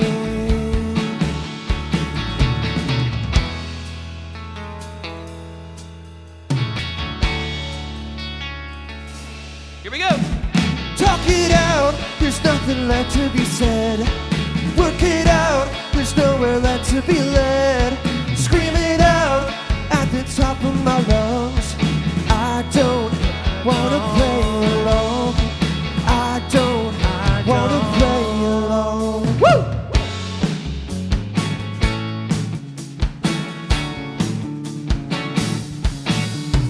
Trade all my possessions for my memories back.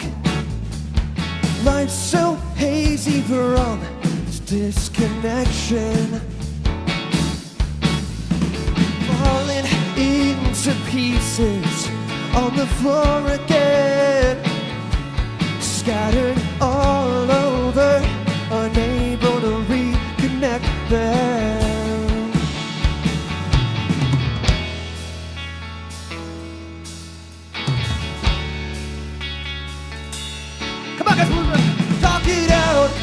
nothing left to be said.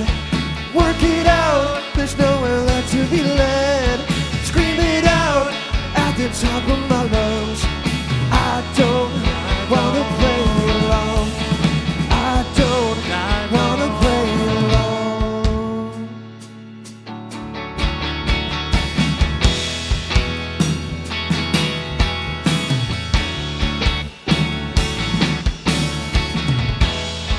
Disconnected,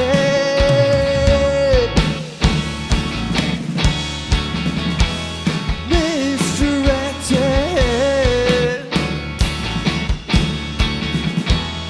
keep forgetting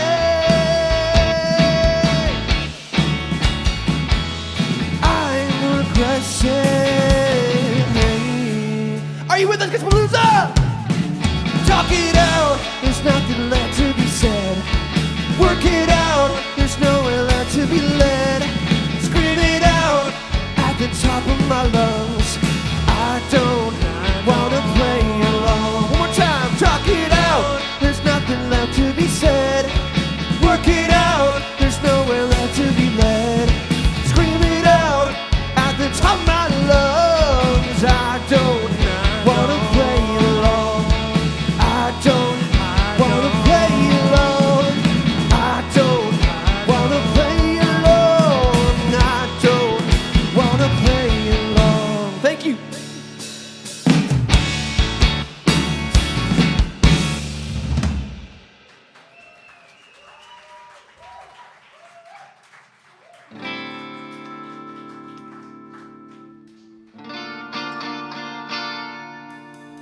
How is everybody feeling today on this gorgeous Saturday evening?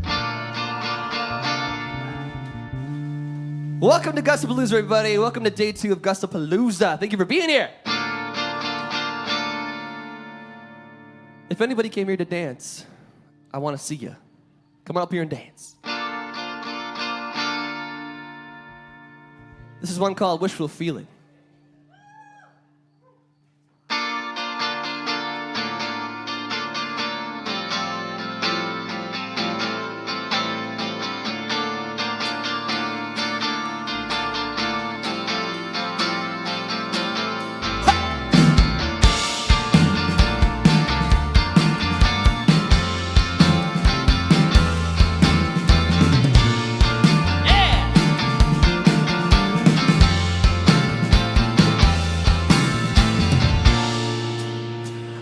Thinking 2 steps forward, but taking 3 steps back. Thoughts floating away from me, like a kite caught in the storm. I'm good at finding silver linings, seeking after a heart of gold. Chasing that, chasing that.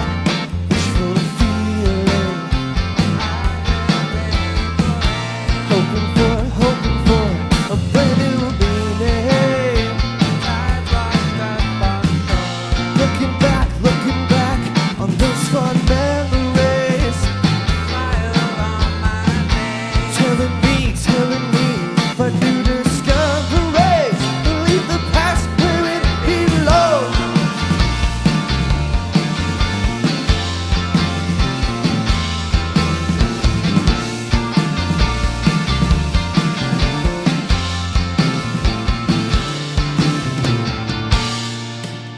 Turning over leaves and stones to find nothing at all.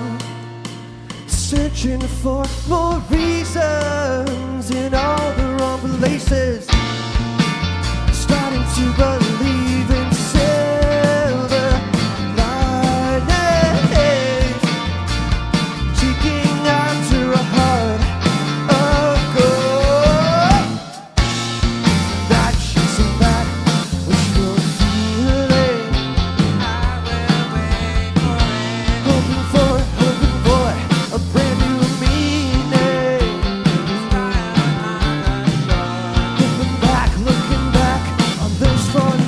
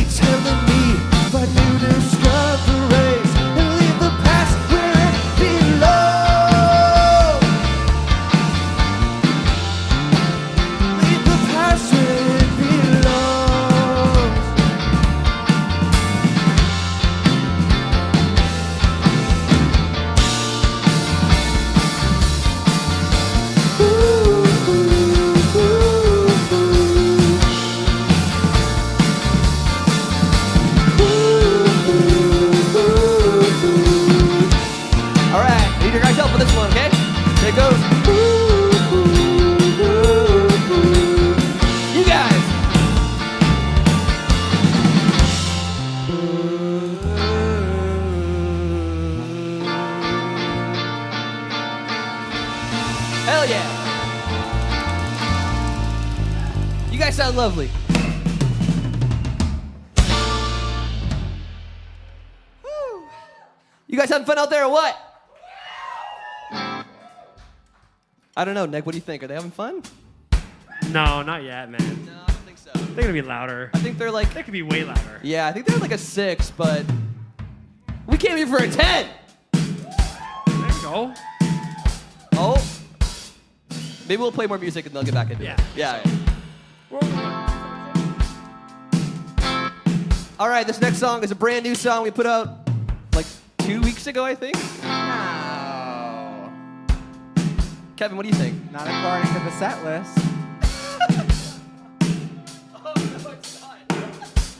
He's getting ahead of himself. We're getting ahead of ourselves. Sorry. What beat am I playing? I can't read, guys.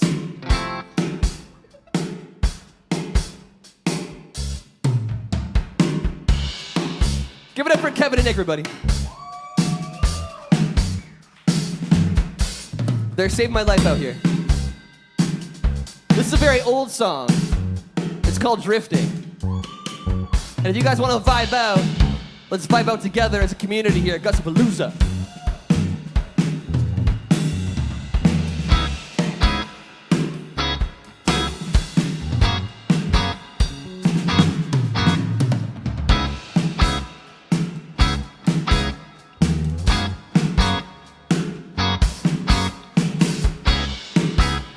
Your love is like the ocean, crashing into me like waves. You pull me in and drag me out, like we're landless tides. Come on, Gussapolooza! Find myself asking, what is this for? 'Cause your love is burning down my door.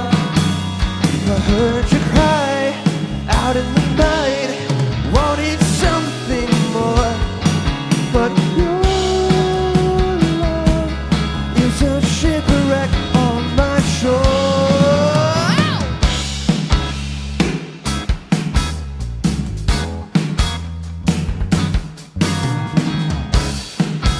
As we drift out into the sea,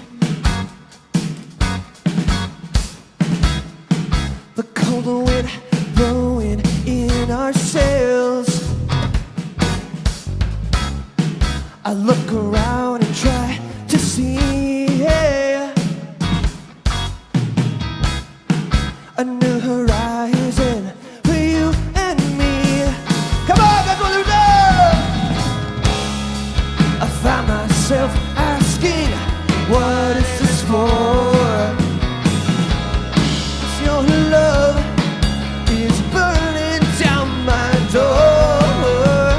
Heard you cry out in the night, wanting something more, but your love is a shipwreck on my shore. Take it away, Nick.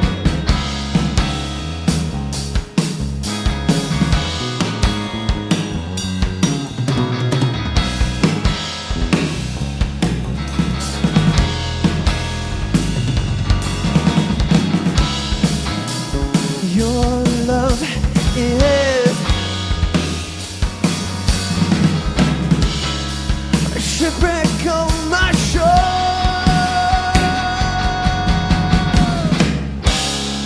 I find myself asking, what is this for? 'Cause your love is burning down my door. I heard you cry out in the night, wanting something more. Your love is a shipwreck on my shore.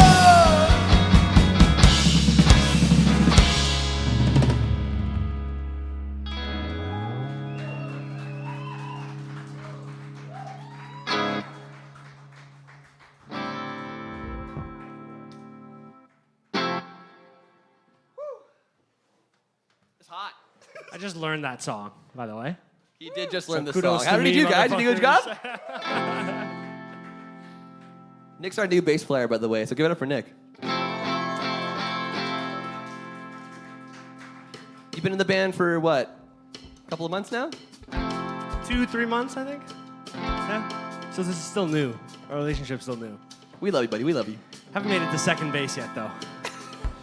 Close. This song is about mental health and all that comes with it. So if you guys are going through a mental health struggle right now, just know you're not alone. We were all in this together.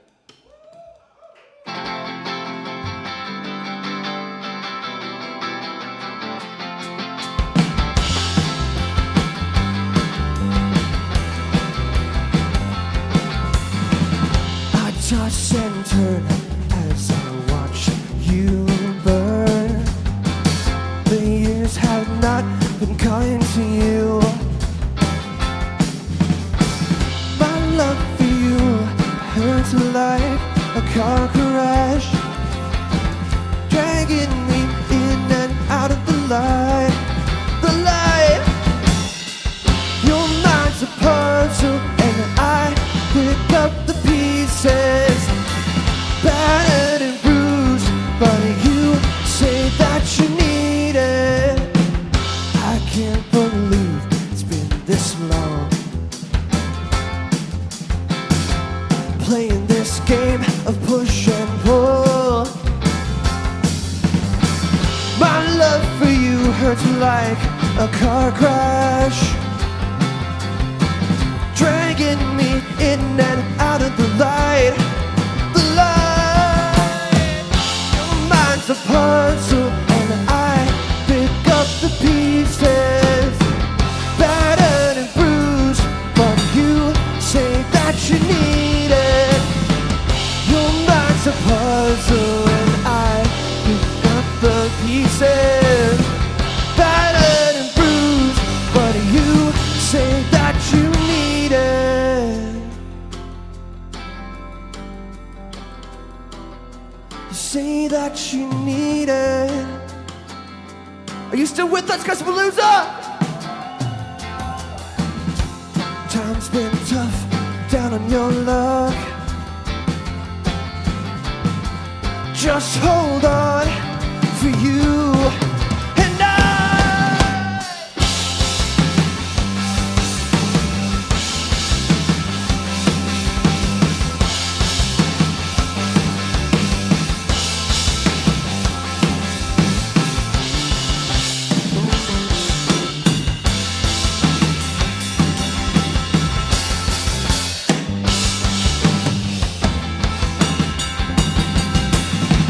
Your mind's a puzzle and I pick up the pieces, battered and bruised, but you say that you need it.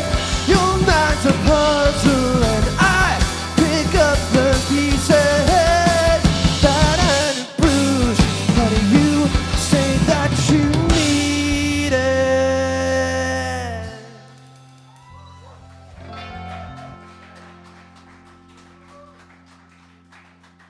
Thank you guys so much.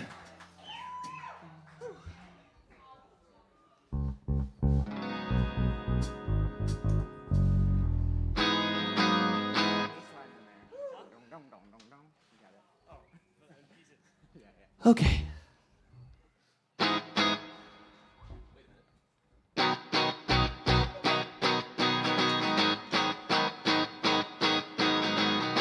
This is a fun one, so get up and dance if you want to.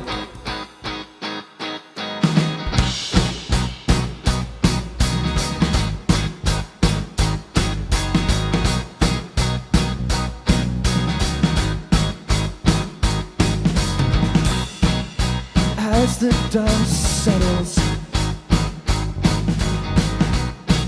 I look around and see these faces I remember. You guys, they're all surrounding me, and I try to find the words that I've been meaning to say. hearts on racing as I go through the day. Here we go. I will follow my heart. I will follow my heart through the dark. All right, Gussapolooza. You guys have been great so far. But we came all the way out here to see some fun and dancing and singing. So let me see you guys up here right now. And time is a precious thing. There we go, come on. So let's not waste any more. I need you by my side. Who's gonna join them? Come on. For now and evermore, more. Let's go. I will follow my heart. I will follow my heart through the dark. All right, let's slow down, boys.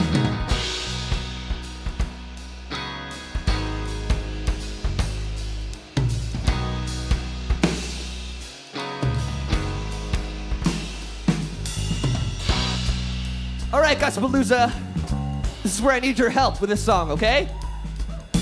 Can I get some audience participation, please? I love you. Everyone in the back, everyone in the middle, everyone in the front. When I count this back in, I need everybody to go fucking crazy. I don't care how you do it. I don't care if you want to stand on top of a table or a chair or grab somebody back there and do like a big conga line. I don't care. Just do something, all right? Can you guys do that for us tonight? I said, can you guys do that for us tonight? All right, when I count this back in, I want to see it, okay? I said 1. I said 2. I said 3.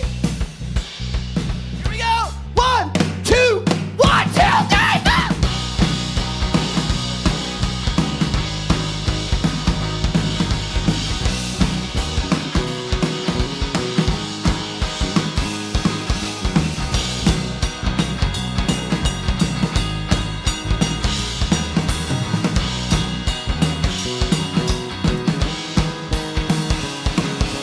My heart. I will follow my heart. I will follow my heart through the dark. Thank you guys for listening. You guys are awesome.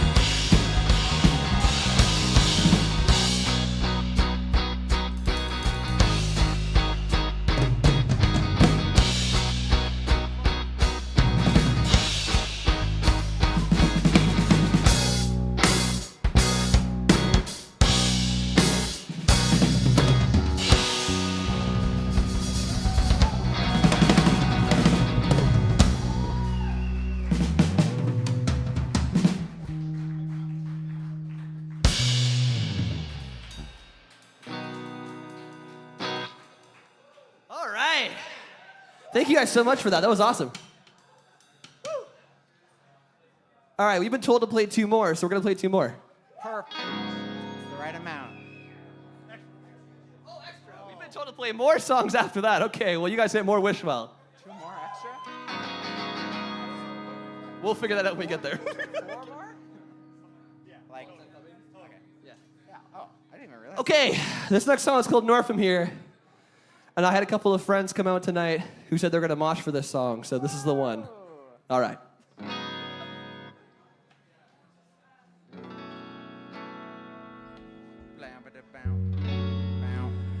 All right. You guys ready for this one?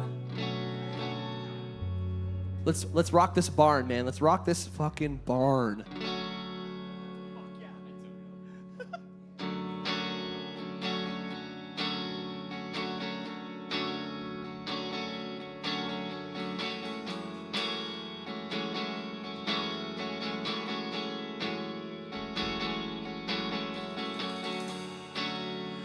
Well, I'm not sure where north is from here. So bury me 6 feet deep in my dreams.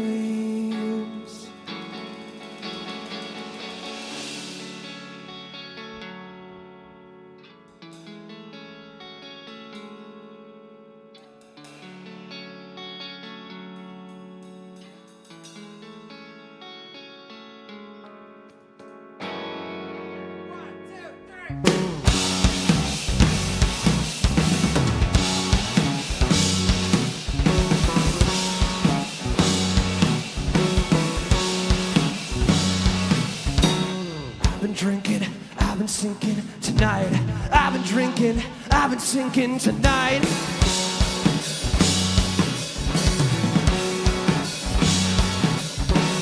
I've been thinking tonight. I've been hoping, alright.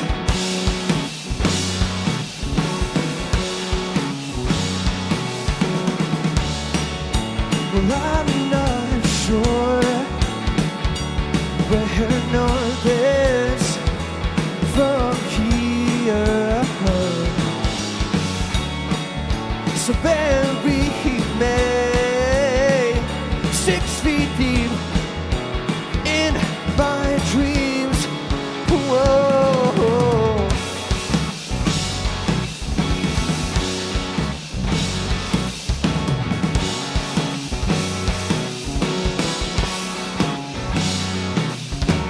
I've been drinking, I've been sinking tonight. I've been drinking, I've been sinking tonight.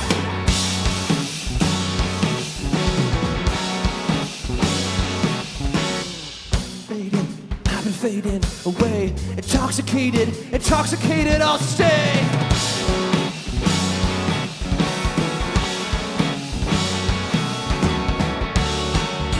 Well, I'm not sure where north is from here. So bury me. You boys ready? 6 feet deep. Get up in my dream. Wow!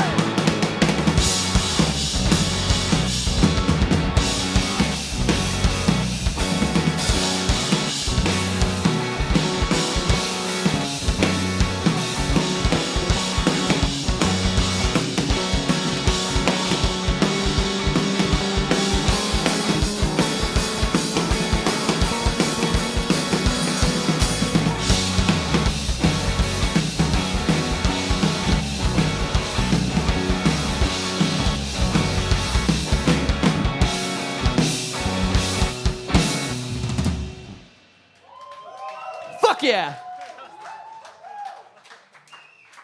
Let's fucking go. You guys are amazing. You're sick. All y'all are sick.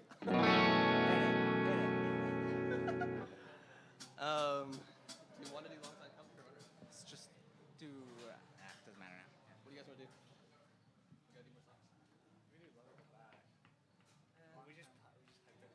So let's do this.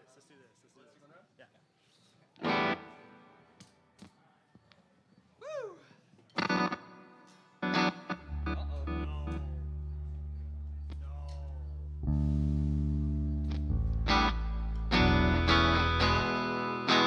All right, this is a brand new song that we're gonna play for you guys for the first time. It's called Runaround.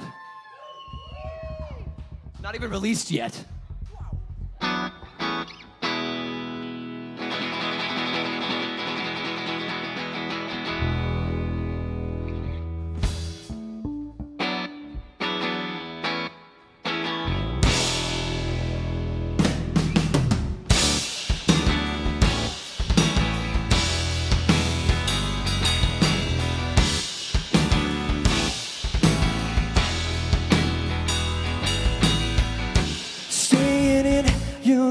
graces.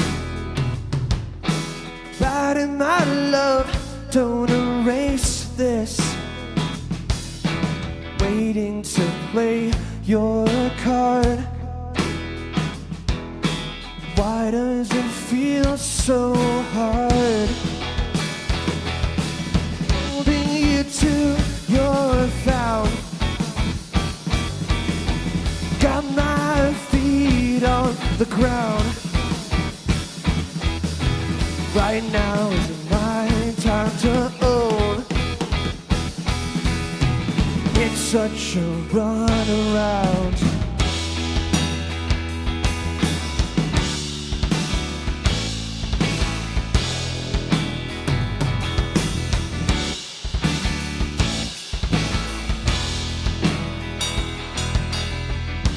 There are two paths we go down,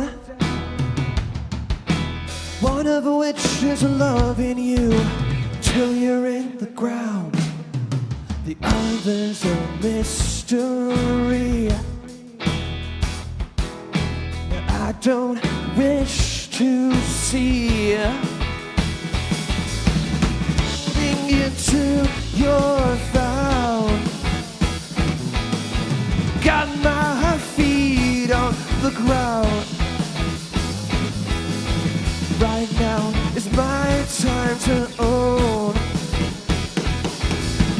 It's not so run around. Not such a run around. Ba da da da da da da. Ba da da da da da da. Ba da da da da da da. Let me hear you. Ba da da da da da da. Give it up for Kevin and Nick.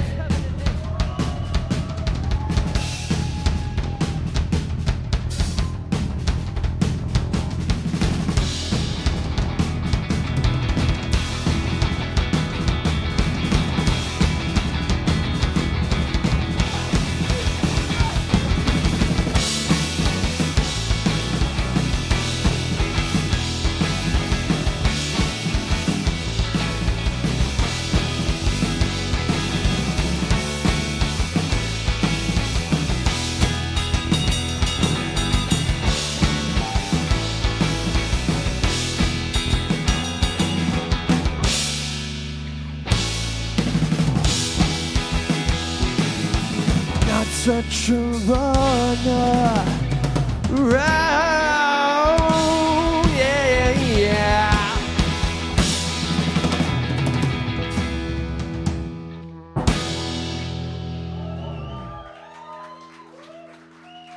Thank you guys.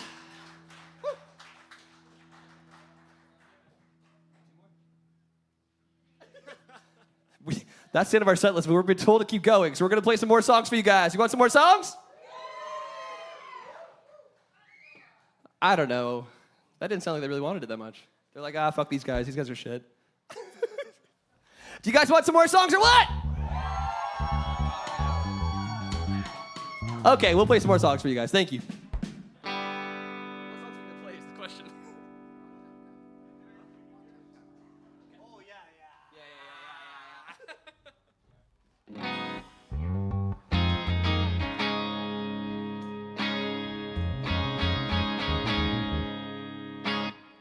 We're going to play a song called Long Time Coming.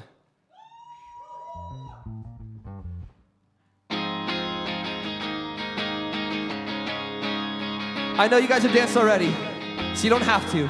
But if you want to, you can. 1, 2, 3, let's go!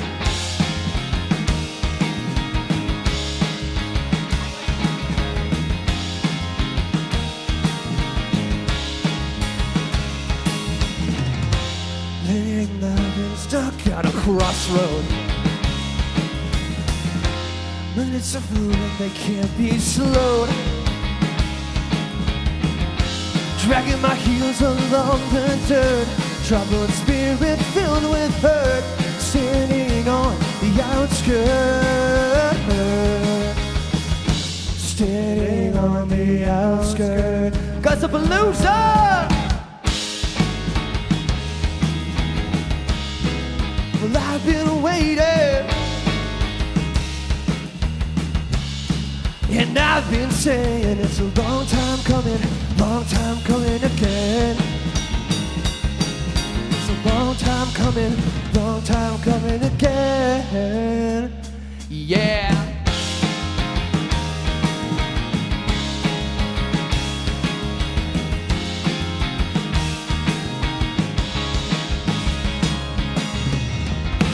Feeling like I'm turned around.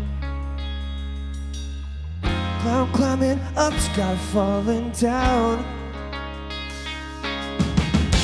Promises I fail to keep. Days awake, can't fall asleep. Don't go too deep. Don't go too deep.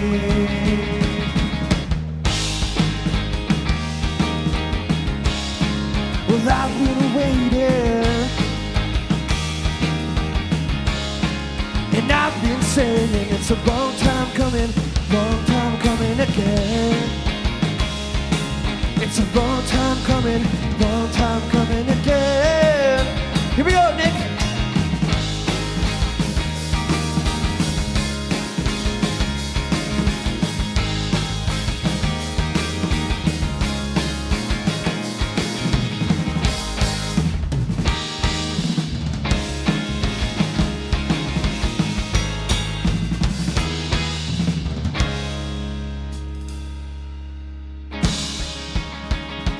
Come on, wake up, everybody.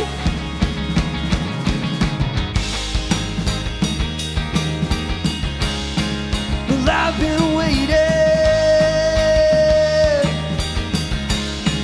and I've been saying, whoa, whoa. It's a long time coming again.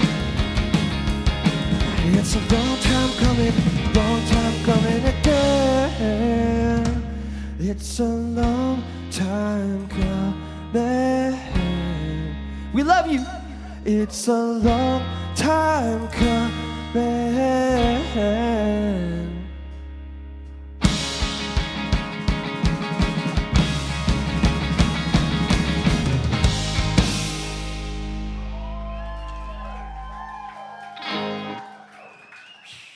Now begs the question, what do we do next?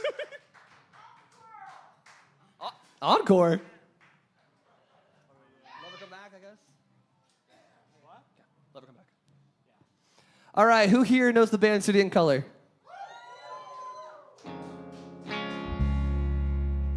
Well, we're gonna cover them right now as our last song for our set tonight, this evening, this afternoon, whatever time it is, I don't know.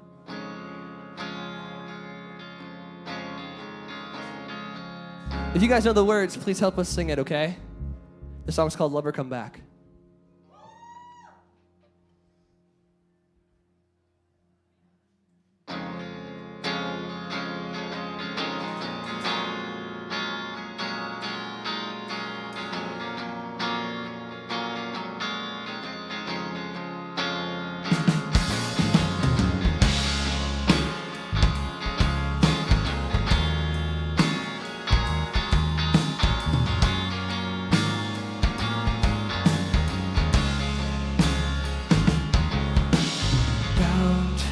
For trouble from the start.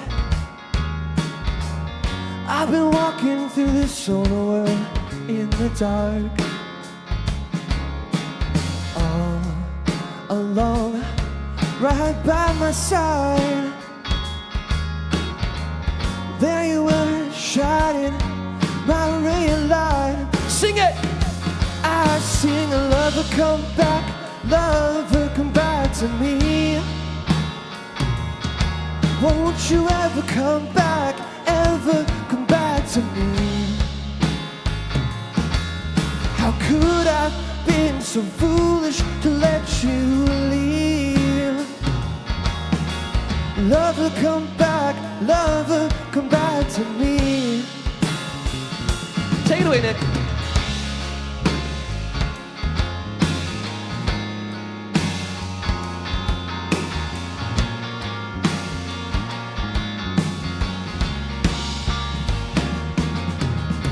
I'll never be as good as I'd like to be. Eternally restless, refusing to believe. But I think that we missed our connection. I wanted to feel your affection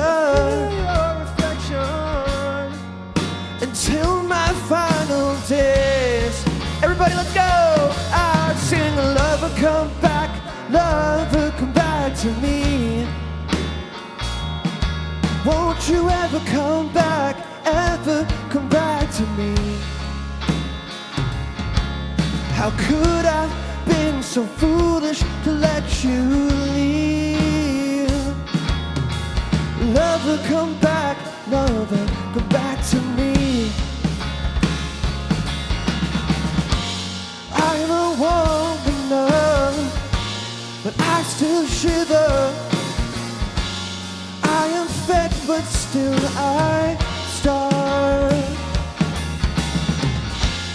You know me, I am the great misgiver, always waiting on the clouds to part. And I sing, lover come back to me. Come on, louder! Won't you ever come back to me? Here we go! How could I have been so foolish to let you leave? Lover come back to me.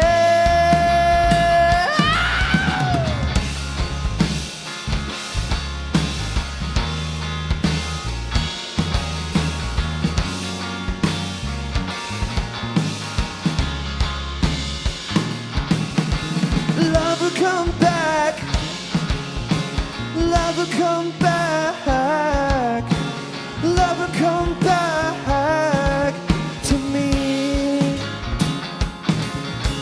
Lover come back, lover come back, lover come back to me.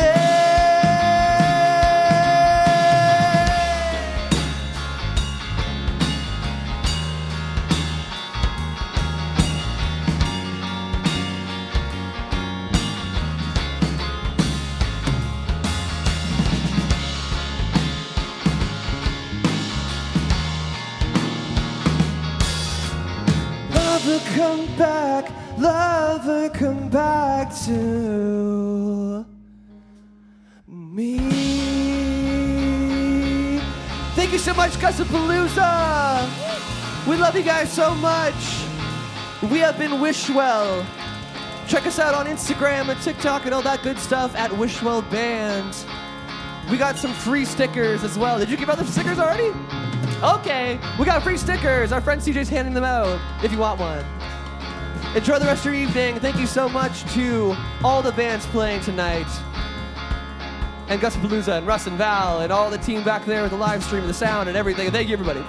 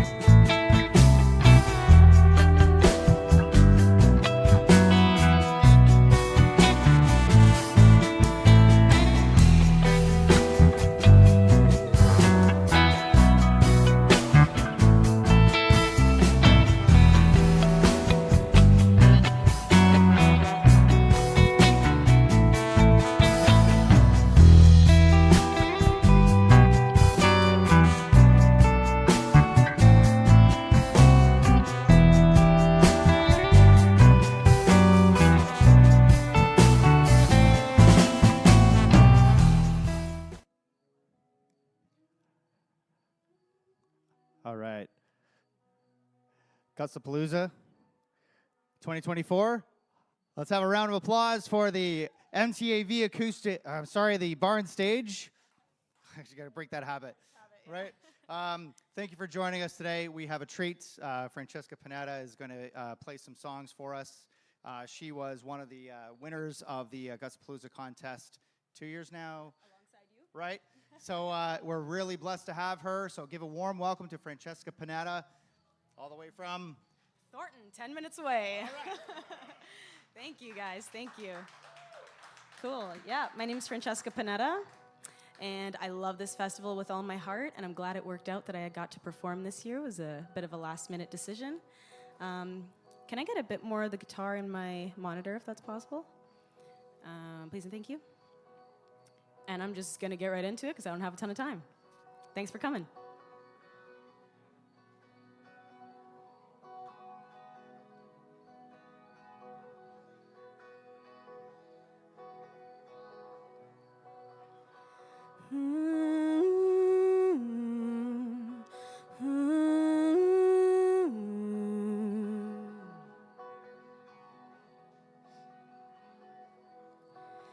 My mind's a little weary, and sometimes it can be scary. It's always thinking what comes next. By this time next December, I'll probably forget to remember about the words that he once said. Darling, now that we are young, I think it's time to have some fun. Oh, baby, just forget about it. You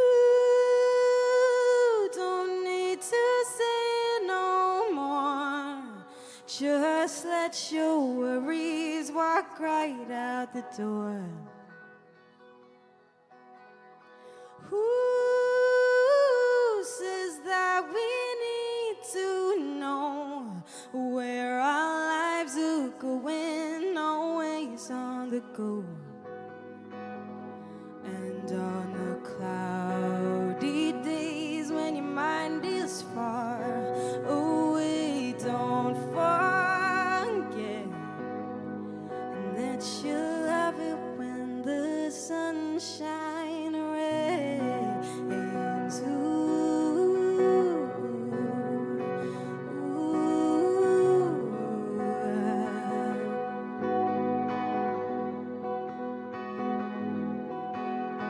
Thunder can be scary if lightning doesn't carry.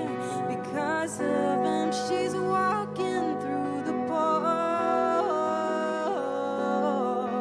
Raindrops on my window, honey, see the wooden wiggle, dancing in the dreams that only we know. Now we're smoking in the car. I hear raindrops through his guitar, and then he turns to me and says, you don't need to say no more. Just let your worries walk right out the door.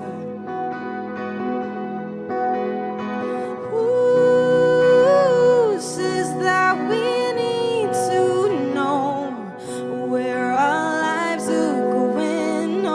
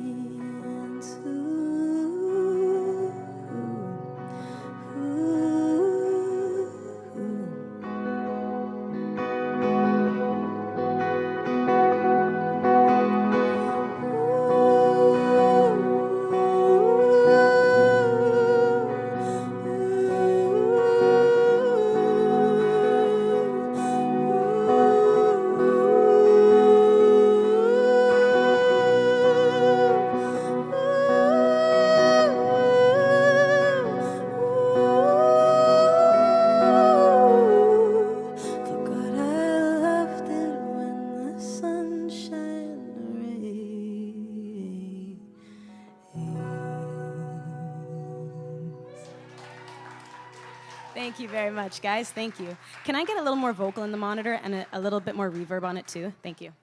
Cool. That was an original. That was the title track of my debut EP that I released a few years ago now.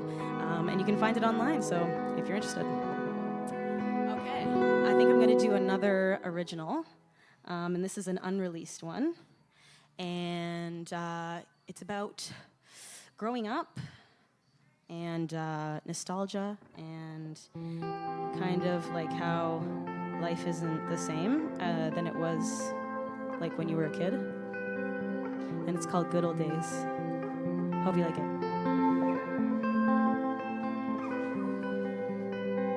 I remember a time when things used to be so simple in my mind, when the only path I had to find was a single fire line. Why?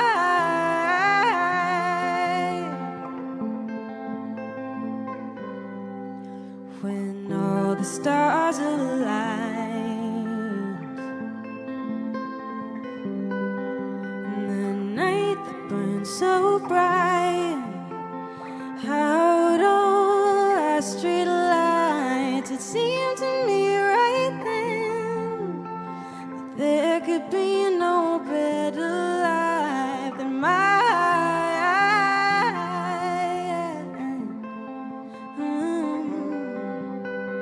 Now my life is strange, now I like the sound of rain.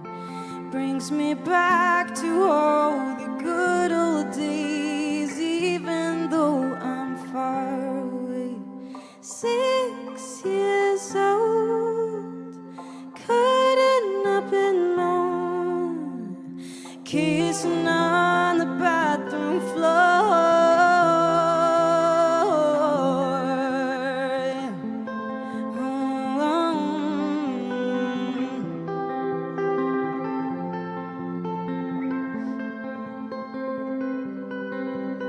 And I remember the feeling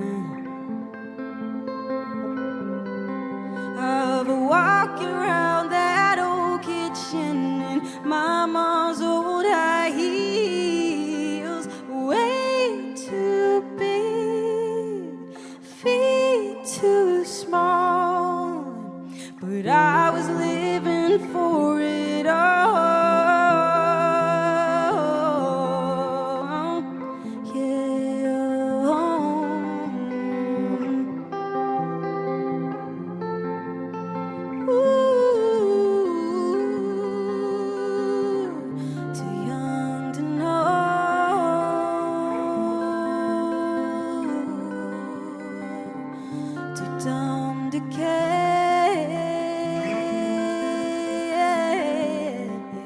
Reminiscing on the time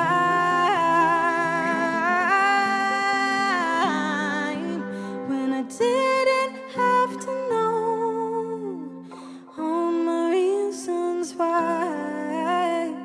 Now my life is strange, now I like the sound of rain. Brings me back to all the good old days, even though I'm far away. 6 years old, frightened by the pain, living for those good old days. Yeah, oh, yeah. Kiss me on the bathroom floor.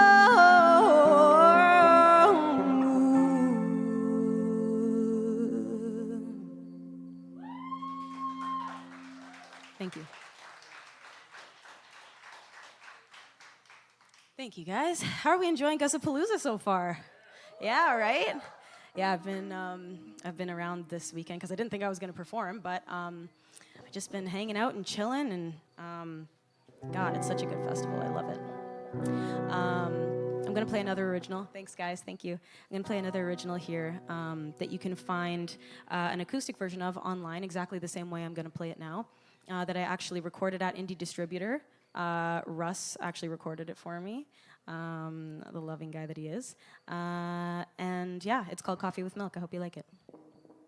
Franchesca Panetta. And if you take any videos today, make sure to tag me at singing.hippie on Instagram, as well as obviously the festival, Gussapolooza. And yeah, here's Coffee with Milk.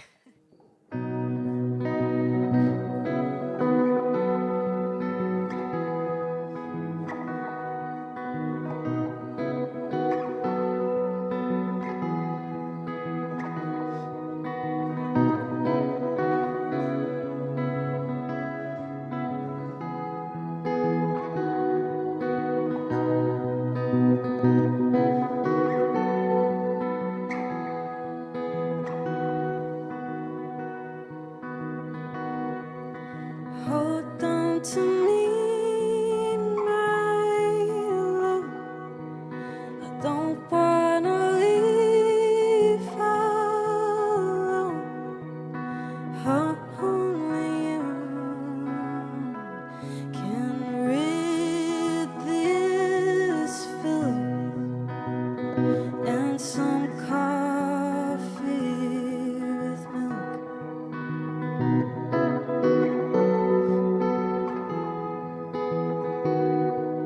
6:48 a.m. You're talking about leaving again. It's not what I want, but it's something I can take. If you must, for goodness sake.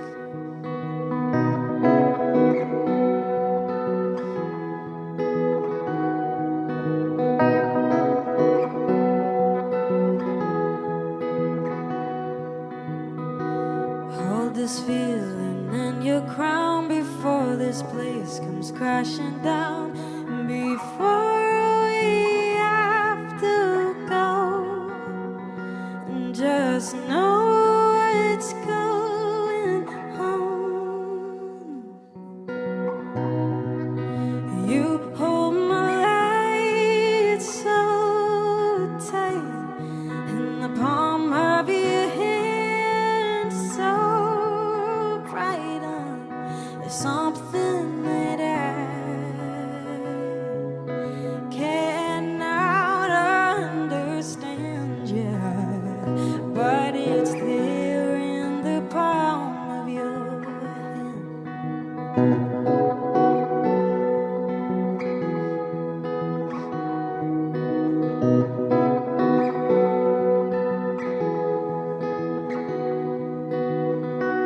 This is the first upon your lies, and I am trying to decide, but I guess we have to leave, as I'm standing in your sheen.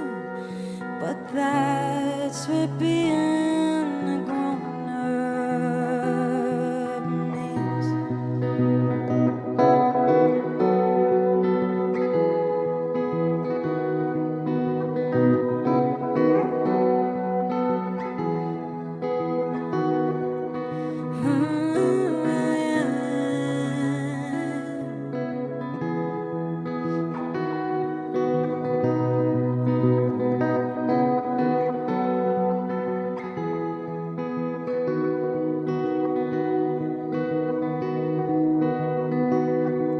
I live for you, I breathe for you. The only thing I'm looking to, this world is only mine, because you are there inside.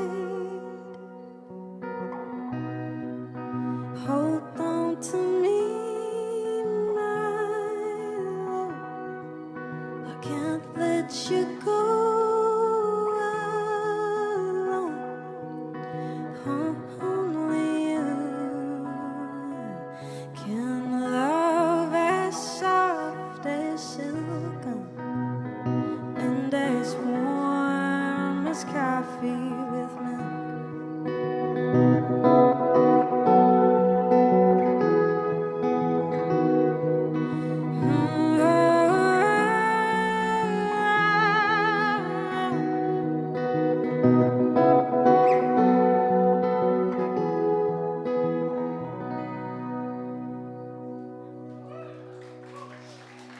Thank you, guys.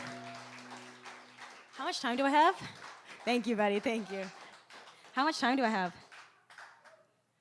Anybody? What time is it? Time for another one? Thank you, man. Thank you. Trying to figure out. Singing.hippie. Thank you so much. Okay, I think I'm going to do a cover. Okay. I think I'm going to do Valerie for anyone that likes Valerie.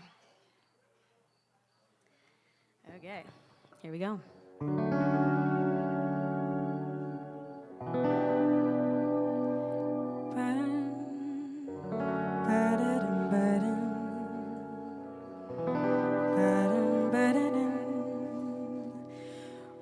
Well, sometimes I think I'm on the wrong fret. Hold on now. Let's start that again.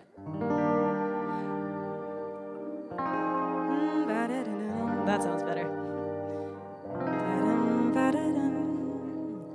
Well, sometimes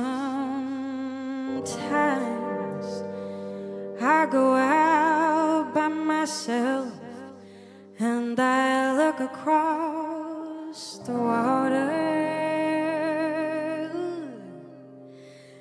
and I think of all the things what you're doing.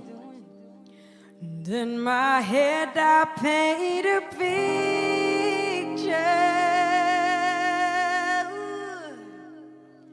'cause since I come on home where my body's been a mess, and I miss your ginger hair and the way you like to dress. Won't you come on over? Stop making a fool out of me. Why don't you come on over, Valerie?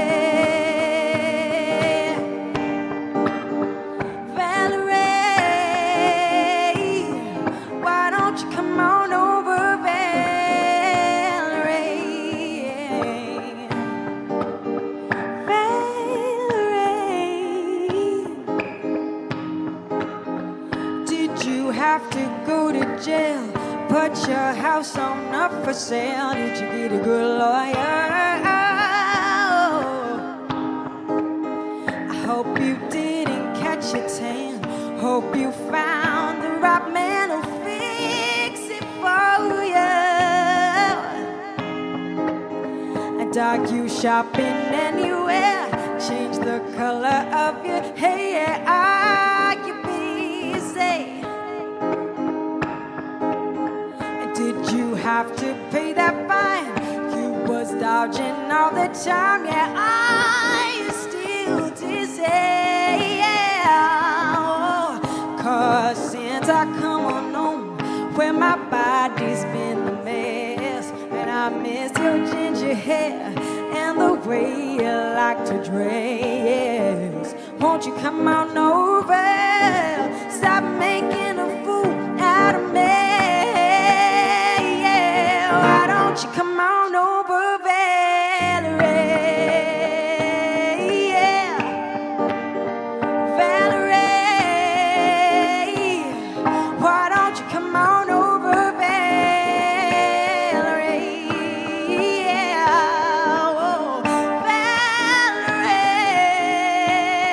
yeah, yeah, yeah. Oh.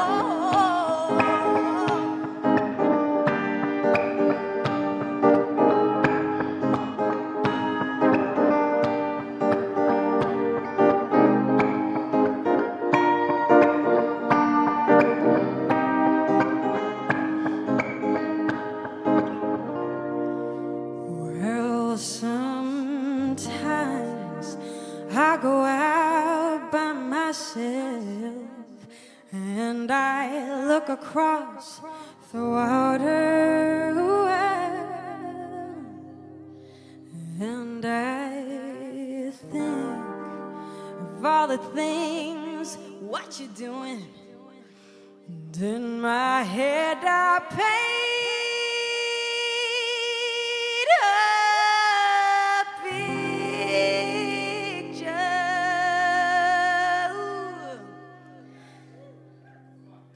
because, thank you.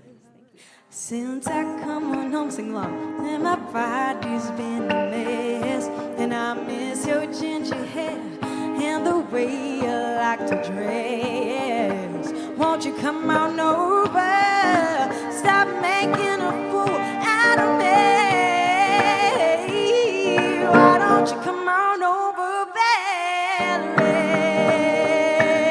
Yeah. Valerie,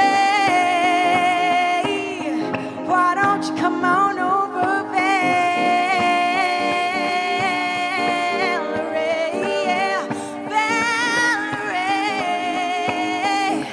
why don't you come on over, Valerie?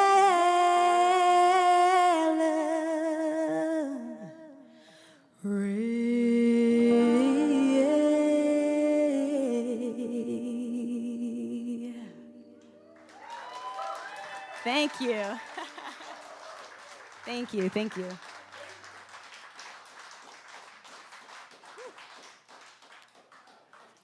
I always work up a sweat with that one. Thank you, guys, thank you. Okay, gonna do another cover here. Oh, shit.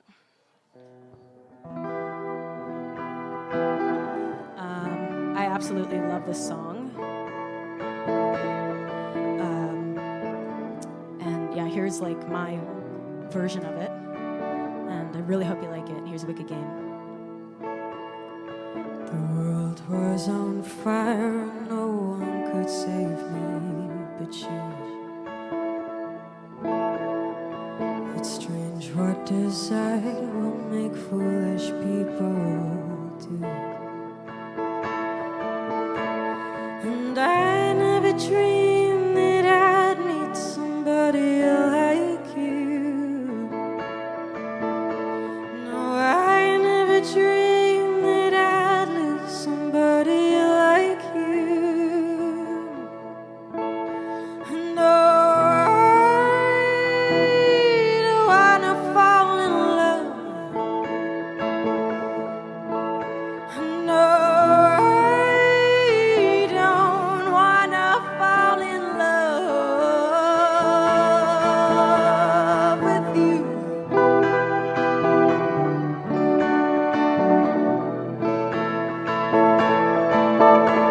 With you.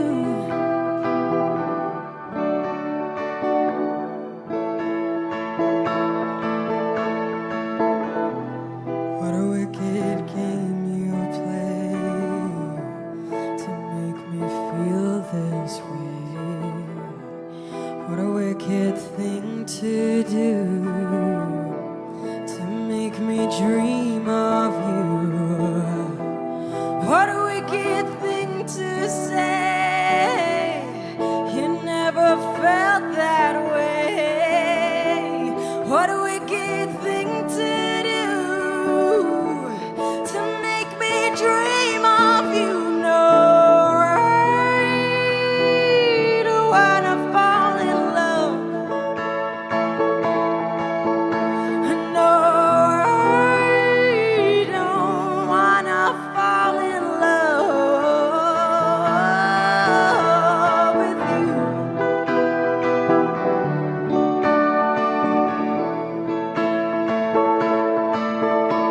With you.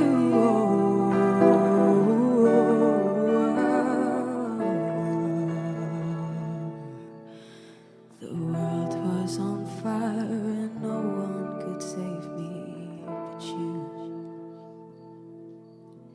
It's strange what desire will make foolish people do. And I never dreamed that I'd love somebody like you. No, I never dreamed that I'd lose somebody like you.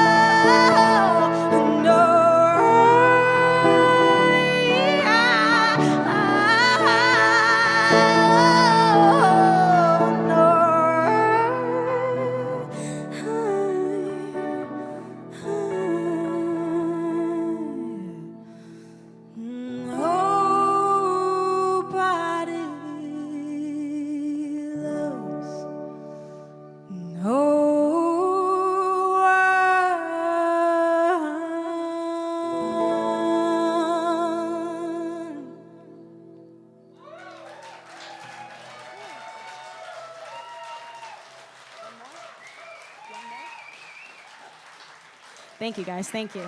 Thank you. Whew. Thank you. Thank you. Thank you. Okay, I think I have time for 2 more. So I'm going to do one more cover, and then I'm going to do another original. Thank you guys so much. We've really filled up the barn. This is cool. Yeah, thank you. Thank you. Thank you. Okay, here's a little Fleetwood Mac.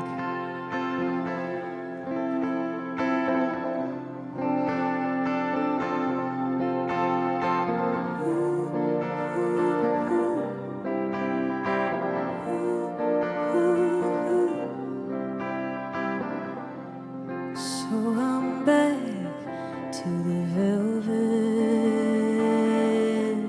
underground, back to the floor that I love, into a room with some lace and paper flowers, back to the gypsy that I was, to the gypsy that I was.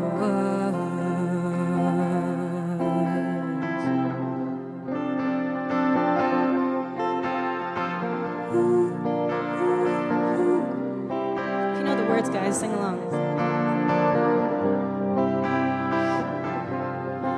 And it all comes down to you. Well, you know that it doesn't. Lightning strikes, maybe once, maybe twice. Oh, and it lights up the night, and you see your gypsy. Oh, you see your gypsy.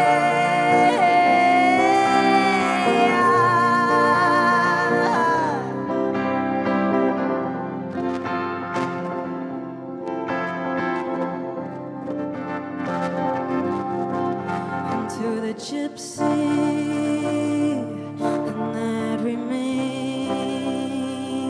and faces freedom with a little fear. I have no fear, I have only love. And if I was a child, and the child was enough only to love, enough to love.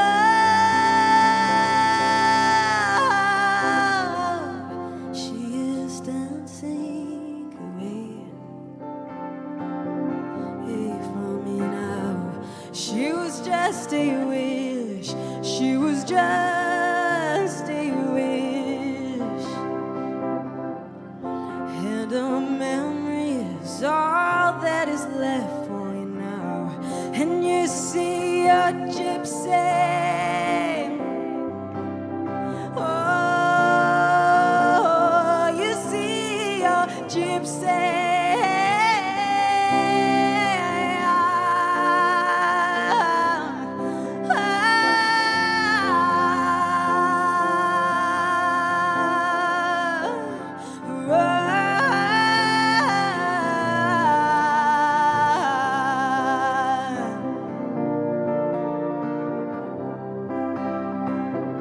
Lightning strikes, maybe once, maybe twice,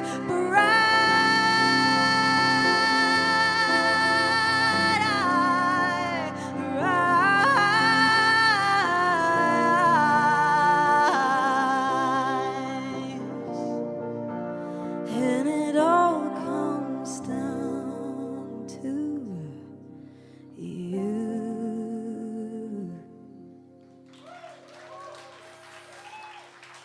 Thank you. Thank you. Thank you. Thank you. And that's really true. It does all come down to you. Okay, last song. Thank you guys so much for filling up the barn. This is so cool. Thank you guys for listening and being like interactive. That's amazing. yeah, big shout out to Gussapolooza, big shout out to Russ and Val, big shout out to the sound people over here. Thank you guys for doing what you do. Yeah, once again, my name is Franchesca Panetta, and yeah, you can find me online. What was that? Fucking thank you, my guy. Thank you. Okay, cool. Yeah, and I'm going to end off here with an original, like I said. It's unreleased, but it will be released soon, sometime in the future. And it's called Le Soleil et la Lune, and it's going to be my next single. And thank you guys again. Can I get a little more of the guitar on the monitor? It kind of like quieted down.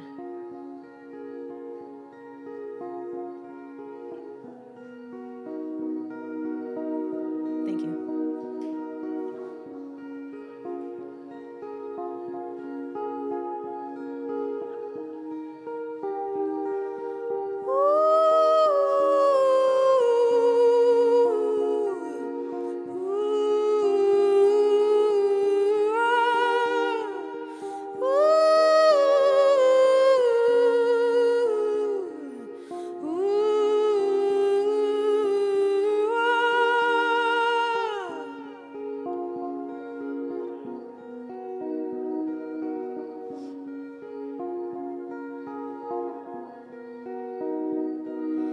Outer space is dying. Soon we'll be there too. But I feel like flying up against the moon. And all the stars are shining, but I cannot reach you. Still can't sing that song that I wrote for you. Stuck wondering when I will I feel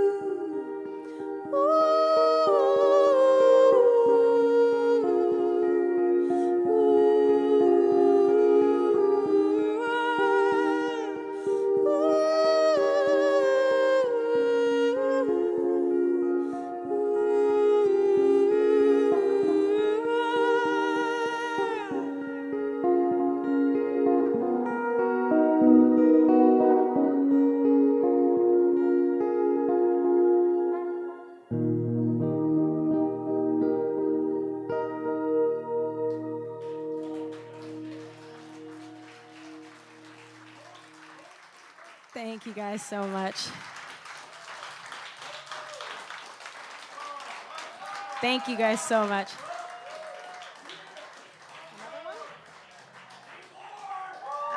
Okay. Shit. Okay, I haven't played this one in a long time, so we'll see how it goes.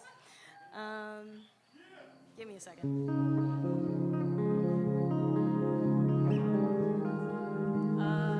Yeah, okay, we'll see how it goes. It's called, actually, this is very fitting because this is how I ended my set last year on the main stage. When my band and I also didn't plan an encore, so I just decided to do this one myself. So I literally don't think I've performed it since last year at Gussapolooza. So here we go. It's called Authentic Living, and that's pretty much what it's about.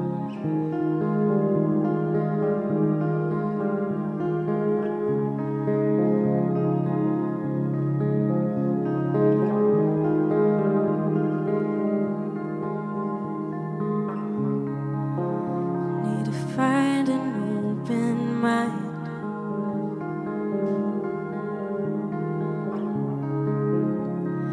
One that matches mine.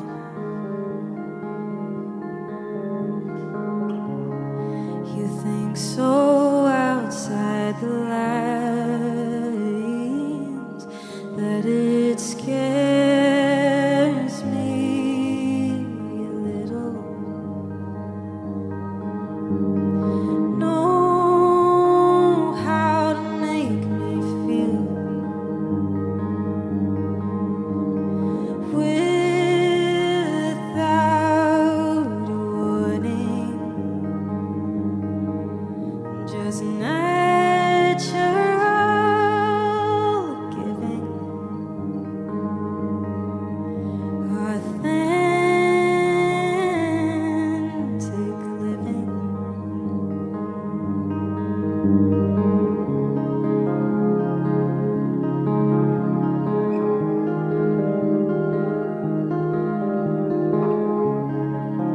I wonder how you feel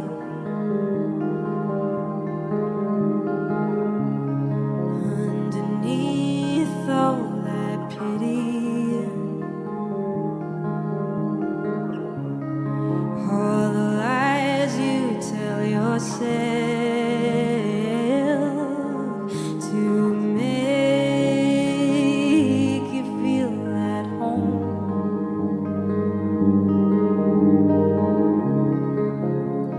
Comfort is a trap.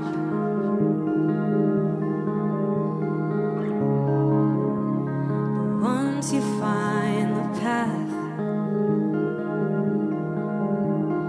there is no turning back to how you made me feel.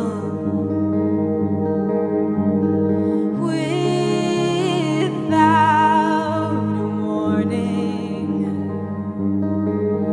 just natural giving, authentic living. Do what you want, but keep it within the lines of font. Symmetry is life at best. The killer is the loneliness. Did you double check what you told her? 'Cause perfection's in the eyes of the beholder.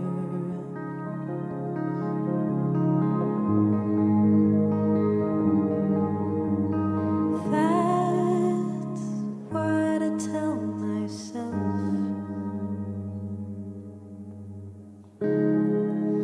And I hope to God I'm right. 'Cause if I'm not, then that means this was all just some fucking lie. And I think that would keep me up at night.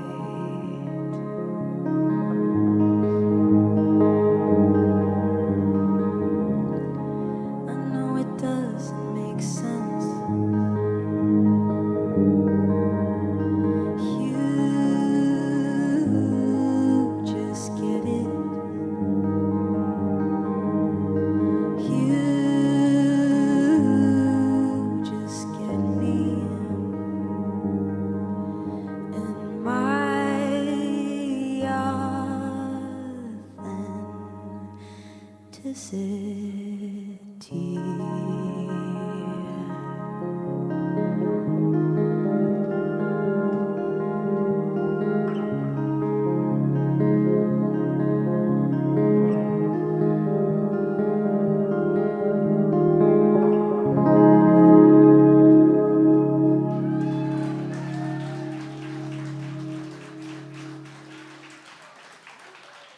Thank you guys so much.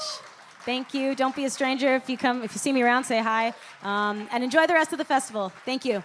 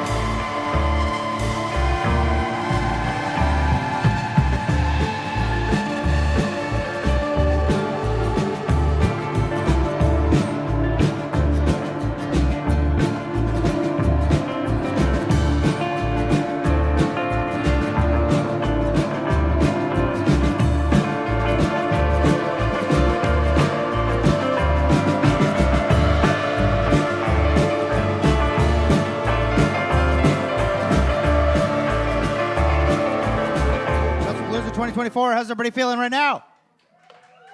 Yes, thanks for sticking it out at the MTAV Barn.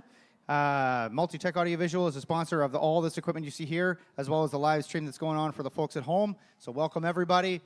Next up, we've got Tyler Lorette, who is he's a multi-instrumentalist, singer, songwriter, producer. He's got a ton of new music coming out in the new year, so make sure to follow all their socials and give a really warm Gussapolooza welcome to Tyler Lorette.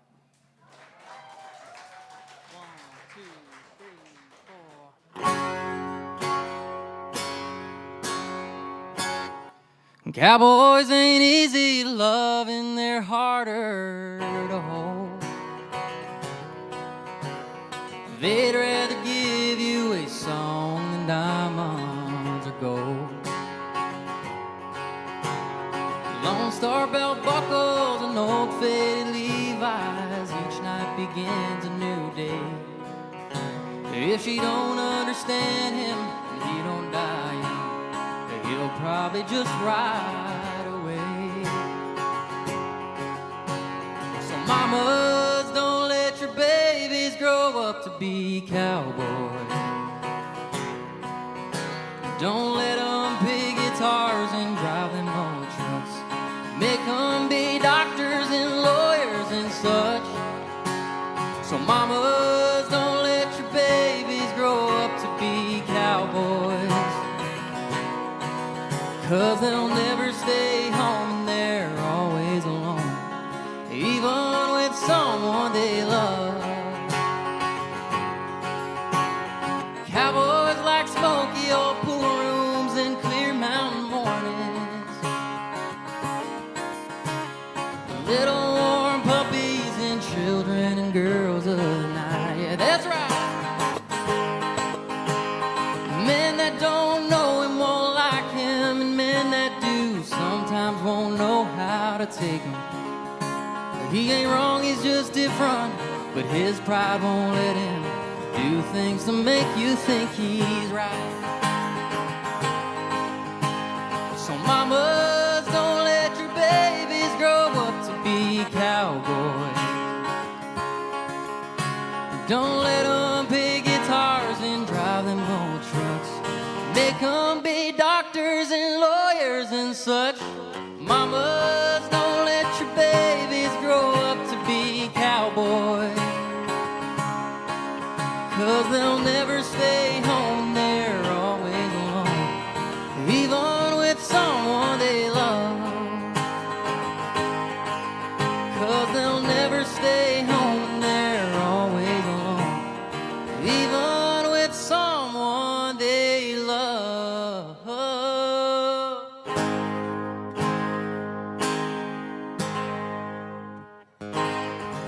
Thank y'all so much.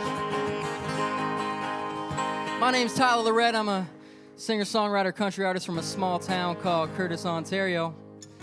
Super blessed to be here. Thanks so much to Gussapolooza for having us out, and I hope y'all are having a fantastic time.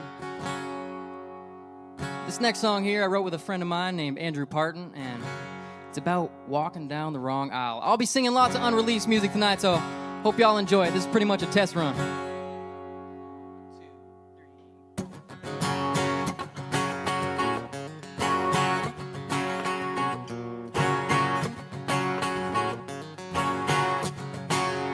Well, she picked out a 3-tier cake, 4 pink dresses for the bridesmaids. That long silk gown would have stole my breath, a little more with every step. And her outdoor service at her grandpa's farm, 5-star honeymoon in the DR. That's where I should be at right about now, not this liquor store downtown.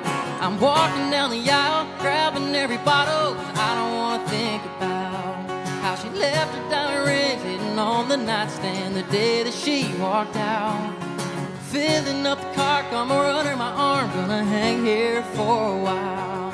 'Cause she ain't walking down. Walking down the aisle, walking down the aisle, walking down the aisle now. Took a red wine tour in the countryside, from aisle 1 to aisle 5. Found free samples of Highland Park. Guess I got my open bar. I'm walking down the aisle, grabbing every bottle, 'cause I don't wanna think left her diamond rings hidden on the nightstand the day that she walked out. Filling up the car, come run her my arm, gonna hang here for a while.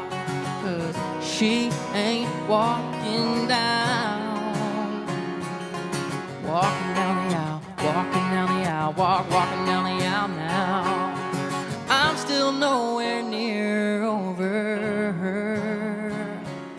So I'll try 80 proofs and one of them's bound to work. Walking down the aisle, grabbing every bottle, 'cause I don't wanna think about how she left her diamond rings sitting on the nightstand the day that she walked out.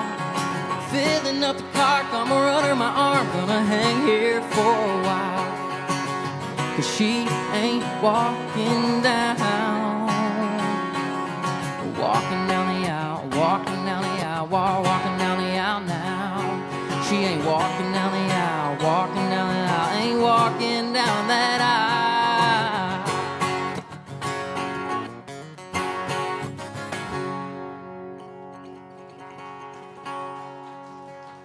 Thank y'all so much.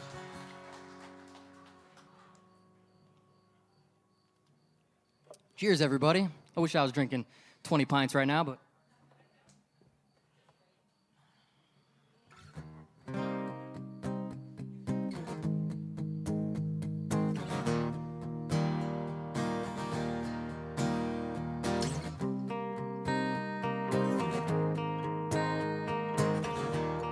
This song right here is out on all streaming platforms. If y'all want to check it out, you just got to type in my name, Tyler Lorette, TYLERLORETTE. Put .com at the end. You can find all my socials there. This one is about being in love with a close friend of yours, but you're just so afraid to tell her. You don't want to wreck that beautiful friendship y'all have, and no matter where you are or no matter where you at, you see her everywhere. This one's called In the Dark. She looked like trouble with that messy bun in her hair. She smiled at me like you do, it made me stop stare. Tailgating like it's a patio, sipping on twisted tea. She got that special glow, some would say she's right for me. She said, hey, ain't it chilly tonight? But I'm still fired up by the way you look lit up on Broadway Strip. Pretending my heart is open, pretend the lock ain't broken, but there should be, but no vacancy sign. She's trying to pull me closer, I got you on my mind, searching for a heartbeat she never gonna find. I'll let her feel it pounding, she'll never get inside, 'cause I may be just there with her in his Chevy light. So, but I'd rather be just you and me, lost in the dark tonight. Oh, drain all the batteries until we be in the dark tonight.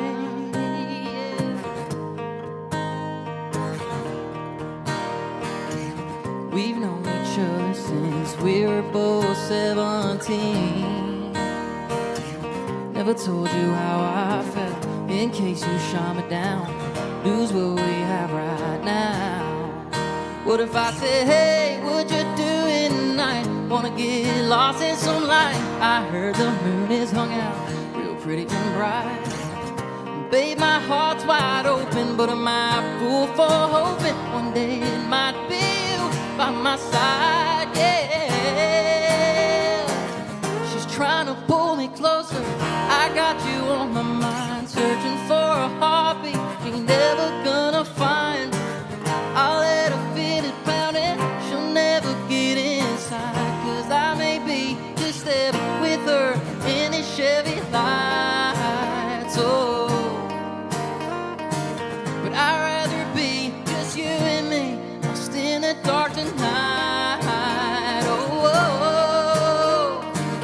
Drain all the batteries until we be in the dark tonight. Yeah.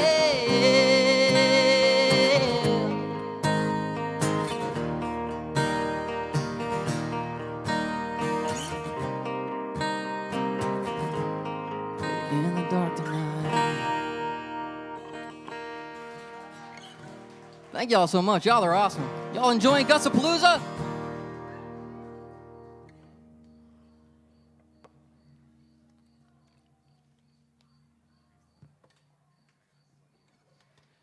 right, I'm just gonna do a quick solo song here.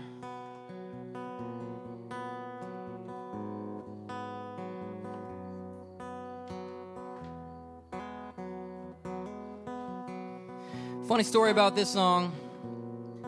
It was writ over a complete text message, and me and my co-writer were just texting back and forth, and this song just pretty much came out of nowhere. A week later, we met up and we demoed it. The song's not out yet, but it'll be coming out in the new year. I got an EP coming out in the new year, so stay tuned for that. Once again, my name is Tyler Lorette. Thank y'all. It's called One More Second.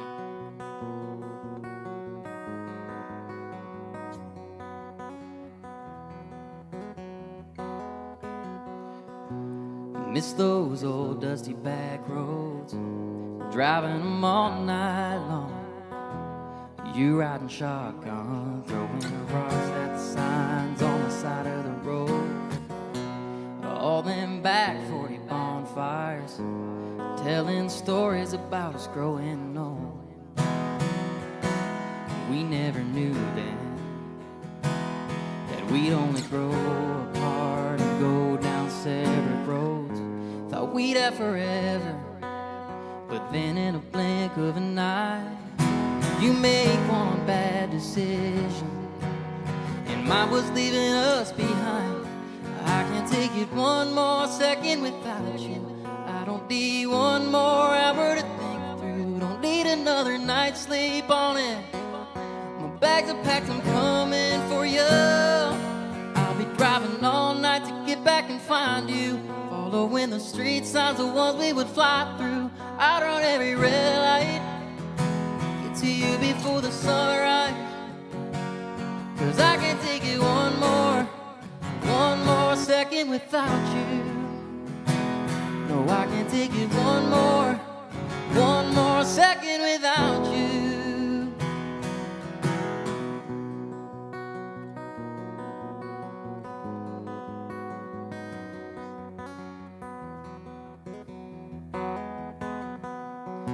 It's only been a week again now, and we've been talking all night long about how you're ready for everything. I couldn't help overthinking you. You never knew I had that ring. I can't take it one more second without you. I don't need one more hour to think through. Don't need another night's sleep on it. My bags are packed, I'm coming for you. I'll be driving all night to get back and find you. Following the street signs, the ones we would fly through. I'd run every red light, get to you before the sunrise. 'Cause I can't take it one more second without you. No, I can't take it one more second without you. Yeah, I can't take it one more second without you.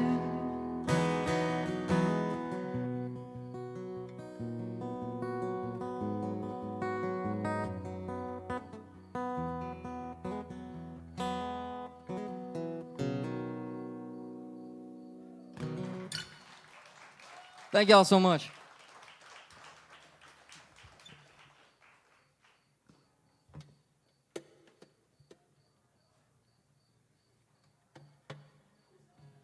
Happy the nice weather came back.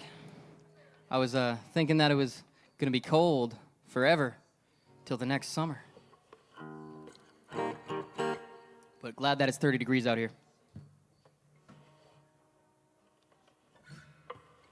This next song right here is another unreleased tune. Lots of these songs I'm singing once again are unreleased tonight, but I'm super pumped to do it. And this one's about realizing that it's time to stop wallowing away in self-pity. This one's called You Won't Find Me.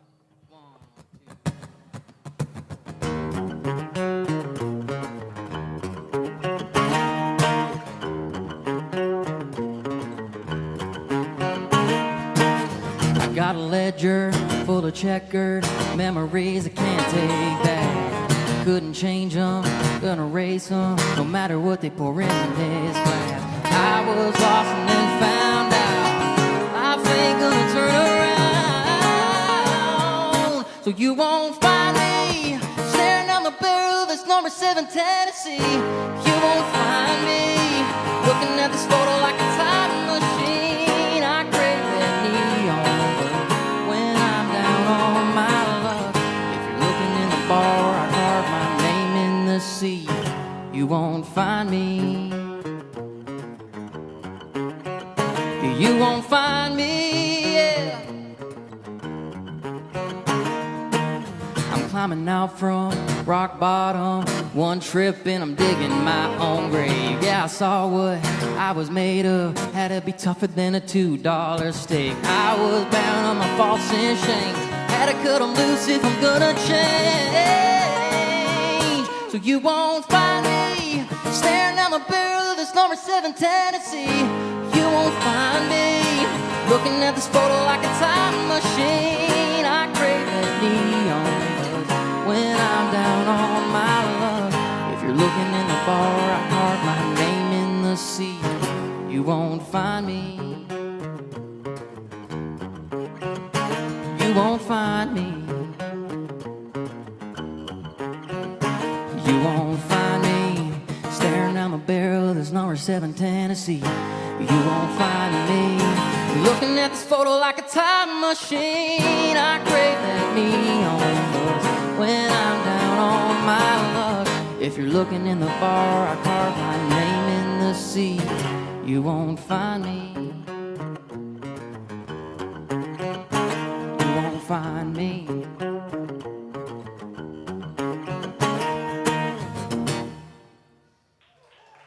Thank y'all so much. A lot of this music will be coming out in the new year, so I'm super pumped about that one. Can't wait to get it out for everybody to listen to. Just gonna hit a quick tune here.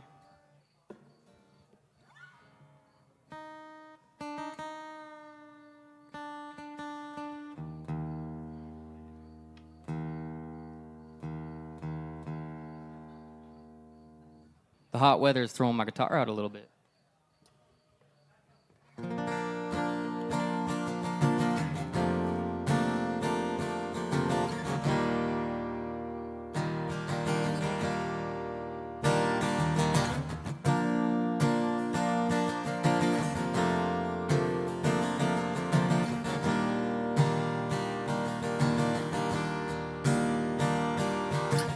I feel like we all have that special person in our lives, and sometimes it gets a little bit tough. And even if it gets tough, you got to keep pushing through it. This one's about letting that person go, and you quickly realize you made a damn good mistake. It's called Only One.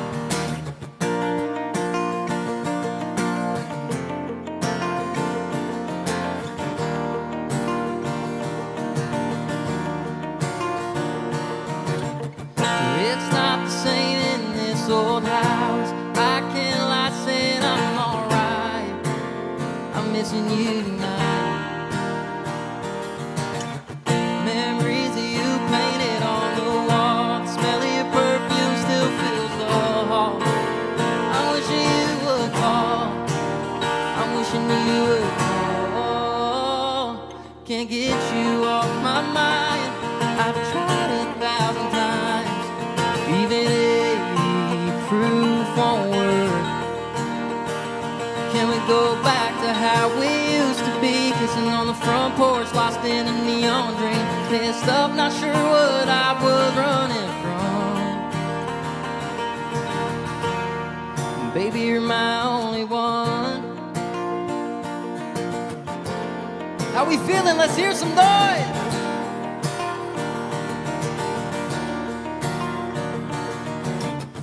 You bring out the best version of me when life seems too much, I could barely breathe.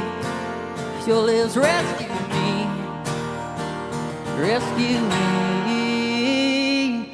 Can't get you off my mind. I've tried 1,000 times, even 80 to how we used to be, kissing on the front porch, lost in a neon dream. Messed up, not sure what I was running from. Baby, you're my only one.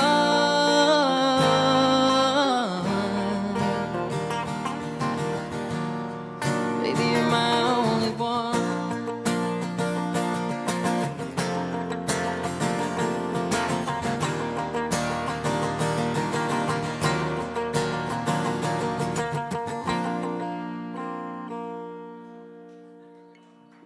Thank y'all so much.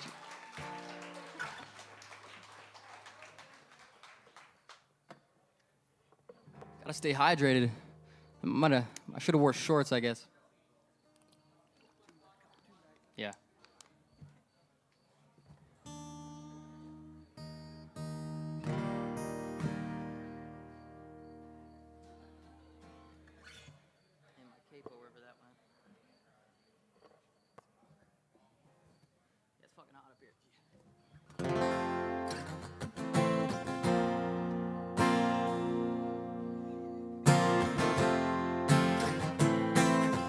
This song right here just came out August 1st on all streaming platforms.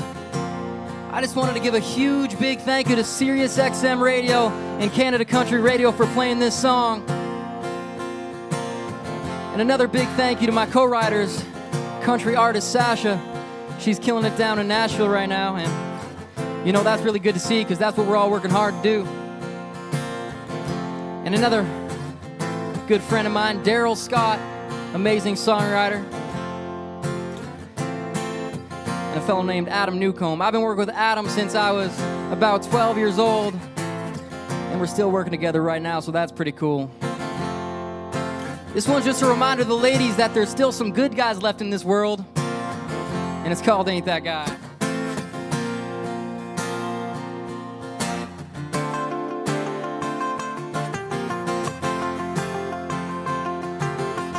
That guy's the kind that comes home at 3 a.m.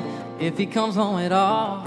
And that guy's too busy hanging with his friends, and he can't even call. Yeah, you sure can tell a lie. He's the runaround kind, says he's putting you first. You're the last on his mind. Is he even worth those tears that you're crying? If it were up to me and you let me make you mine, then the whole world's to your top of the line. But if you ain't end up being treated right, if what you need is losing sleep and lonely nights, if you get off being left high and dry, that's fine, but I ain't that guy.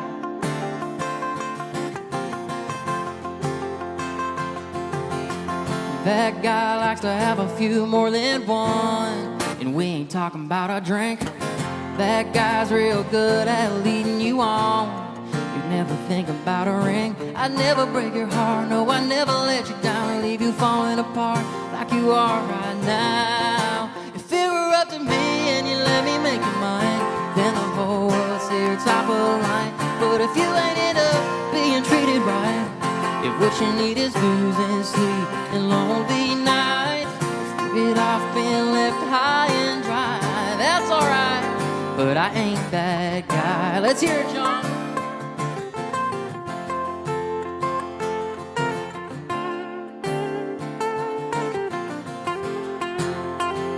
If it were up to me and you let me make you mine, then the whole world was here top of the line. But if you ain't end up being treated right, if what you need is losing sleep and lonely nights, if you get off being left high and dry, that's alright, honey, but I ain't that guy.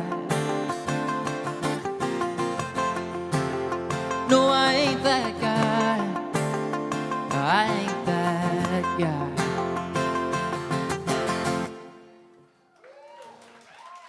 Thank y'all so much. Once again, my name's Tyler Lorette. If you want to check me out on my socials, just got to type in my name, Tyler Lorette, TYLERLORETTE.com.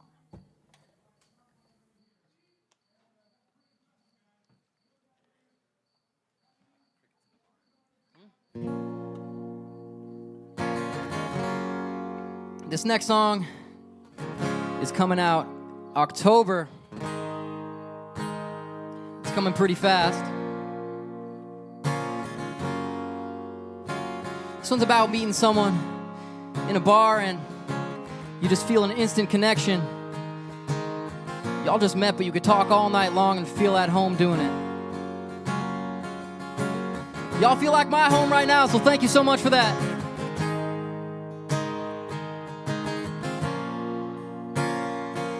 Goes something like this.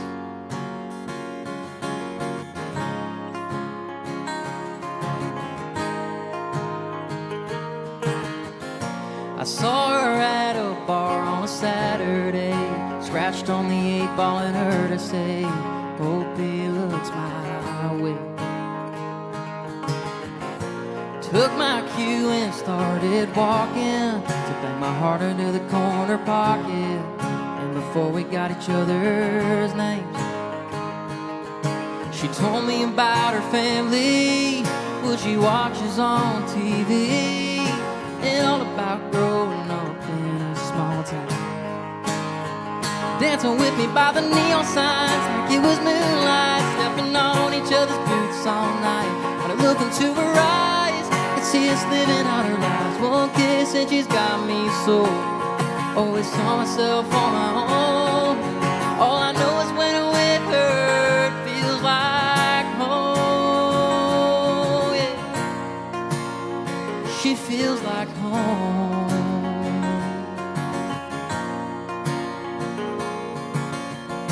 Oh, I traded this high-rise city scene for a country girl with faded jeans. After one I think I found, I'd buy a beat-up Chevrolet, load it down and hit the highway, drive to where you're from and grow into your roots.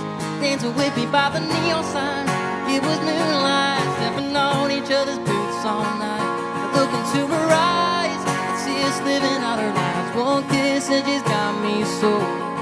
Always saw myself on my own. All I know is when I'm with her, it feels like home. Yeah, she feels like home.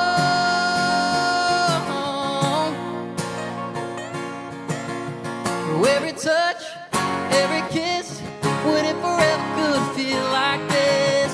Never want it's not to end, get a home by burning to the bitter end. Dancing with me by the neon signs like it was moonlight, stepping on each other's boots all night. Look into her eyes, see us living out her lives. One kiss and she's got me so. Always saw myself on my own. All I know is when I'm with her, it feels like home. Yeah, she feels like home.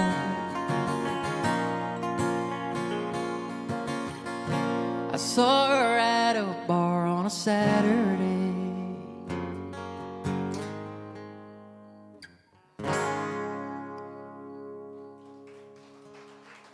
Thank y'all so much.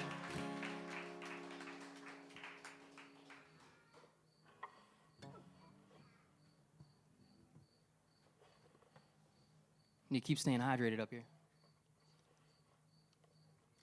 It's pretty hot out wearing jeans and cowboy boots, but it's worth it.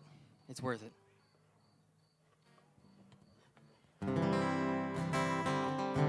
Not sure if we got any Cody Johnson fans up in here, but I'm gonna sing a cover for y'all. This one's called Till You Can. If y'all know it, sing with me.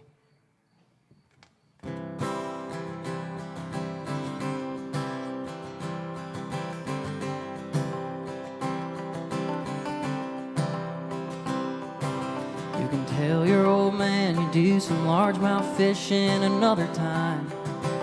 You just got too much on your plate to bait and cast the line. You can always get around shaking his hand till you can.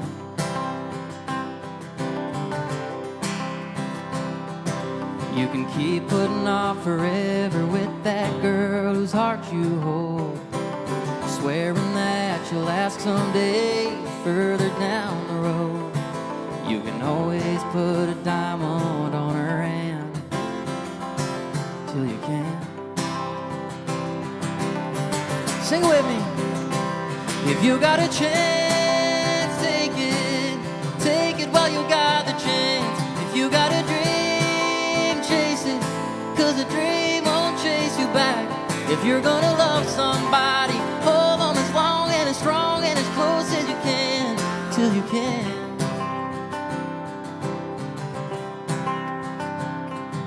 There's a box of greasy parts sitting in the trunk of that 65, still waiting on you and your granddad to bring it back to life. You can always get around fixing up that Pontiac till you can. If you got a chance, take it while you got the chance. If you got a dream, chase it, 'cause a dream won't chase you back. If you're gonna love somebody, hold on as long and as strong and as close as you can, till you can. So take that phone call from your mama and just talk away, 'cause you never know how bad you wanna, till you can't someday. Don't wait on tomorrow, 'cause tomorrow may not show. Say your sorries, your I love yous, and you never know. If you got a chance, take it while you got the chance. If you got a dream, chase it, 'cause a dream won't chase you back. If you're gonna love somebody, hold on as long and as strong and as close as you can, till you can. If you got a chance, take it while you got the chance. If you got a dream, chase it, 'cause a dream won't chase you back. If you're gonna love somebody, hold on as long and as strong and as close as you can, till you can. Till you can.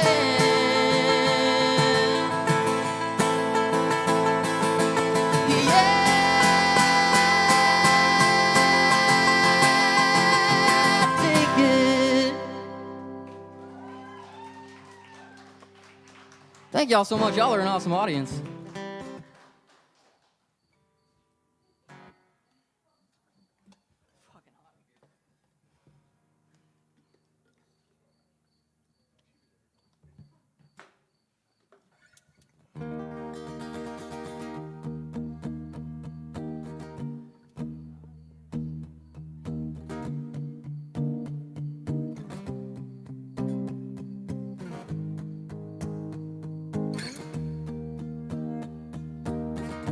The song right here is out on all streaming platforms as well. If y'all want to check it out, that would mean the world.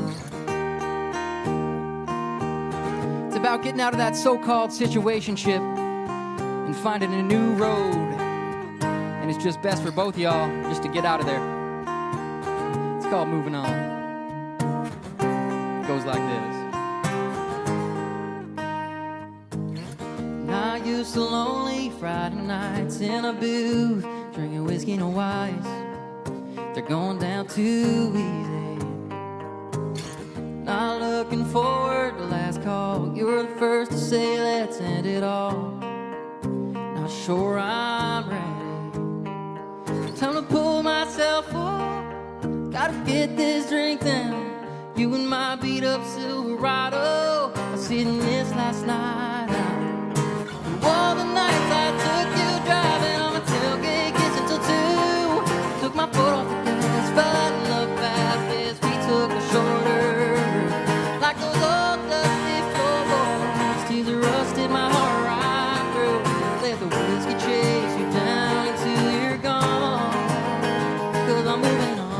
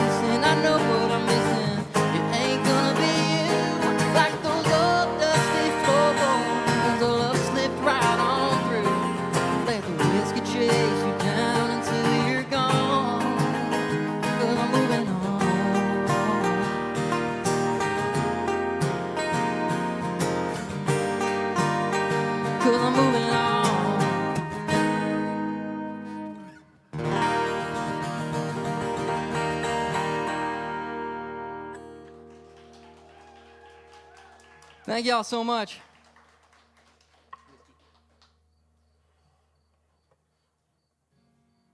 Got one more tune for y'all.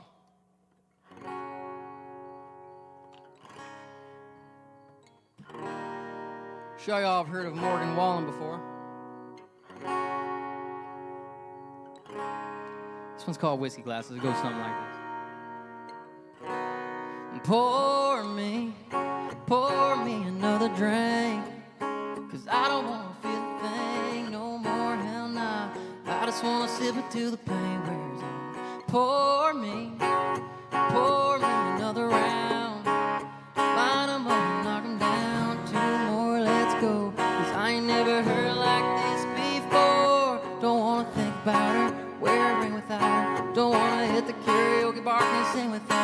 So make them drink strong, 'cause brother, she's gone. And if I'm gonna ever move on, I'ma need some whiskey glasses, 'cause I don't wanna see the truth. She's probably making out on the couch right now with someone else. Yeah, I'ma need some whiskey glasses if I'm gonna make it through. If I'm a bass hill, I'ma need a double shot of that heartbreak crew. See the world through whiskey glasses. See the world through whiskey glasses, yeah. Last call, I swear this will be my last call. No, I ain't drunk, darling, no more at 3 a.m.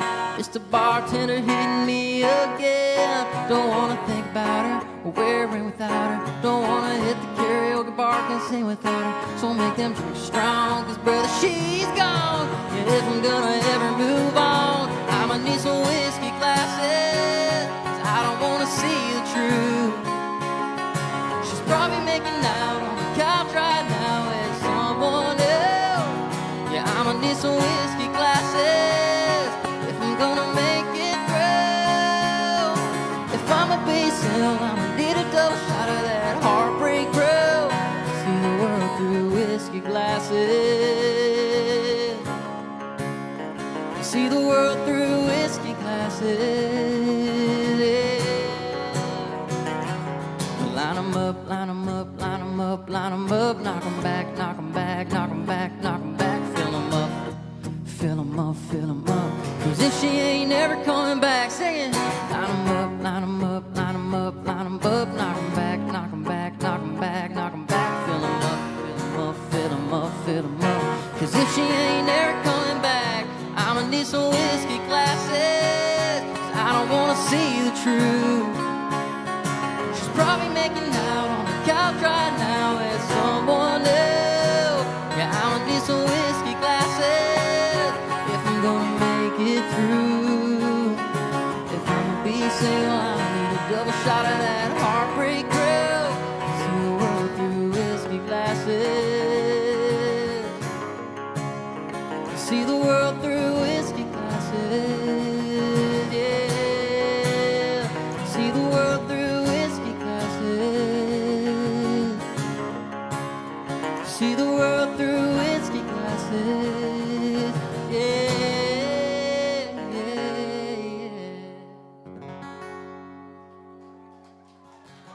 Thank y'all so much. Once again, my name's Tyler Lorette, and I hope you enjoy the rest of Gussapolooza.